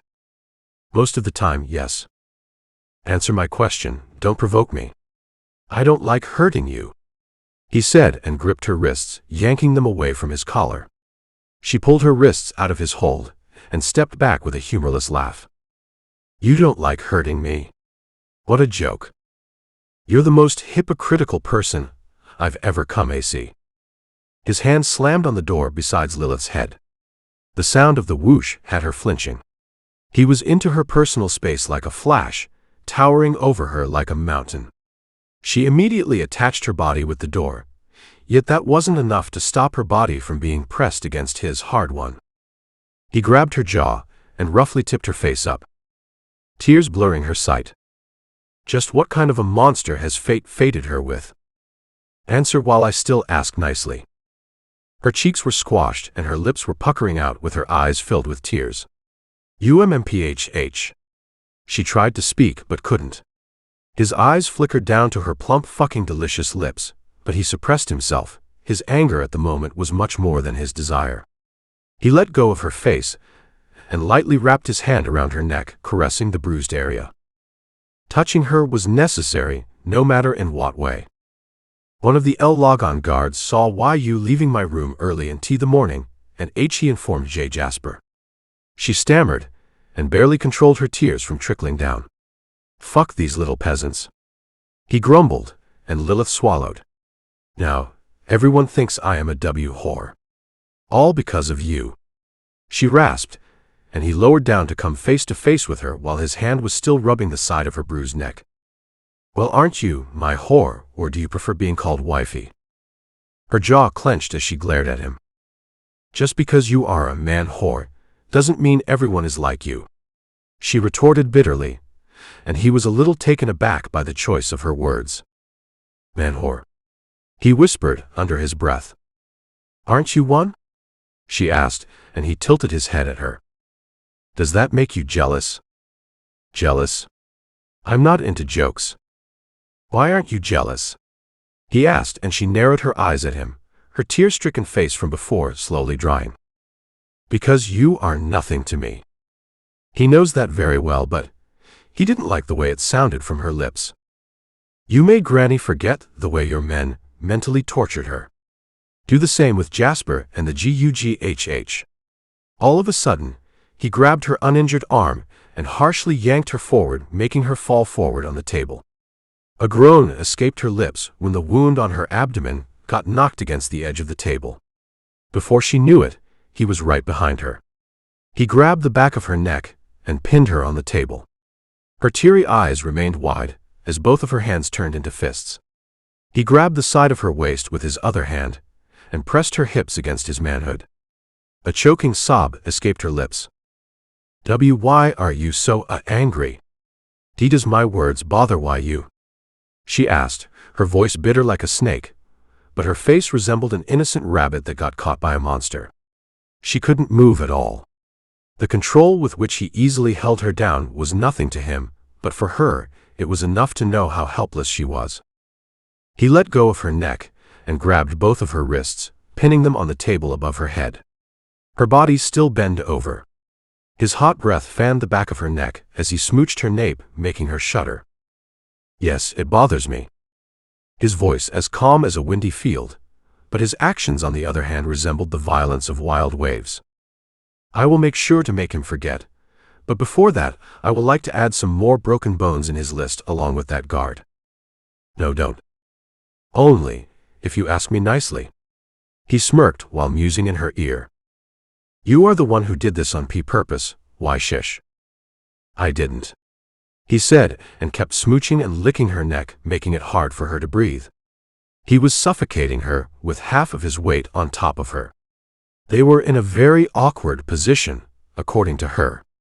He was completely holding her down, with his sturdy chest attached like a glue against her back. His voice held sincerity, and she believed him for that. "Now ask me nicely." She almost rolled her eyes. She began to struggle under him. "You're so big, I can't breathe. Gee, get up from me." She breathed, and he bit her earlobe. "Well, I'm even bigger down there. Once I ram this big cock inside you, you still won't be able to breathe." Her eyes widened upon hearing his raunchy words. He was a man of no shame, but he just keeps on surprising her upon showing her how more shameless he could get. "Disgusting." She gritted.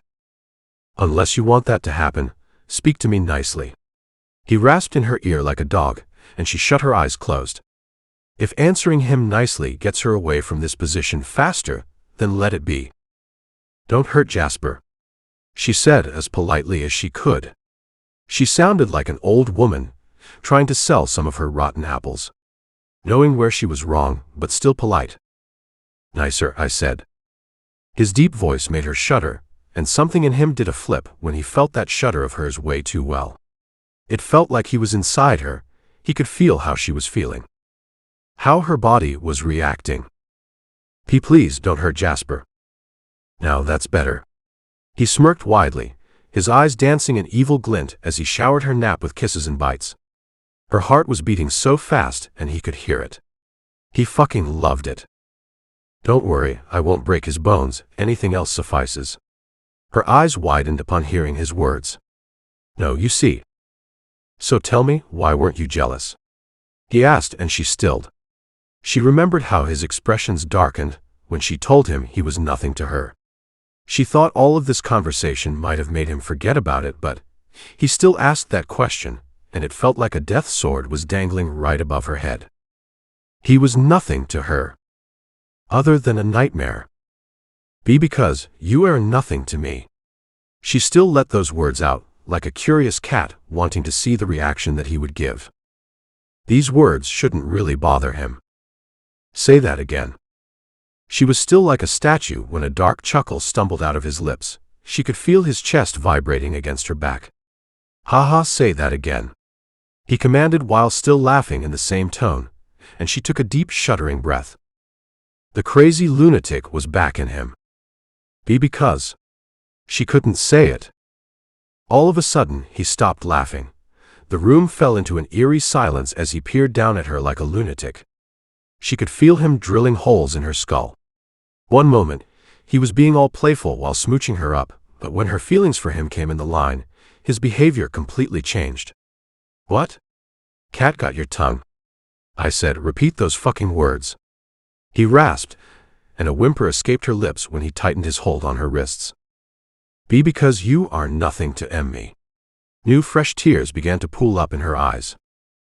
"Keep repeating it," he said, and got up from her, let go of her wrists, but still remained in the same position and held onto her waist. Please." Slap. Her pupils dilated when he spanked her butt cheek harshly, making her jump. "Please do." Slap. He spanked her again, this time even harder. Red crept up her neck, ear, and cheeks when the humiliation washed over her. Her butt cheeks were stinging. Because you are nothing to me." "Good girl, now keep repeating it unless I tell you to stop," he said, and a sob raked her body. All of a sudden her head snapped up, and she stared at the wall in horror when he picked her dress up from behind. Her legs trembled when the cold air caressed her bare skin. Who told you to stop? She flinched and began repeating those words. A whimper escaped her lips when he caressed her bandaged wound on the thigh as his hands traveled up, making her shook her head. She snapped her head back and grabbed his hand that was about to touch her chastity. No, please no. Did I tell you to stop? He asked with a tilted head, and her soul almost left her body when she made eye contact with him. His eyes were golden, they were glowing. She forgot to breathe for a second there. She knew, if he did something to her at the moment with that glow in his eyes, she would be left wrecked. All of a sudden, he grabbed her hand that reached out at him, and twisted her arm behind her back, making her groan in pain.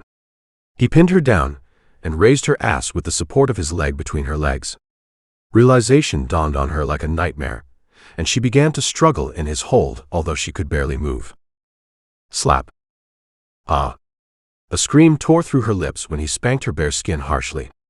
All of her struggles instantly died as tears trickled down her eyes. He watched her reaction with dead golden eyes before his gaze traveled down to her bare butt cheeks that were red due to his assaults. He massaged them gently, making her legs tremble even more.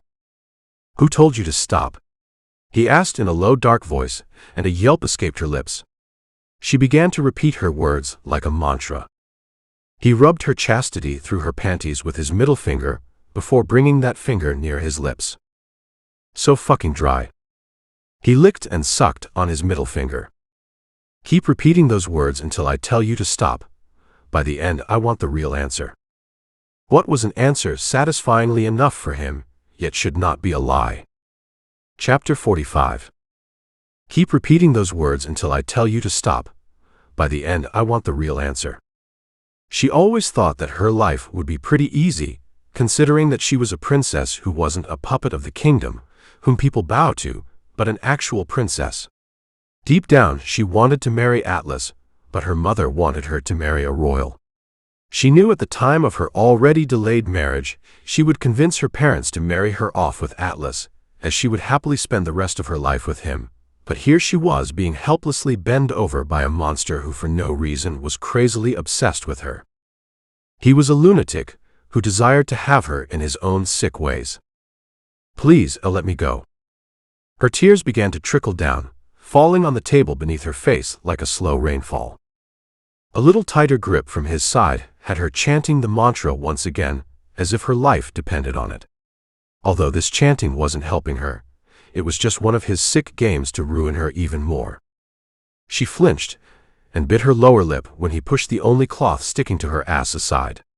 The cold air touching her nudity had her shutting her eyes in great humiliation. Please stop barely left her lips. Ah. A gasp escaped her lips, and she writhed under his hold when he traced her folds with his wet middle finger. Such a delicious little pink ass. How exquisite it would look with my hard X pounding inside it. His words made her scowl in disgust. She wished to be deaf at the moment. Keep repeating, he demanded in a dark tone. With a deep shaky breath, she began to repeat her words while stammering. While she was in the middle of chanting, he kept rubbing her folds until they slightly became swollen, before burying his middle finger deep inside her in one go. A painful scream tore through her lips as she dug her nails in the table. Her virginity blood coated his finger, and his eyes darkened. The golden glow of his orbs was even brighter than before. Look, baby. Your hubby just took your little virginity. He took his middle finger out of her, and brought the blood-coated finger in front of her face that ashened upon witnessing her virgin blood on his finger. He smirked and brought that finger up to his lips. She watched him horrified over her shoulder as he took that finger inside his mouth and licked it upside down before sucking on it while all the way keeping his eyes on her. She gritted her teeth at him and began to struggle wildly. He snickered and easily held her down before shoving his middle and index finger both at the same time. A groan left her lips and her struggle died. Tears trickled down her face as her nails dug deeper inside the table, scratching it like a wild animal. She bit her lower lip to suppress the sounds of pain and something much more overwhelming. He rammed his fingers so roughly inside her that the whole table was shaking. His jaw was set as he watched her reaction. Her eyes were wide in shock, her face was drenched in tears, Her cheeks were red, and her lips were finally parted, because she just couldn't control the sinful sounds that were stumbling out of her lips due to his assaults. Though he could see only her side profile, that was enough to get his man rock hard down there. He was already dripping pre-cum. Blush was across his cheeks as he watched her with great excitement and lust dancing in his eyes. He twisted his fingers inside her while rubbing her front with his leg that was between her legs, raising her ass up. Nghh. A moan escaped her lips, and she shook her head when something flipped inside her stomach. She was trembling all over. The pain was replaced with a pleasure so unbearable, she didn't know how to even react. He was roughly manhandling her, and she hated every bit of it, except the pleasure that was making her senses go hazy. She had to remind herself again and again that he was the killer of her family and people, but that too couldn't help her stop feeling the great pleasure he was inflicting on her body. What? Can't repeat it anymore. I understand. It must be so hard to speak when my godlike fingers fuck you to cloud 9. Her legs began to tremble even more, and he immediately understood that she was reaching her high. She was clenching around his fingers. What a tight little ass begging for more. He fastened his pace, and the room was filled with the noises of sin. Skin slapping. Table shaking. Her breathless moans and his dirty talks. You like that?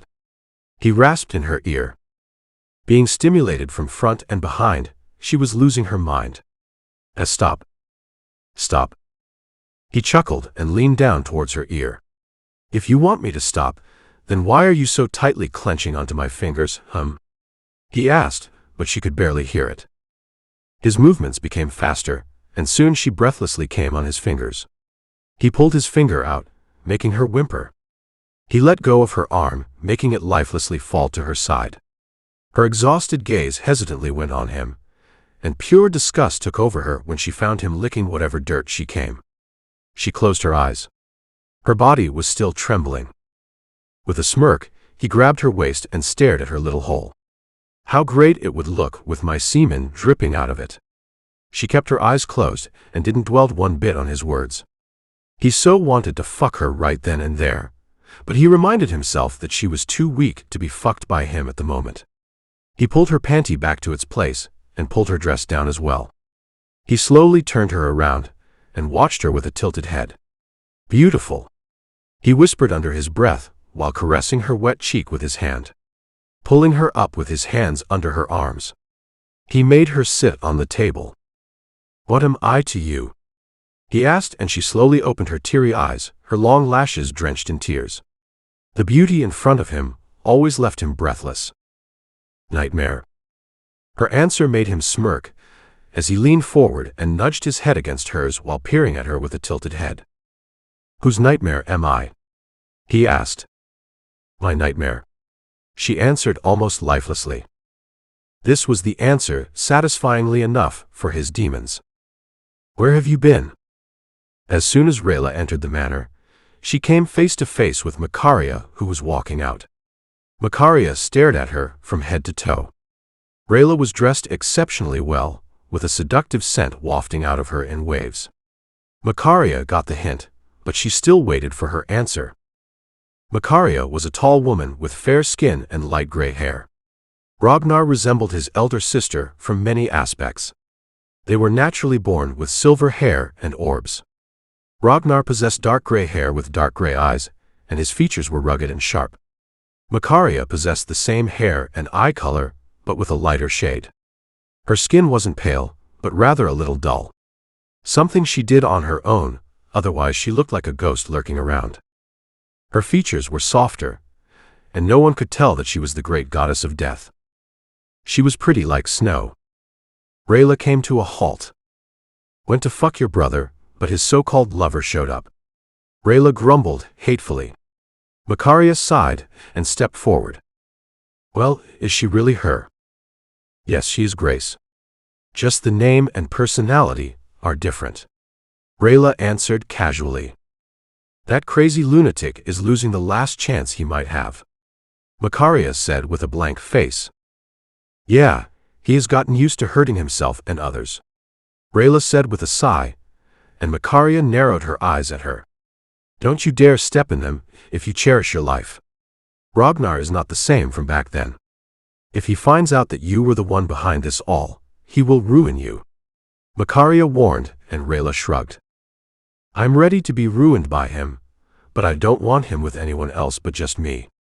If not me, then no one else. Rayla snarled. If he didn't love you for dynasties, why do you still expect love from him? Macaria asked.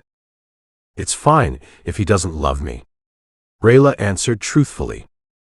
Well, I will not stand with you in this foolish obsession or game of yours. Macaria said while passing by her, and Rayla just stared down at the floor where Macaria was standing. I don't expect you to. Chapter 46. It was around midnight. The ticking of the clock was the only sound that echoed in the eerie silence of the room. Lilith, who was sitting on the couch instead of laying on the bed and sleeping, was scribbling something on her diary. She was sketching a flower.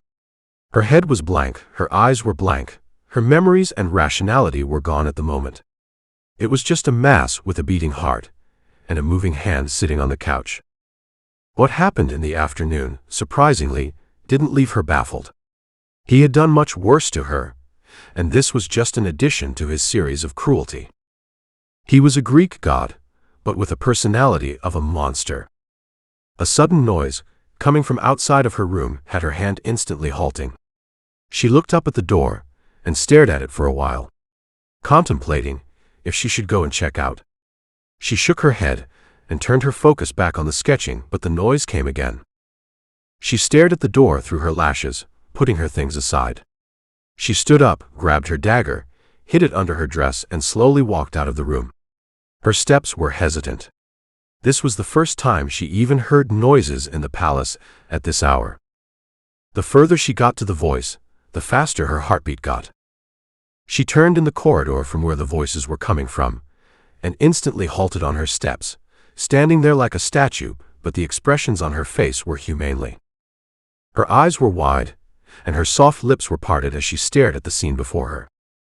A tall man, as tall as Ragnar with dark black hair and pale skin, was ramming his DCK inside a maid. They were fucking against the wall. He was covered from head to toe, but she was completely naked. She was almost up in the air as he fucked her. The sinful voices and the scenery before her even delayed her flinching process. She didn't know what to do as she abruptly turned around to leave with her cheeks on fire, but a gasp left her lips when she came face to face with Sienna. She abruptly took a few steps back and stared at Sienna, a little shocked, before immediately schooling her expressions. They were fucking behind her without a care in the world, while Sienna was blocking her way with her arms crossed over her chest. Her pupils were red, and blood was coating her plump lips, indicating that she just drank someone's blood. What kind of a fucked up situation have I gotten myself into? She thought while eyeing Sienna, as the sinful sounds behind her got even more intense. Lilith clenched her jaw and turned her hands into a fist. She was about to walk past her, but Sienna's words made her stay rooted to her spot. Hey, get done with it already. You are scaring our little queen here, Sienna said, nonchalantly eyeing the fucking session going on behind Lilith, as if she was used to it. Sienna turned her red orbs back on Lilith. Little queen. Sienna was almost exactly the same height as Lilith. You know you shouldn't be roaming around here at this hour. It can get really scary for you, Sienna muttered. What's more scary than your face?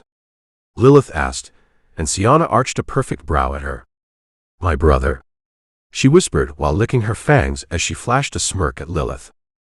I have to agree on that, Lilith said with a poker face, and noticed that the sinful sounds had finally stopped reaching her ears. A little shuffling was heard, and soon the maid was walking past them.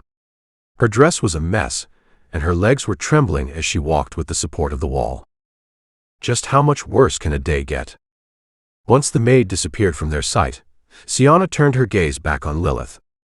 Ladies likes to get fucked by him, Sienna said, and Lilith kept a poker face. I didn't ask. No, just in case you thought that he was forcing her. Lilith narrowed her eyes on Sienna. I have eyes, Lilith said hoarsely, and Sienna just passed her a smile. Her lips were tightly pursued, as if she was suppressing herself from saying something ridiculously triggering like her whole presence. A tall shadow, cascading on Sienna from right behind Lilith, had Lilith immediately moving to the left, as she stared at the man who was standing behind her just right now. Unlike the maid who was on the verge of collapsing, he looked like he never fucked.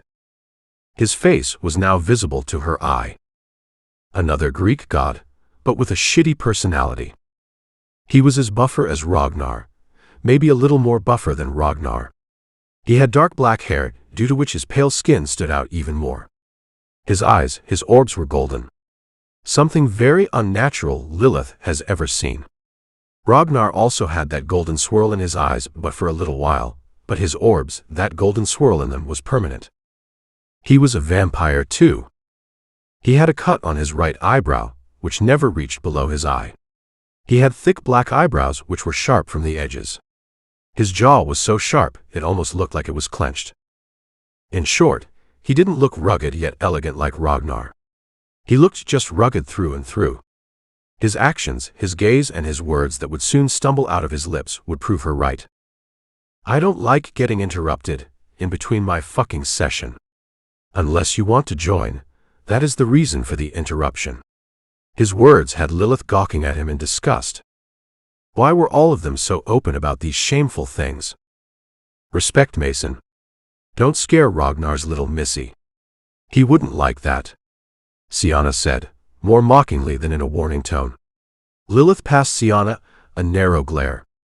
I'm no one's little missy, Lilith retorted, and Sienna chuckled. Nobody asked you. Nobody asked you either. Lilith glared at both of them, and turned around to walk away, but her path was blocked in a flash by Mason. She stepped back and glared up at him. Wasn't their so-called king enough to torture her, that they were now bullying her as well? She is his little missy? He asked and bent down a little, his hands tucked in his pants pocket as he eyed Lilith's face.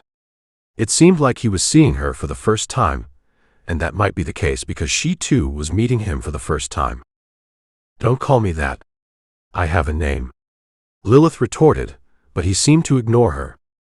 Not a bad choice, he whispered under his breath, and Sienna let out a little laugh. Lilith's jaw clenched in anger. But before she could put up a fight for herself, a familiar deep voice coming from behind her had a shiver running down her spine. Who asked you to comment about my choice? Chapter 47. Who asked you to comment about my choice? Both Mason and Sienna looked ahead, while Lilith slowly turned around, only to meet his intense gaze. He was standing near the corner of the corridor, leaning against the wall with his sturdy arms crossed over his sturdy chest and his ankles crossed together. He was in his usual royal dressing, indicating that he hadn't gone to sleep yet. Sienna immediately bowed at him, but neither Lilith nor Mason bowed at him, which was quite suspicious for Lilith. Shouldn't Mason be the one bowing at him? Surprisingly, he remained the same. Mason asked, Mason said with a shrug of his shoulder, and Ragnar narrowed his eyes on him. What were you two doing? Ragnar asked, eyeing both Mason and Sienna before his gaze settled down back on Lilith. This was the first time Mason was seeing Lilith, so just an introduction. Sienna made an excuse, and Lilith passed her a side eye before matching Ragnar's gaze. Since when did your people start lying to you? Lilith asked, and Ragnar tilted his head. His gaze slowly traveled back to Sienna, who now looked a little tense. Mason remained the same. He didn't look affected by Ragnar's presence at all, and Ragnar doesn't seem to be bothered by it either. So what is the truth? Ragnar asked, staring right at Sienna with a blank gaze. Well, it really was an introduction, just not in her royal way. Sienna tried to suppress her mocking tone. Royal way? That was not even in a normal way. I saw him for the first time when he was fucking a maid right in the middle of the corridor with not even a tiny bit of shame. Lilith yelled inside her brain. Then you are supposed to have an introduction, according to her way. Ragnar's words caught Lilith a little off guard, but the other two remained indifferent. I don't even want to see you guys, let alone an introduction, Lilith said, turned around and immediately left from there. Ragnar's jaw twitched, but he kept his expression schooled. Next time, if I see you trying to mess with her, you will find the messed up guts of your peasant lover, Ragnar warned Sienna with a deadly stare, and the girl just swallowed, looking everywhere but him. His gaze flickered to Mason, who was watching him like a hawk all this time. You will lead over the Logon kingdom, Ragnar commanded. He was sitting on his master chair in his office while Mason sat on the couch right next to the wall-sized window. Mason and his troop that Ragnar sent to the Logon kingdom for protection from the vampires finally entered the kingdom when Jasper's letter reached the higher-ups of the kingdom. So for now you have to protect them from yourselves, Ragnar continued in a monotonous tone. Here, we will not use the technique we used to destroy the Draven kingdom. Here, we will nullify the core. Slowly manipulate the people. There will be no bloodshed. Make sure they themselves consent to join our kind. Mason, who was sitting on the couch in a very casual way, quietly listened to Ragnar while his gaze was focused on the floor. Isn't that quite a hassle? A little sprinkle of blood would be quick enough to turn them into our own. Mason seemed quite against the idea. A bloodbath that comes from brutality, according to him, was just a sprinkle of blood. Who said there will be no sprinkle of blood? Ragnar asked and leaned back against his master chair. His chair facing the direction Mason was sitting in. There will be those who will oppose you. Who will be able to see right through you. Do whatever you want with them before turning them into our kind. Sounds a little exciting now, Mason said and leaned forward. His eyes finally meet Ragnar's. You can leave now, Ragnar commanded, and turned his attention to the huge map that was covering the table. Does that girl not recognize you from the past? Mason asked out of nowhere, and Ragnar arched a brow at him. It was sudden. Mason rarely was ever interested in any of these talks. It was just him, his ex, and his bloodlust against the world. Not yet, Ragnar answered plainly. Isn't this obsession of yours getting too lethal now? Mason asked. Ragnar scoffed and diverted his attention to Mason. Obsession is meant to be lethal. I'll ask you when you'll get obsessed with a particular unlucky person. I could say the same for Lilith. Love, obsession, all these kinds of phrases and emotions are beyond my understanding. I only know one thing, and that is addiction. Mason said and stood up, walking to the door, but he halted on his steps. What is more dangerous, obsession or addiction? He asked, and Ragnar made a face as if thinking. Both could destroy, Ragnar said, and a satisfied smirk caressed Mason's lips before he left the room. Lilith jumped on the bed once she strode inside the room and covered her body with the duvet. She didn't realize that she was shaking a little. She hugged her body beneath the blanket and closed her eyes. Her face was also stuffed under the blanket. The Mason's fucking session crossed her mind and her cheeks heated, not to mention the disgust she felt. How could someone be so open about all of this? Before meeting Ragnar, she never knew that such a world existed. Not even in her wildest imagination could she process such disgusting actions. Soon she drifted off to sleep, only to be woken up in the middle of the night by a sudden stimulation on her chest. Her head whipped down, and her pupils dilated when she saw Ragnar on top of her, sucking her breast.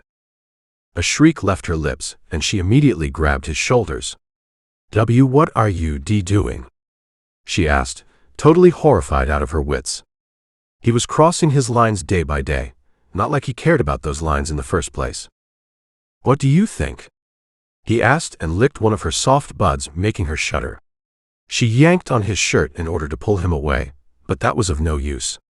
He took her bud into his mouth and gave it a deep suck, making her tremble all over. She shook her head upon feeling the stimulation doing things to her.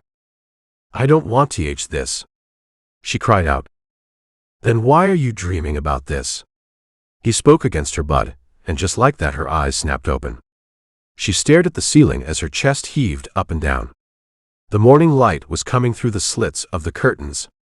The duvet was half wrapped around her body in a messy way. She slowly sat up on the bed, relief washing over her when she realized it was just a dream. But when she stood up and felt the wetness between her legs, her world came crashing down. She had a wet dream about him. Chapter 48. Lilith sat on the sofa in front of the window, with her elbows resting on the sill, as she stared outside at the city that surrounded the castle. She wondered if the people who lived there were the same as their king. Were they hostile or friendly? Was the atmosphere down there humanely or terrifying, surrounded by the scent of blood? While she was pondering on this, the door of her room was knocked and a maid stepped inside. She bowed to Lilith and told her that her husband, King Jasper, sought her. Yesterday's events raked her mind, and she went stiff for a while. Nevertheless, she left her comfort zone to see Jasper.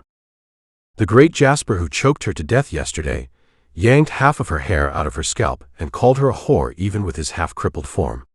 Lilith entered his room, and like usual, he was sitting on the bed with his back against the headboard. He was reading a book, but he closed it as soon as Lilith stepped inside. She was quite nervous, wondering if he had forgotten yesterday's events or not, but by his body posture, gaze, and the atmosphere of the room, her shoulders instantly relaxed. "Sit down," he ordered. She didn't like his tone. She just couldn't afford to be ordered by someone like him, but she didn't have any choice. Ragnar was something else. He was beyond anything, and his demands and commands only made her scared shitless. She sat on the sofa beside his bed and looked up at him. "You called me," she said, and he nodded. He looked at the book in his hands before his eyes traveled up to her. "We will be leaving in a week, even if I don't get well." His words had her falling off the cliff as she gawked at him, astounded by the fact that he genuinely sounded like he wanted to leave. "Why are you surprised?" he asked, passing her a weird look, and she immediately straightened her expressions and closed her mouth while clearing her throat. "I thought you liked it here," she said, indirectly referring to his so-called liking towards that little vampire minx. "Liking here? Fuck no. Are you dumb or what? Do I look like I'm enjoying myself here?" he asked, and her eyes roamed on his half-crippled body. Yesterday, he was acting like an animal. Today, he was much calmer. "No, but I thought we would leave when you get a little better to travel," she said, and he shook his head. "I am getting better. I don't like this place. It's suffocating." His expression had her eyes slightly narrowing at him. "You got injured here, I got injured here. My kingdom is in danger. This is fucked up." He grumbled in annoyance, almost sounding helpless to her. "Then we'll leave as you say. Even if you say tomorrow," she said, happy to know that she was finally getting away from this haunted castle. It has been a while since she heard such a piece of unexpected good news. "What a good, obedient wife you are. It makes me almost look like a villain," he mused, and her eyes snapped up, meeting his gaze. He was smirking. She didn't mean those words to satisfy his stupid man ego, but if it gets her on his good side, then let it be. Lilith had noticed one thing. Sienna was greatly interested in Jasper. It wasn't a normal interest. It almost resembled her brother's obsession with Lilith, but a lot less lethal. Who wouldn't be swayed if such a beautiful woman would prioritize them? These days. Her eyes focused back on him. "These days, no, ever since I got here, weird dreams have started to haunt me. Especially about this castle. It's almost like I've lived here before. Like I was here in my past life. Have you ever dreamed about such a thing as well?" Jasper asked, sounding more serious than ever, but Lilith on the other hand went completely blank for a second. Yes, she also had these weird dreams.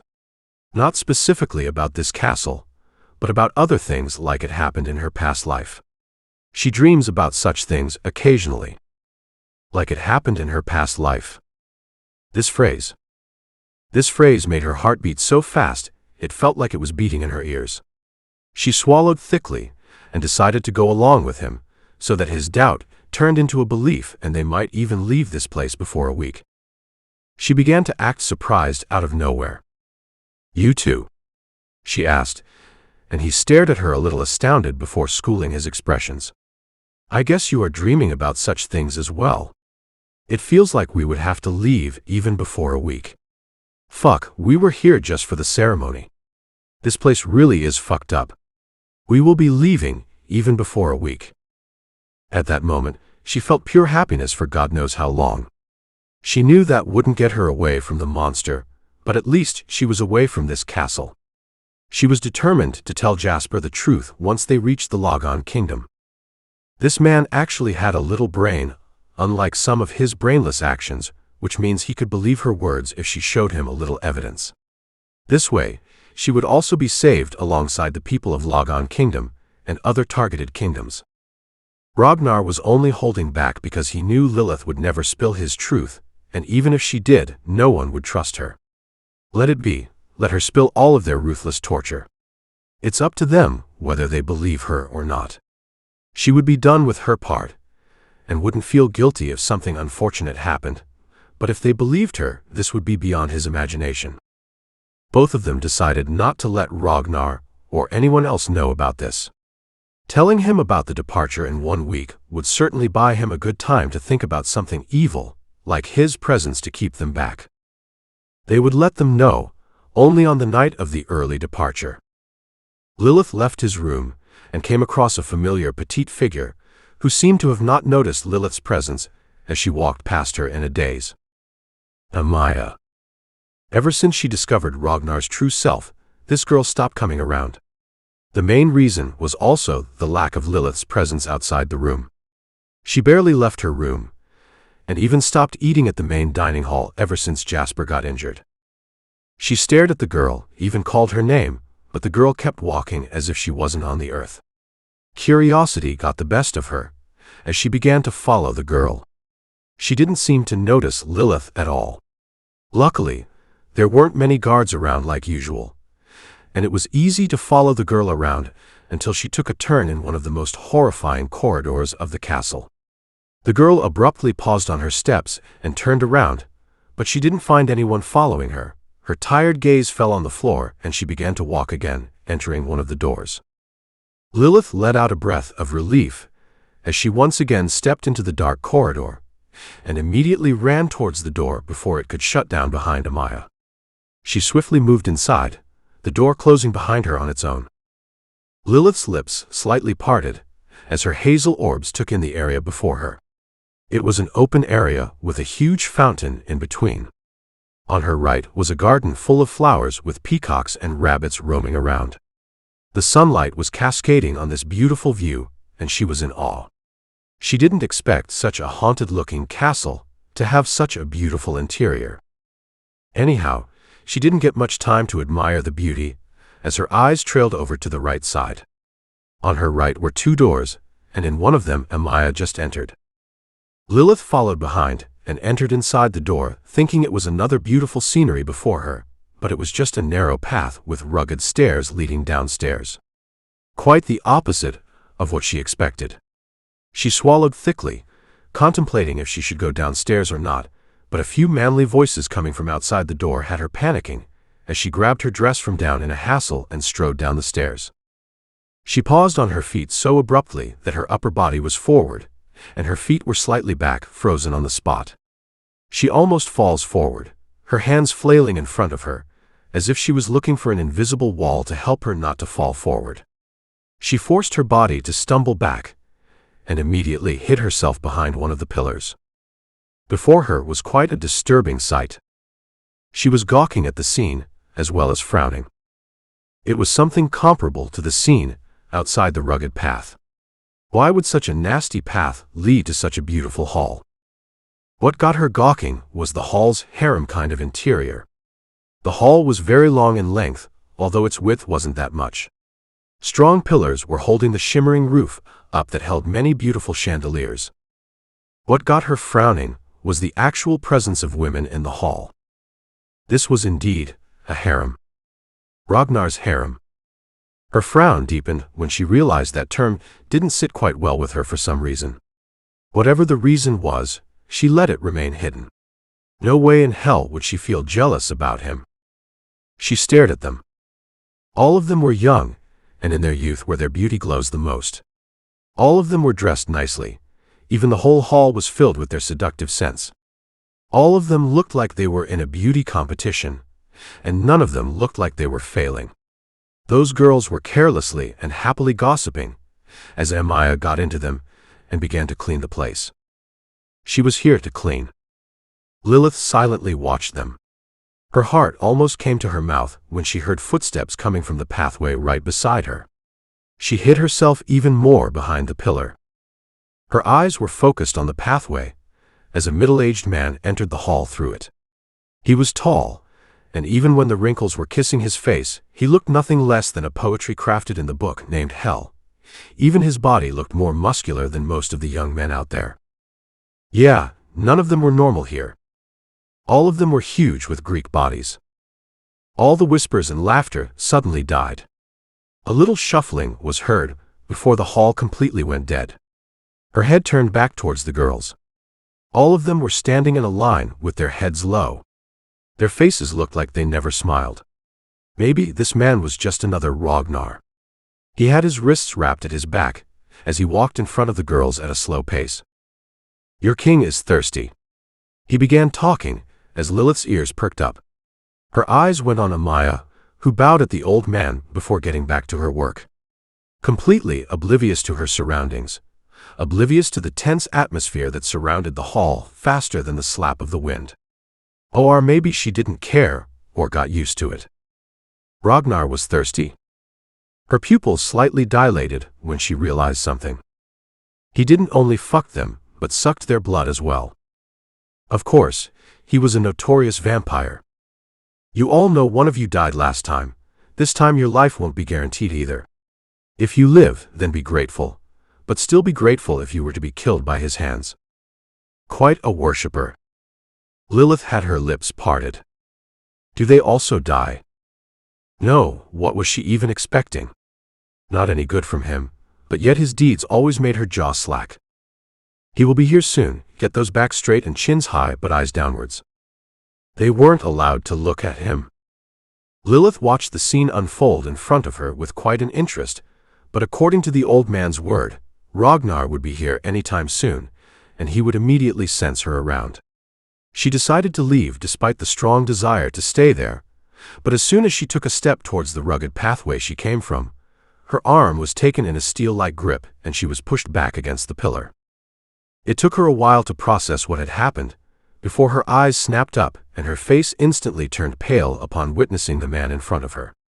He held both of her arms and peered down at her with a tilted head. "And what brings you here?"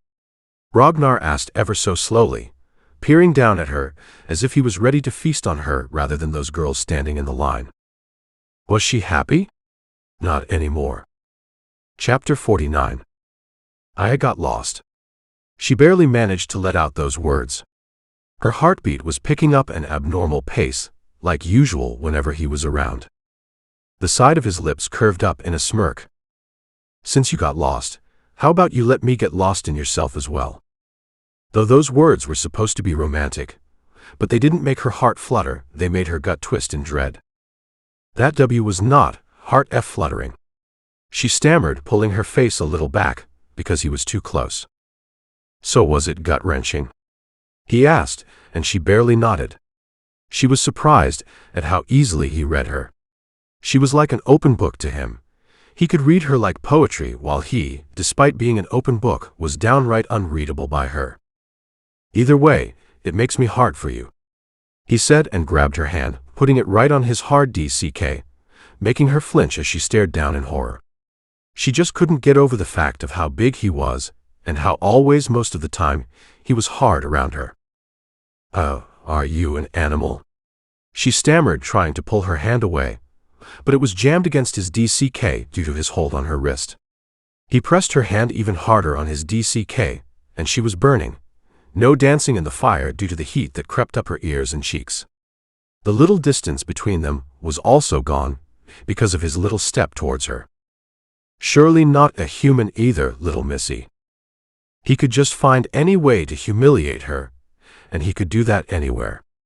This was all too unbearable for her. She was brought up in power, and refused to bow down to anyone, yet this man made her do and feel it all. This man was superior himself, complex wasn't even there. He pressed his hard body against her soft one, wanting to feel her delicate body, like usual. He smirked upon feeling her heartbeat. He liked every bit of her. The way she looked, the way she talked, the way she walked, the way she would go all red when he would do something like this to her, the way she would resist, the way she would cry, and even the way she would breathe. He loved it all. Lilith turned her head to the left, her glassy eyes glancing over the scene. He followed her line of sight and smirked, pressing her hand even harder on his manhood to the point he began to feel the stimulation. She snapped her head back at him and shook her head, trying to free her hand. "Why, you animal!" She quivered and closed her eyes shut when he began to rub himself with her hand, deliberately leaning down near her ear, moaning and grunting in it. "Do you feel this, cock? I have imagined fucking you with this." Moans, "You think you can take it? Not like you have a choice, though. Grunts, you gotta take it as deep as I give you, like a good little girl." If only she could shut her ears like her eyes. His words made her feel disgusted, but the sudden tension rising between her legs terrified her even more than his words. Was her body reacting to his raunchy speech? She was getting aroused. Tears burned the back of her eyes. His free hand dug into her hair as he grabbed a fistful of it and yanked her head back, exposing her neck to his hungry eyes. Her lips parted, and a gasp slipped out of her lips when he gave an open-mouthed kiss right on her throat. A shiver ran down her spine as he showered her neck with deep kisses. His pace was getting intense down there. His grip tightened on her scalp as his rugged breath fanned her ear, and with a grunt he came. Just as he came, his grip loosened on her hand, and she immediately yanked her hand away from his grip, harshly pushing him away as she turned towards the path for a run. But before she knew it, he grabbed her waist and threw her on his shoulder like a rag doll. A yelp left her lips, and she immediately grabbed his shirt from behind. "I've got one. You can get back to work, Asher," Ragnar yelled while walking out of their hiding spot with her on his shoulder. Although no one could see her face, Asher immediately knew who she was. So many questions were running in his head, but he chose to remain silent. Clearing his throat, he dismissed the girls as all of them let out their breaths that were stuck within their chests for a while in a whoosh. They didn't know who that girl was or where she came from, but most of them felt the same emotion towards her. Sympathy. Lilith didn't know where he was taking her. She thought he was done with her once he came, but was he ever done with her? "Where are you taking me?" she asked with a panic-stricken voice as they walked through the rugged pathway. All the blood rushed to her head. He ignored her question, the way he ignored her wild struggles on his shoulder. They reached the clear fountain area, and she noticed that he was walking towards the garden.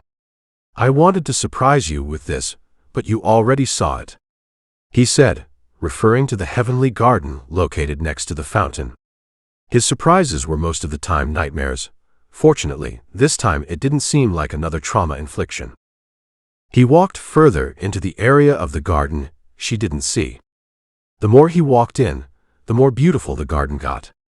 He paused on his step, standing right under the shadow of the huge tree. No words were exchanged.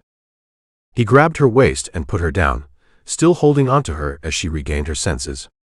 His eyes were void of any mischievous or evilness in them. They were blank. She looked up at him with a frown, before her attention diverted towards her surroundings. He was still holding onto her. She looked up at the huge tree. It was so beautiful and huge, and was pouring out the real definition of dark green, the definition of nature. She knew she had never seen such a breathtaking tree in her lifetime, so she had to pause and admire one. She never come across one so beautiful, yet this tree looked so familiar to her. "Does this look familiar?" His question had her gawking at him. How did he know that it looked familiar to me? She thought while staring at him. Not seeing any benefit in hiding it, she nodded. The sudden darkness that took over him forced her to take a step back, but she couldn't due to his now painful grip on her waist. Why was he suddenly acting like that? "You are indeed Grace." His words made her grimace even deeper. "Gr. Grace." Her heart did a thud, her throat went parched, and she didn't know why she felt like the panic attack was coming her way upon just hearing that name. Who? The question was barely audible. It's you, huh? There is no need to hold back then. He said. His words made her even more confused. What does he mean? Was he holding back all this time? What was it like when he didn't hold back? Even her mere existence was dreaded to know that. All of a sudden, he wrapped his arm around her waist and roughly pulled her closer, covering her eyes with his free hand. And before she could even react, the scenery playing before her was yet another bulldozer on her existence. It left her trampled, baffled. She begged God to take her life right then and there, because she just couldn't process the scene that played in front of her eyes. Right against the trunk of this huge tree, they were having sex like two lovers drowned in the aphrodisiac called love. Chapter 50. They are vague, but they are there. The memories. Lilith pushed away from him, fighting to breathe as she stared at him shocked. Her eyes snapped to the trunk of the tree before meeting his muted gaze that was void of any darkness or evilness. His muted gaze was the most lethal of them all. You just couldn't understand what he was up to. What was that? She forced the words out of her mouth. What do you think? His calmness was scaring her. She preferred his psycho-lunatic side more than this one. She was baffled. Her mind was forcing her thoughts to take the path he was pointing at, but her heart was in a denial phase. My pee passed.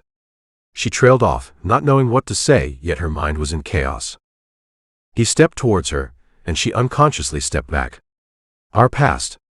He corrected her, and she swallowed thickly.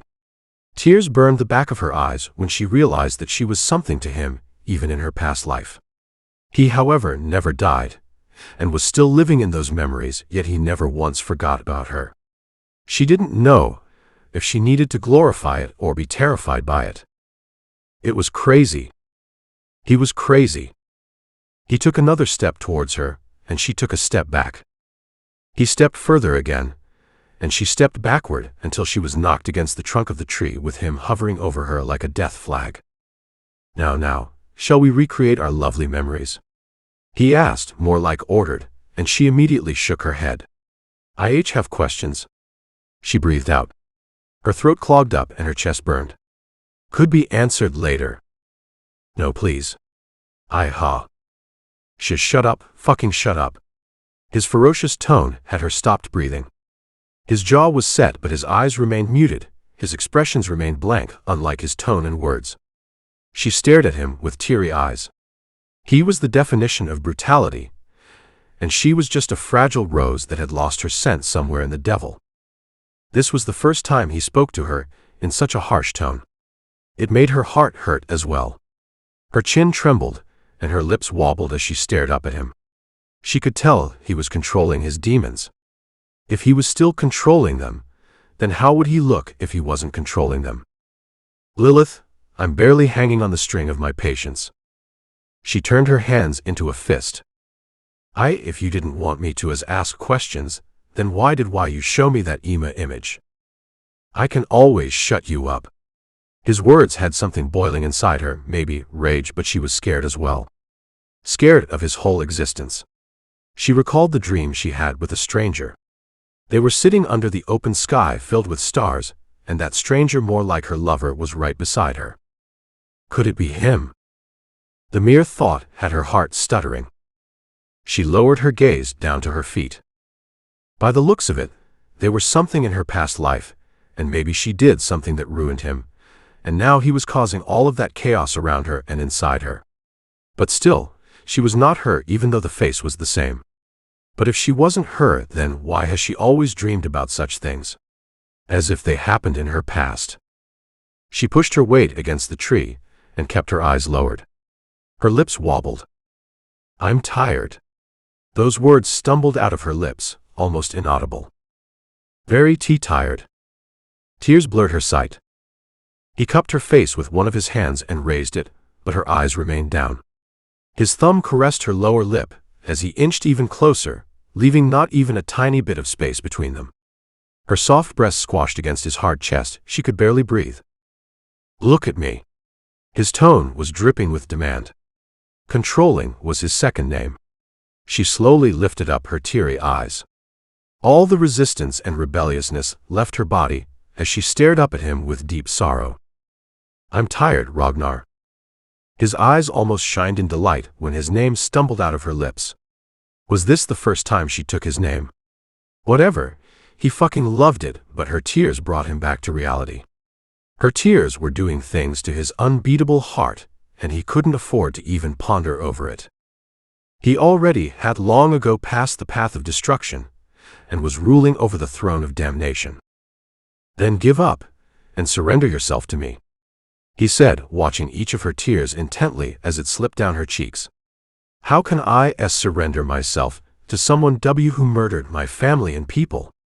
Those tears of hers were doing something to his shitty heart, and he just wanted to pummel someone against the tree fucking badly. Well, definitely not her though. What if I say they are alive? He asked her intensely. He watched how she paused and looked up at him with her big and teary eyes. Her lips slowly parted. The situation was serious, but his weapon down there couldn't read the atmosphere. The tent in his pants was poking her stomach, but she was oblivious. Fuck her innocence, and oh how badly he wanted to fuck her against this tree. Pick her up and ram inside her like the true monster he was, making her see stars in the bright daylight. He wanted to do so many forbidden things to her, but this little thing already feared him a lot. If he set his leashed beasts free that were hungry for her for decades, she might lose the last string of sanity, and he couldn't let that happen, unless he lost it. What? They are alive? She asked him. Her wide, innocent eyes stared up at him, as if he was her guardian angel, more like a monster though, but his dead heart did a fucking flip because of that gaze. He simply nodded, and her eyes widened even more.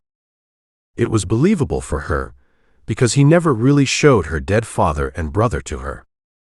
But Yuki killed all of them, she said, and he lifted his shoulder, looking least interested in the conversation and more interested in her gaze. I did, but they are alive, all of them. Her wide eyes widened even more to the point he was concerned that her eyeballs might pop out. Yo, you turned them into... She trailed off. Vampires. He completed her sentence. She shuddered against him. All of them? She stuttered. All of them. He whispered. She shook her head. My nephew?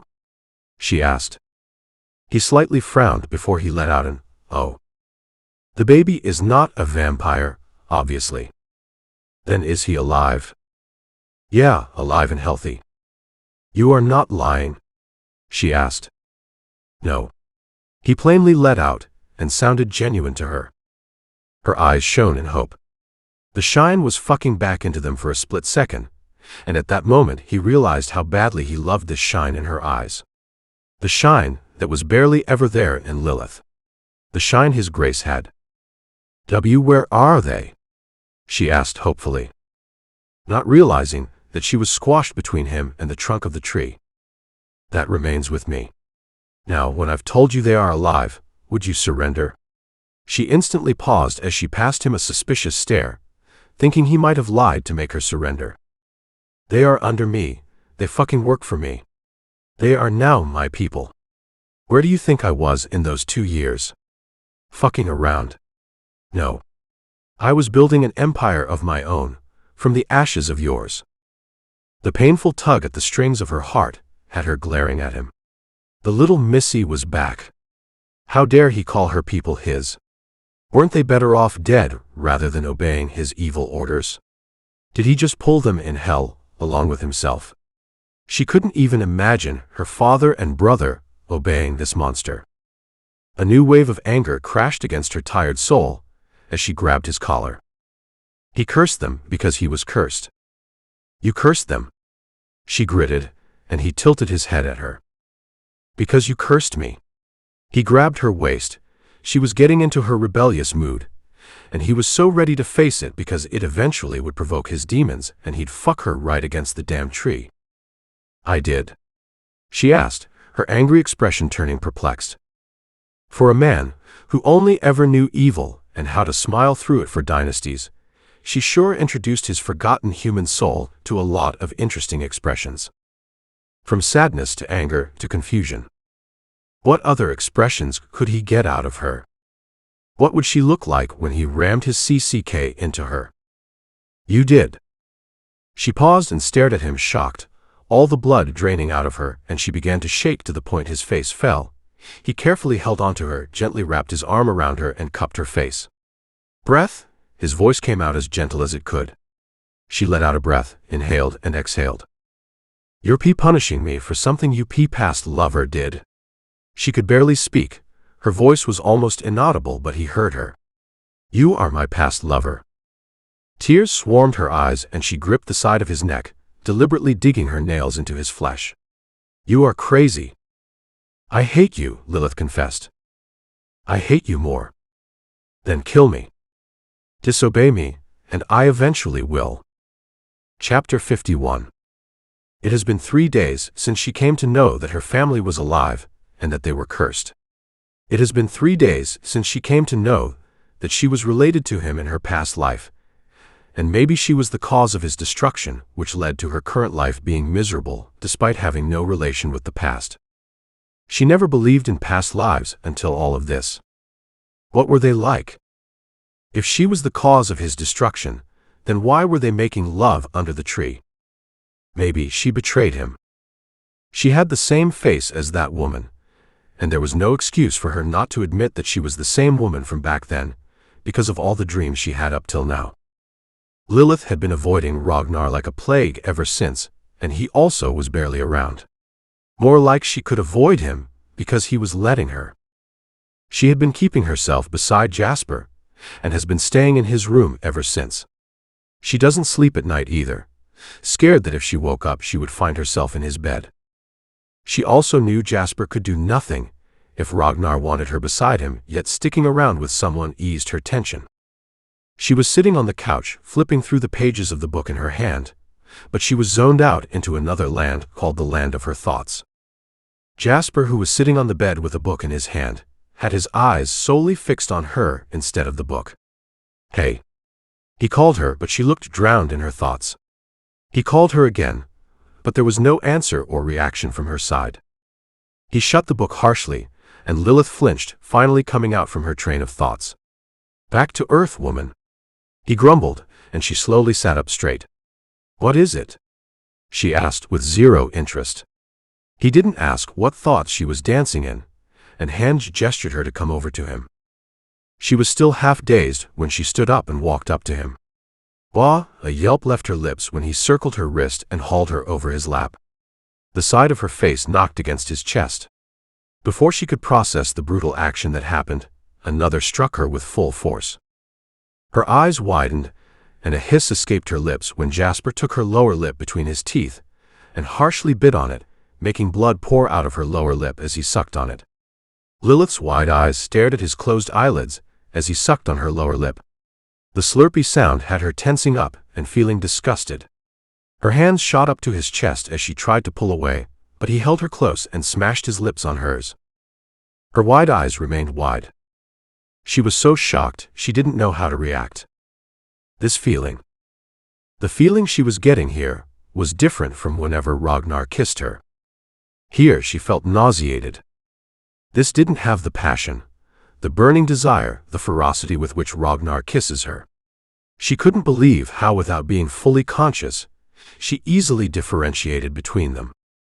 She harshly pulled back and immediately wiggled out of his grip, standing up and distancing herself from the bed as much as she could. She wiped the saliva and blood coating her lips while breathing heavily as her wide eyes stared at him. Jasper licked his lips and leaned his back against the headboard of the bed. Better than expectations. He smirked at her while licking his lower lip, and her jaw twitched. She so badly wanted to wipe that smirk off his face. Once I get better, we'd fuck like a good husband and wife. Sounds good? He asked in a teasing voice which sounded venomously poisonous to her ears that they almost bled. Fuck this man. She needed protection from him as well. She turned around and immediately walked out of the room. fuming in anger and disgust as she kept wiping her lips aggressively. She couldn't get over the fact that when Jasper was kissing her, she thought of Ragnar and realized how good of a kisser he was. How crazily passionate he was when he kissed her and made her tremble all over. Made her whole existence know who was the one in control and who the fuck was controlling.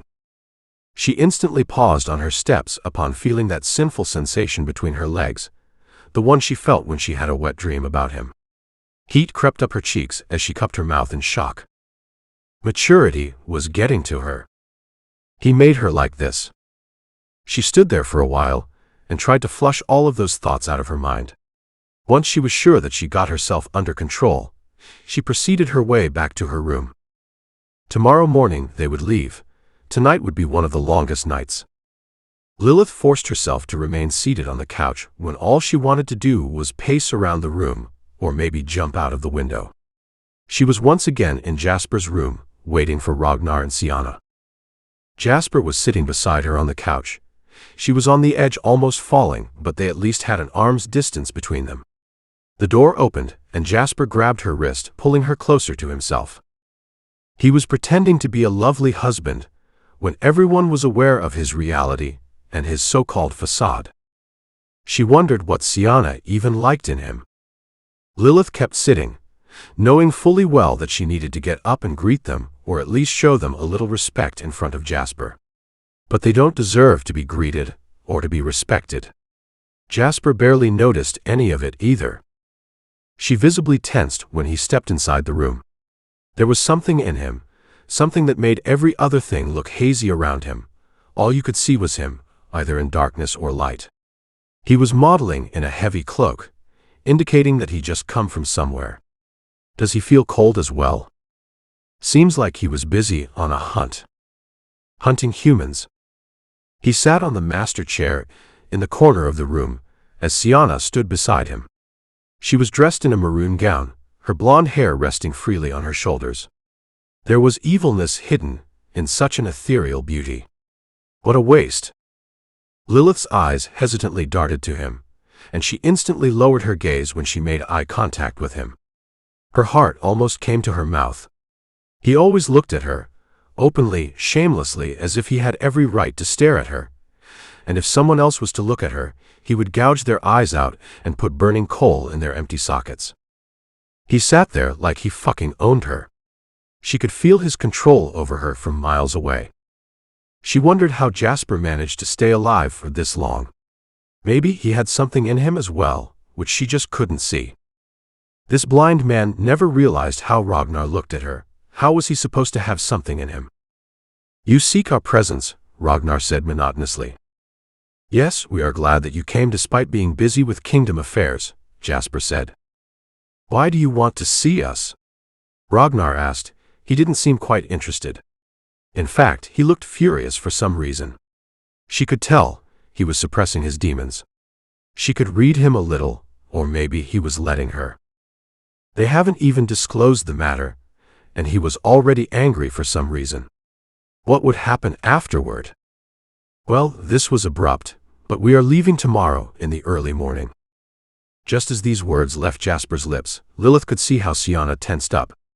Her eyes diverted from Jasper to Ragnar, and her gaze kept fluctuating while Ragnar, on the other hand, remained indifferent. Instead, he looked calm. That kind of calm that comes before the storm. Lilith swallowed and lowered her gaze. A few days back, she sent Granny back to the Logon Kingdom, because Lilith didn't want to get on her knees once again. She was certain he would threaten the old lady's life, just to make Lilith beg or give up. Tell your troops to come back, Jasper said. By the looks of it, Ragnar had already decided the destruction path of the Logon Kingdom. Would he step back, or proceed with the plan 100 times more ruthlessly now? Did they fucked up or what? Okay. He sounded nonchalant as ever.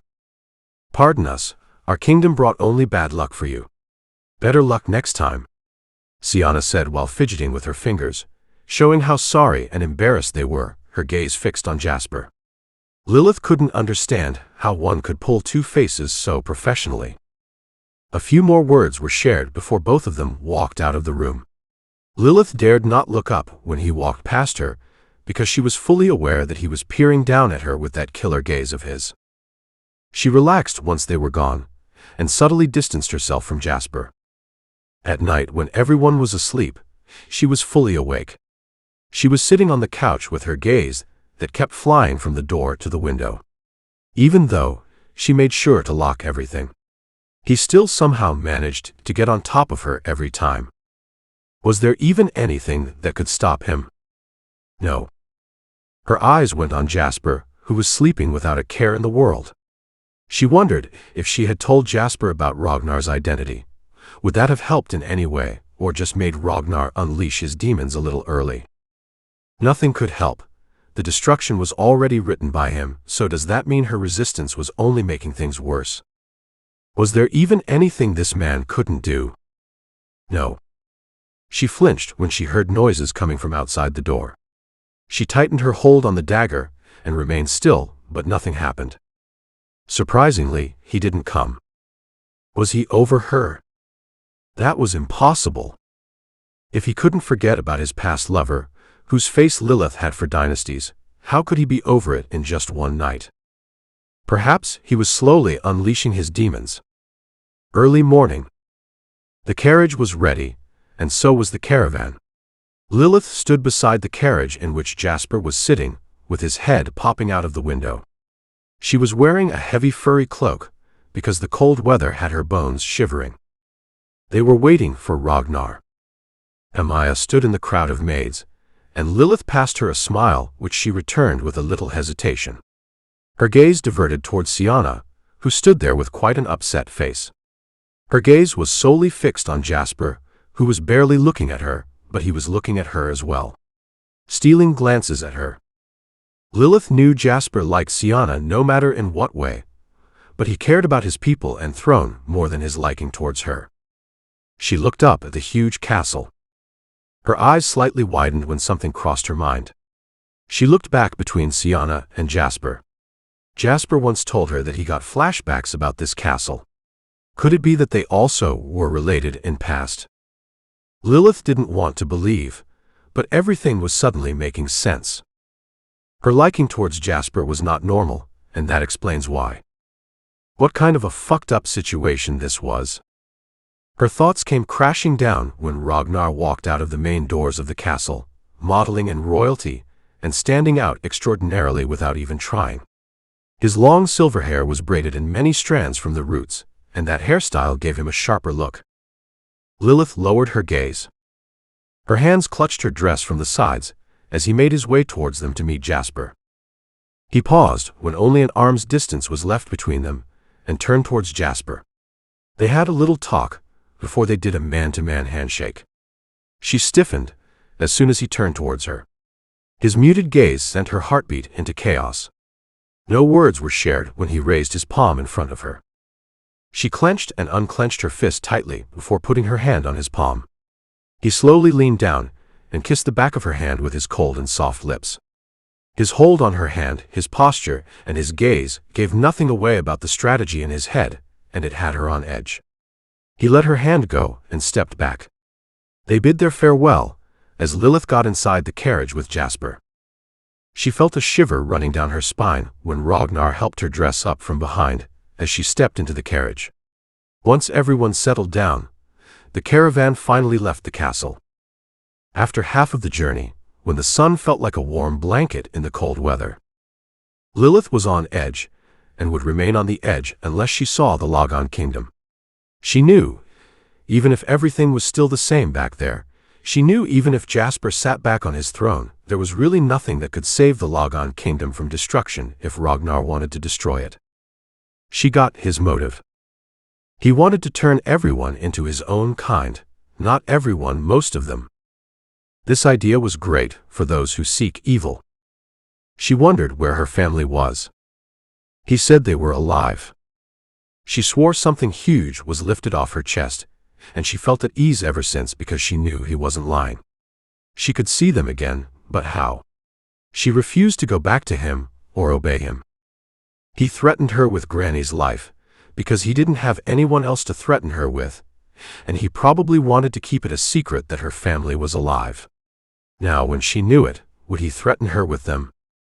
"Why are you always so lost?" Jasper's words had her thoughts trailing off. She looked at him while clearing her throat. "You got the brain to notice?" She so wanted to let these words out, but she refrained herself. Because there is a lot going on." He had his elbow on the sill of the window. As his head rested against his hand that was in a fist, his other hand was in a bandage along with one of his legs. "And what is going on?" he asked, surprisingly interested. "Well, you like Sienna, don't you?" she asked, diverting the topic. He stared at her for a while before chuckling. "So this was on your mind. Are you jealous?" he mused. Her eye twitched, and before she could say something, the carriage abruptly came to a halt. Both of them shared a look, afraid they had been attacked by vampires. However, the caravan was huge, even bigger than before, with extra protection. Jasper looked out of the window with a frown, but his expressions relaxed instantly. "It's the troop that Ragnar sent to the kingdom. It's coming back." Lilith huffed a sigh. "They were vampires, though. One of us should greet them since I can't." "You go," Jasper said, bringing his head back inside.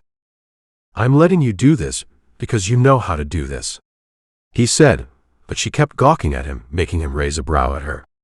Didn't he like her staying low? Maybe, because he was in a fucked up condition. "What the fuck are you gawking at? Go," he snapped at her. Lilith took a deep breath and stepped out of the carriage, only for her breath to remain in her lungs as she forgot the process of exhaling. She stared at the huge troop standing opposite them. All of them were riding horses while modeling in black cloaks, almost a uniform. Their sizes were huge, and their presence was almost unbearable. How come the people of the Logon Kingdom are not freaked out after seeing this? The one in between. The leader of the troop looked familiar. He was wearing a black mask, and his horse, his clothes, and even his hair were dark black, except for his skin, which was the polar opposite, giving him a unique look. His eyes were go. Lilith stilled. "Mason," she whispered under her breath. He was the leader of the strongest troop of the Vampire Kingdom. If he was leading the troop towards Logon Kingdom, then how come he was back at the castle a few days ago? He could have used his vampiric speed, but still. She slowly walked up to them, despite being pressured because of their gazes. Mason, as if noticed it, turned his head back towards his men. Lilith didn't know what he did without doing anything, but all of them stiffened and lowered their gazes. Every single one of them did. Those rugged men stiffened without any violence. Mason turned his face back in front and dismounted his horse, walking up to her. With 2 arms distance between them, he halted on his boots and nodded at her. He was being quite respectful, unlike last time. "Thank you for taking care of our Piop." "Our?" he asked with a tilted head.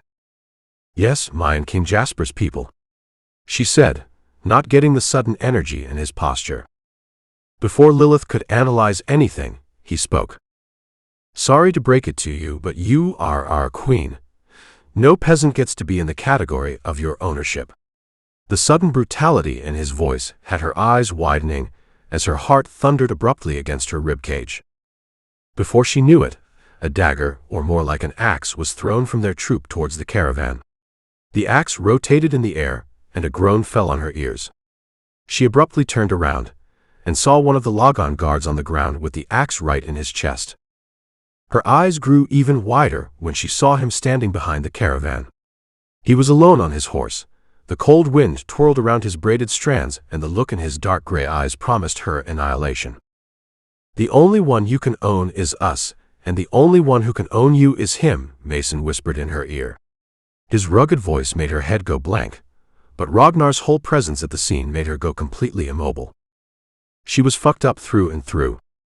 Oh, and Jasper as well. Chapter 52. Didn't I tell you, there is no escape from me? The wind was cold and harsh, yet it felt nothing against her figure. It was like the wind had slowed down and the temperature had dropped to its lowest degree, but she just couldn't stop trembling despite being wrapped in layers of clothes. Was it the weather that had her trembling, or the man in front of her, who sat on his horse with the arrogance of a proud monster? He wasn't peering at her, his demons were. The demons he finally unleashed over her. The fight slowly broke around her.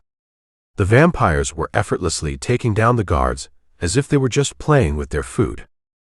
Jasper, who stumbled out of the carriage with his blade in his left hand, watched the commotion in utmost confusion and shock upon seeing his guards being killed by the troop. He tried to fight, but unfortunately came across Mason. Lilith snapped out of the trance and stared at Jasper and Mason in shock as they both strode up to each other.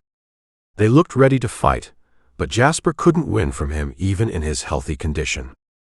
Jasper, despite being injured, had zero hesitation in him. He sure was an asshole, but he was a king before that. "No," Lilith yelled, afraid Mason would kill Jasper as she tried to walk up to them, but the commotion around her was promising her death if she walked further in.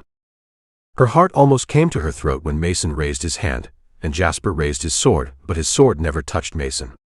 He effortlessly grabbed Jasper from the back of his neck and knocked the man on the ground face first. A gasp left Lilith's lips, and her sight became blurry due to the tears. The disaster around her made her remember the destruction Ragnar caused in her kingdom. She was used to these surroundings, but not ever since then. She felt nauseated and stumbled back while cupping her mouth. What should she do? He caught her, and this time he wouldn't let her go even for an act. Jasper was caught and the guards were dead. What should she do? She wanted to run, but she knew she just couldn't escape him. He would catch up to her no matter what. Her throat was parched, and she was trembling all over when the fight finally ended with nothing but dead bodies of Logon guards scattered on the ground and drowned in the pool of their blood.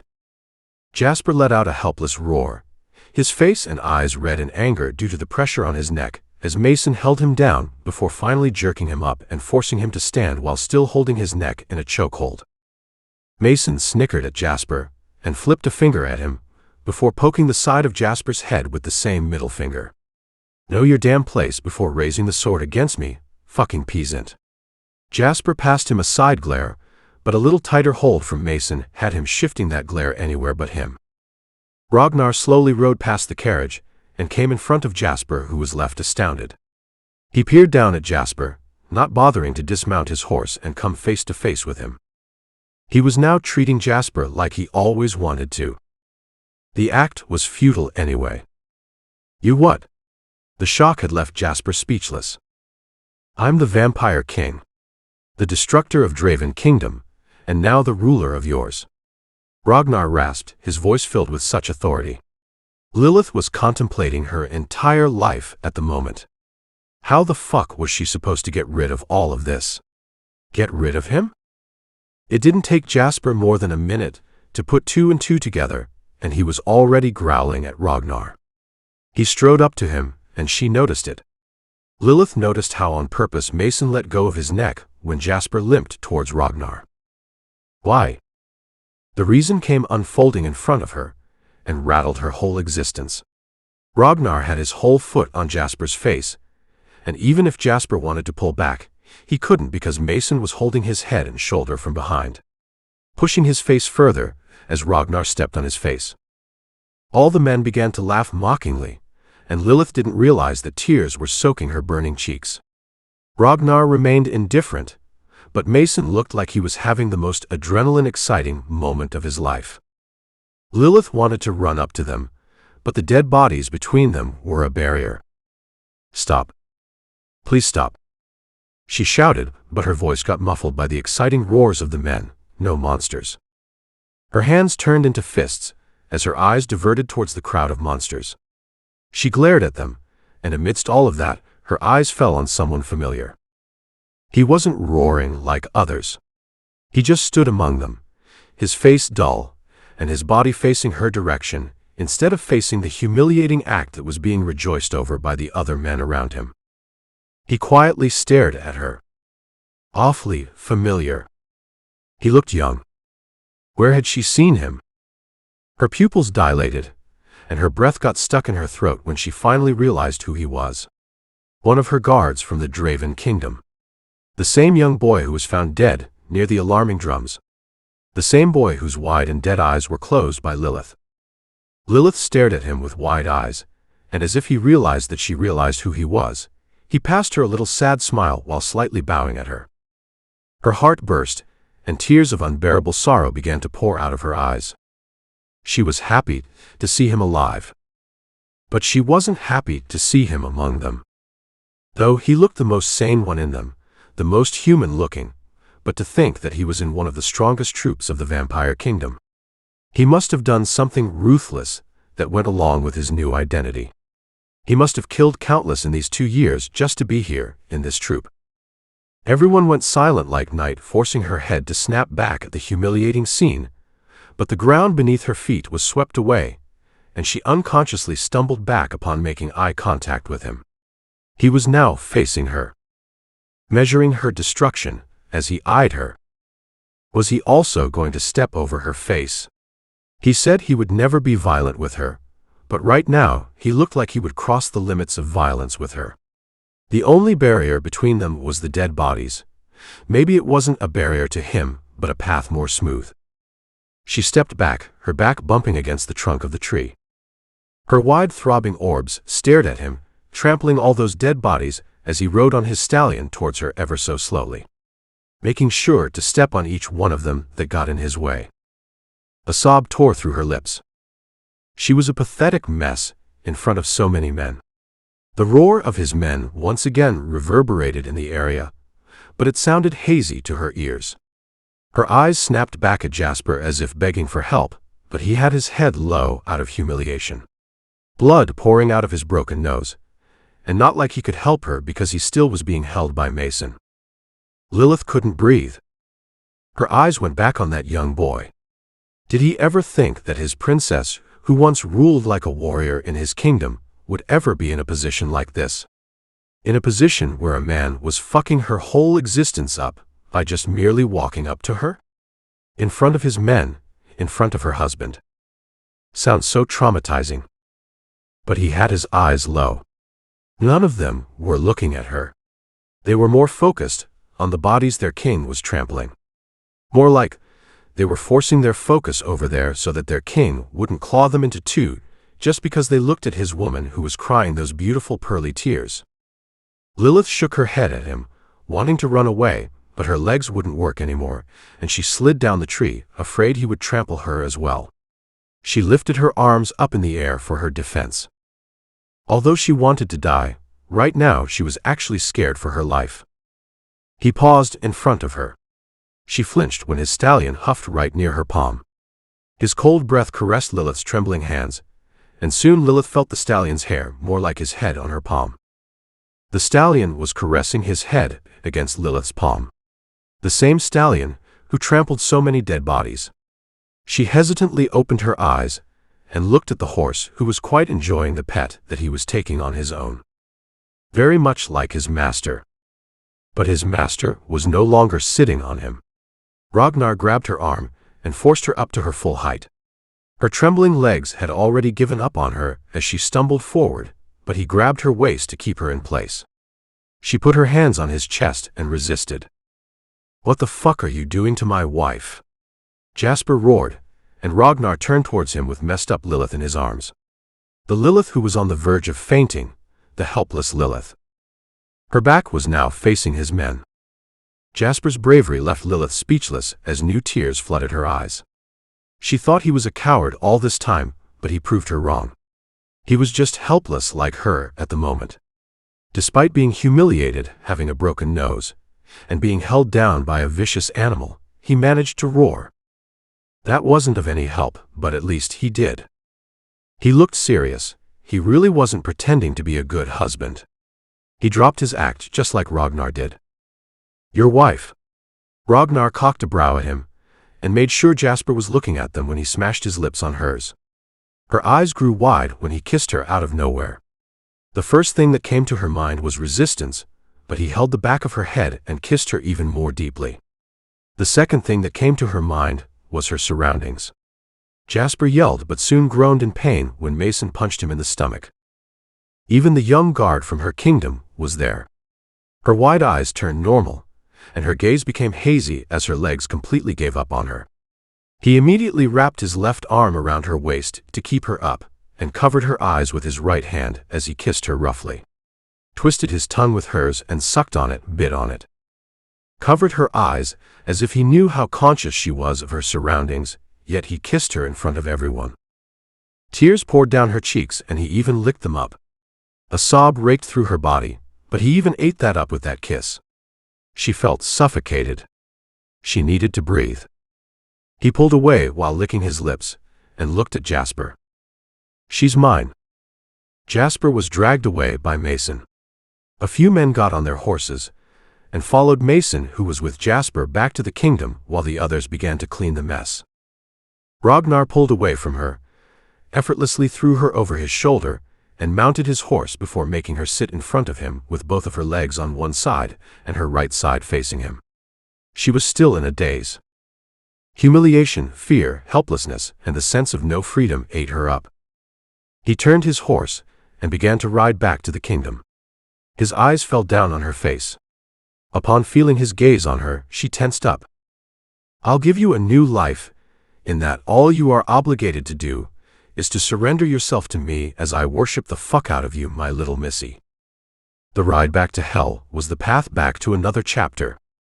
Instead of going forward, they were going backward. To fix the past that was beyond any redemption. The end. Want to win a free bundle of 3 amazing audiobooks? Comment Dark Fantasy below for a chance to win. No limit on entries. Comment as many times as you like. I will select 5 random comments. Don't forget to like, comment, and subscribe for new books every weekend.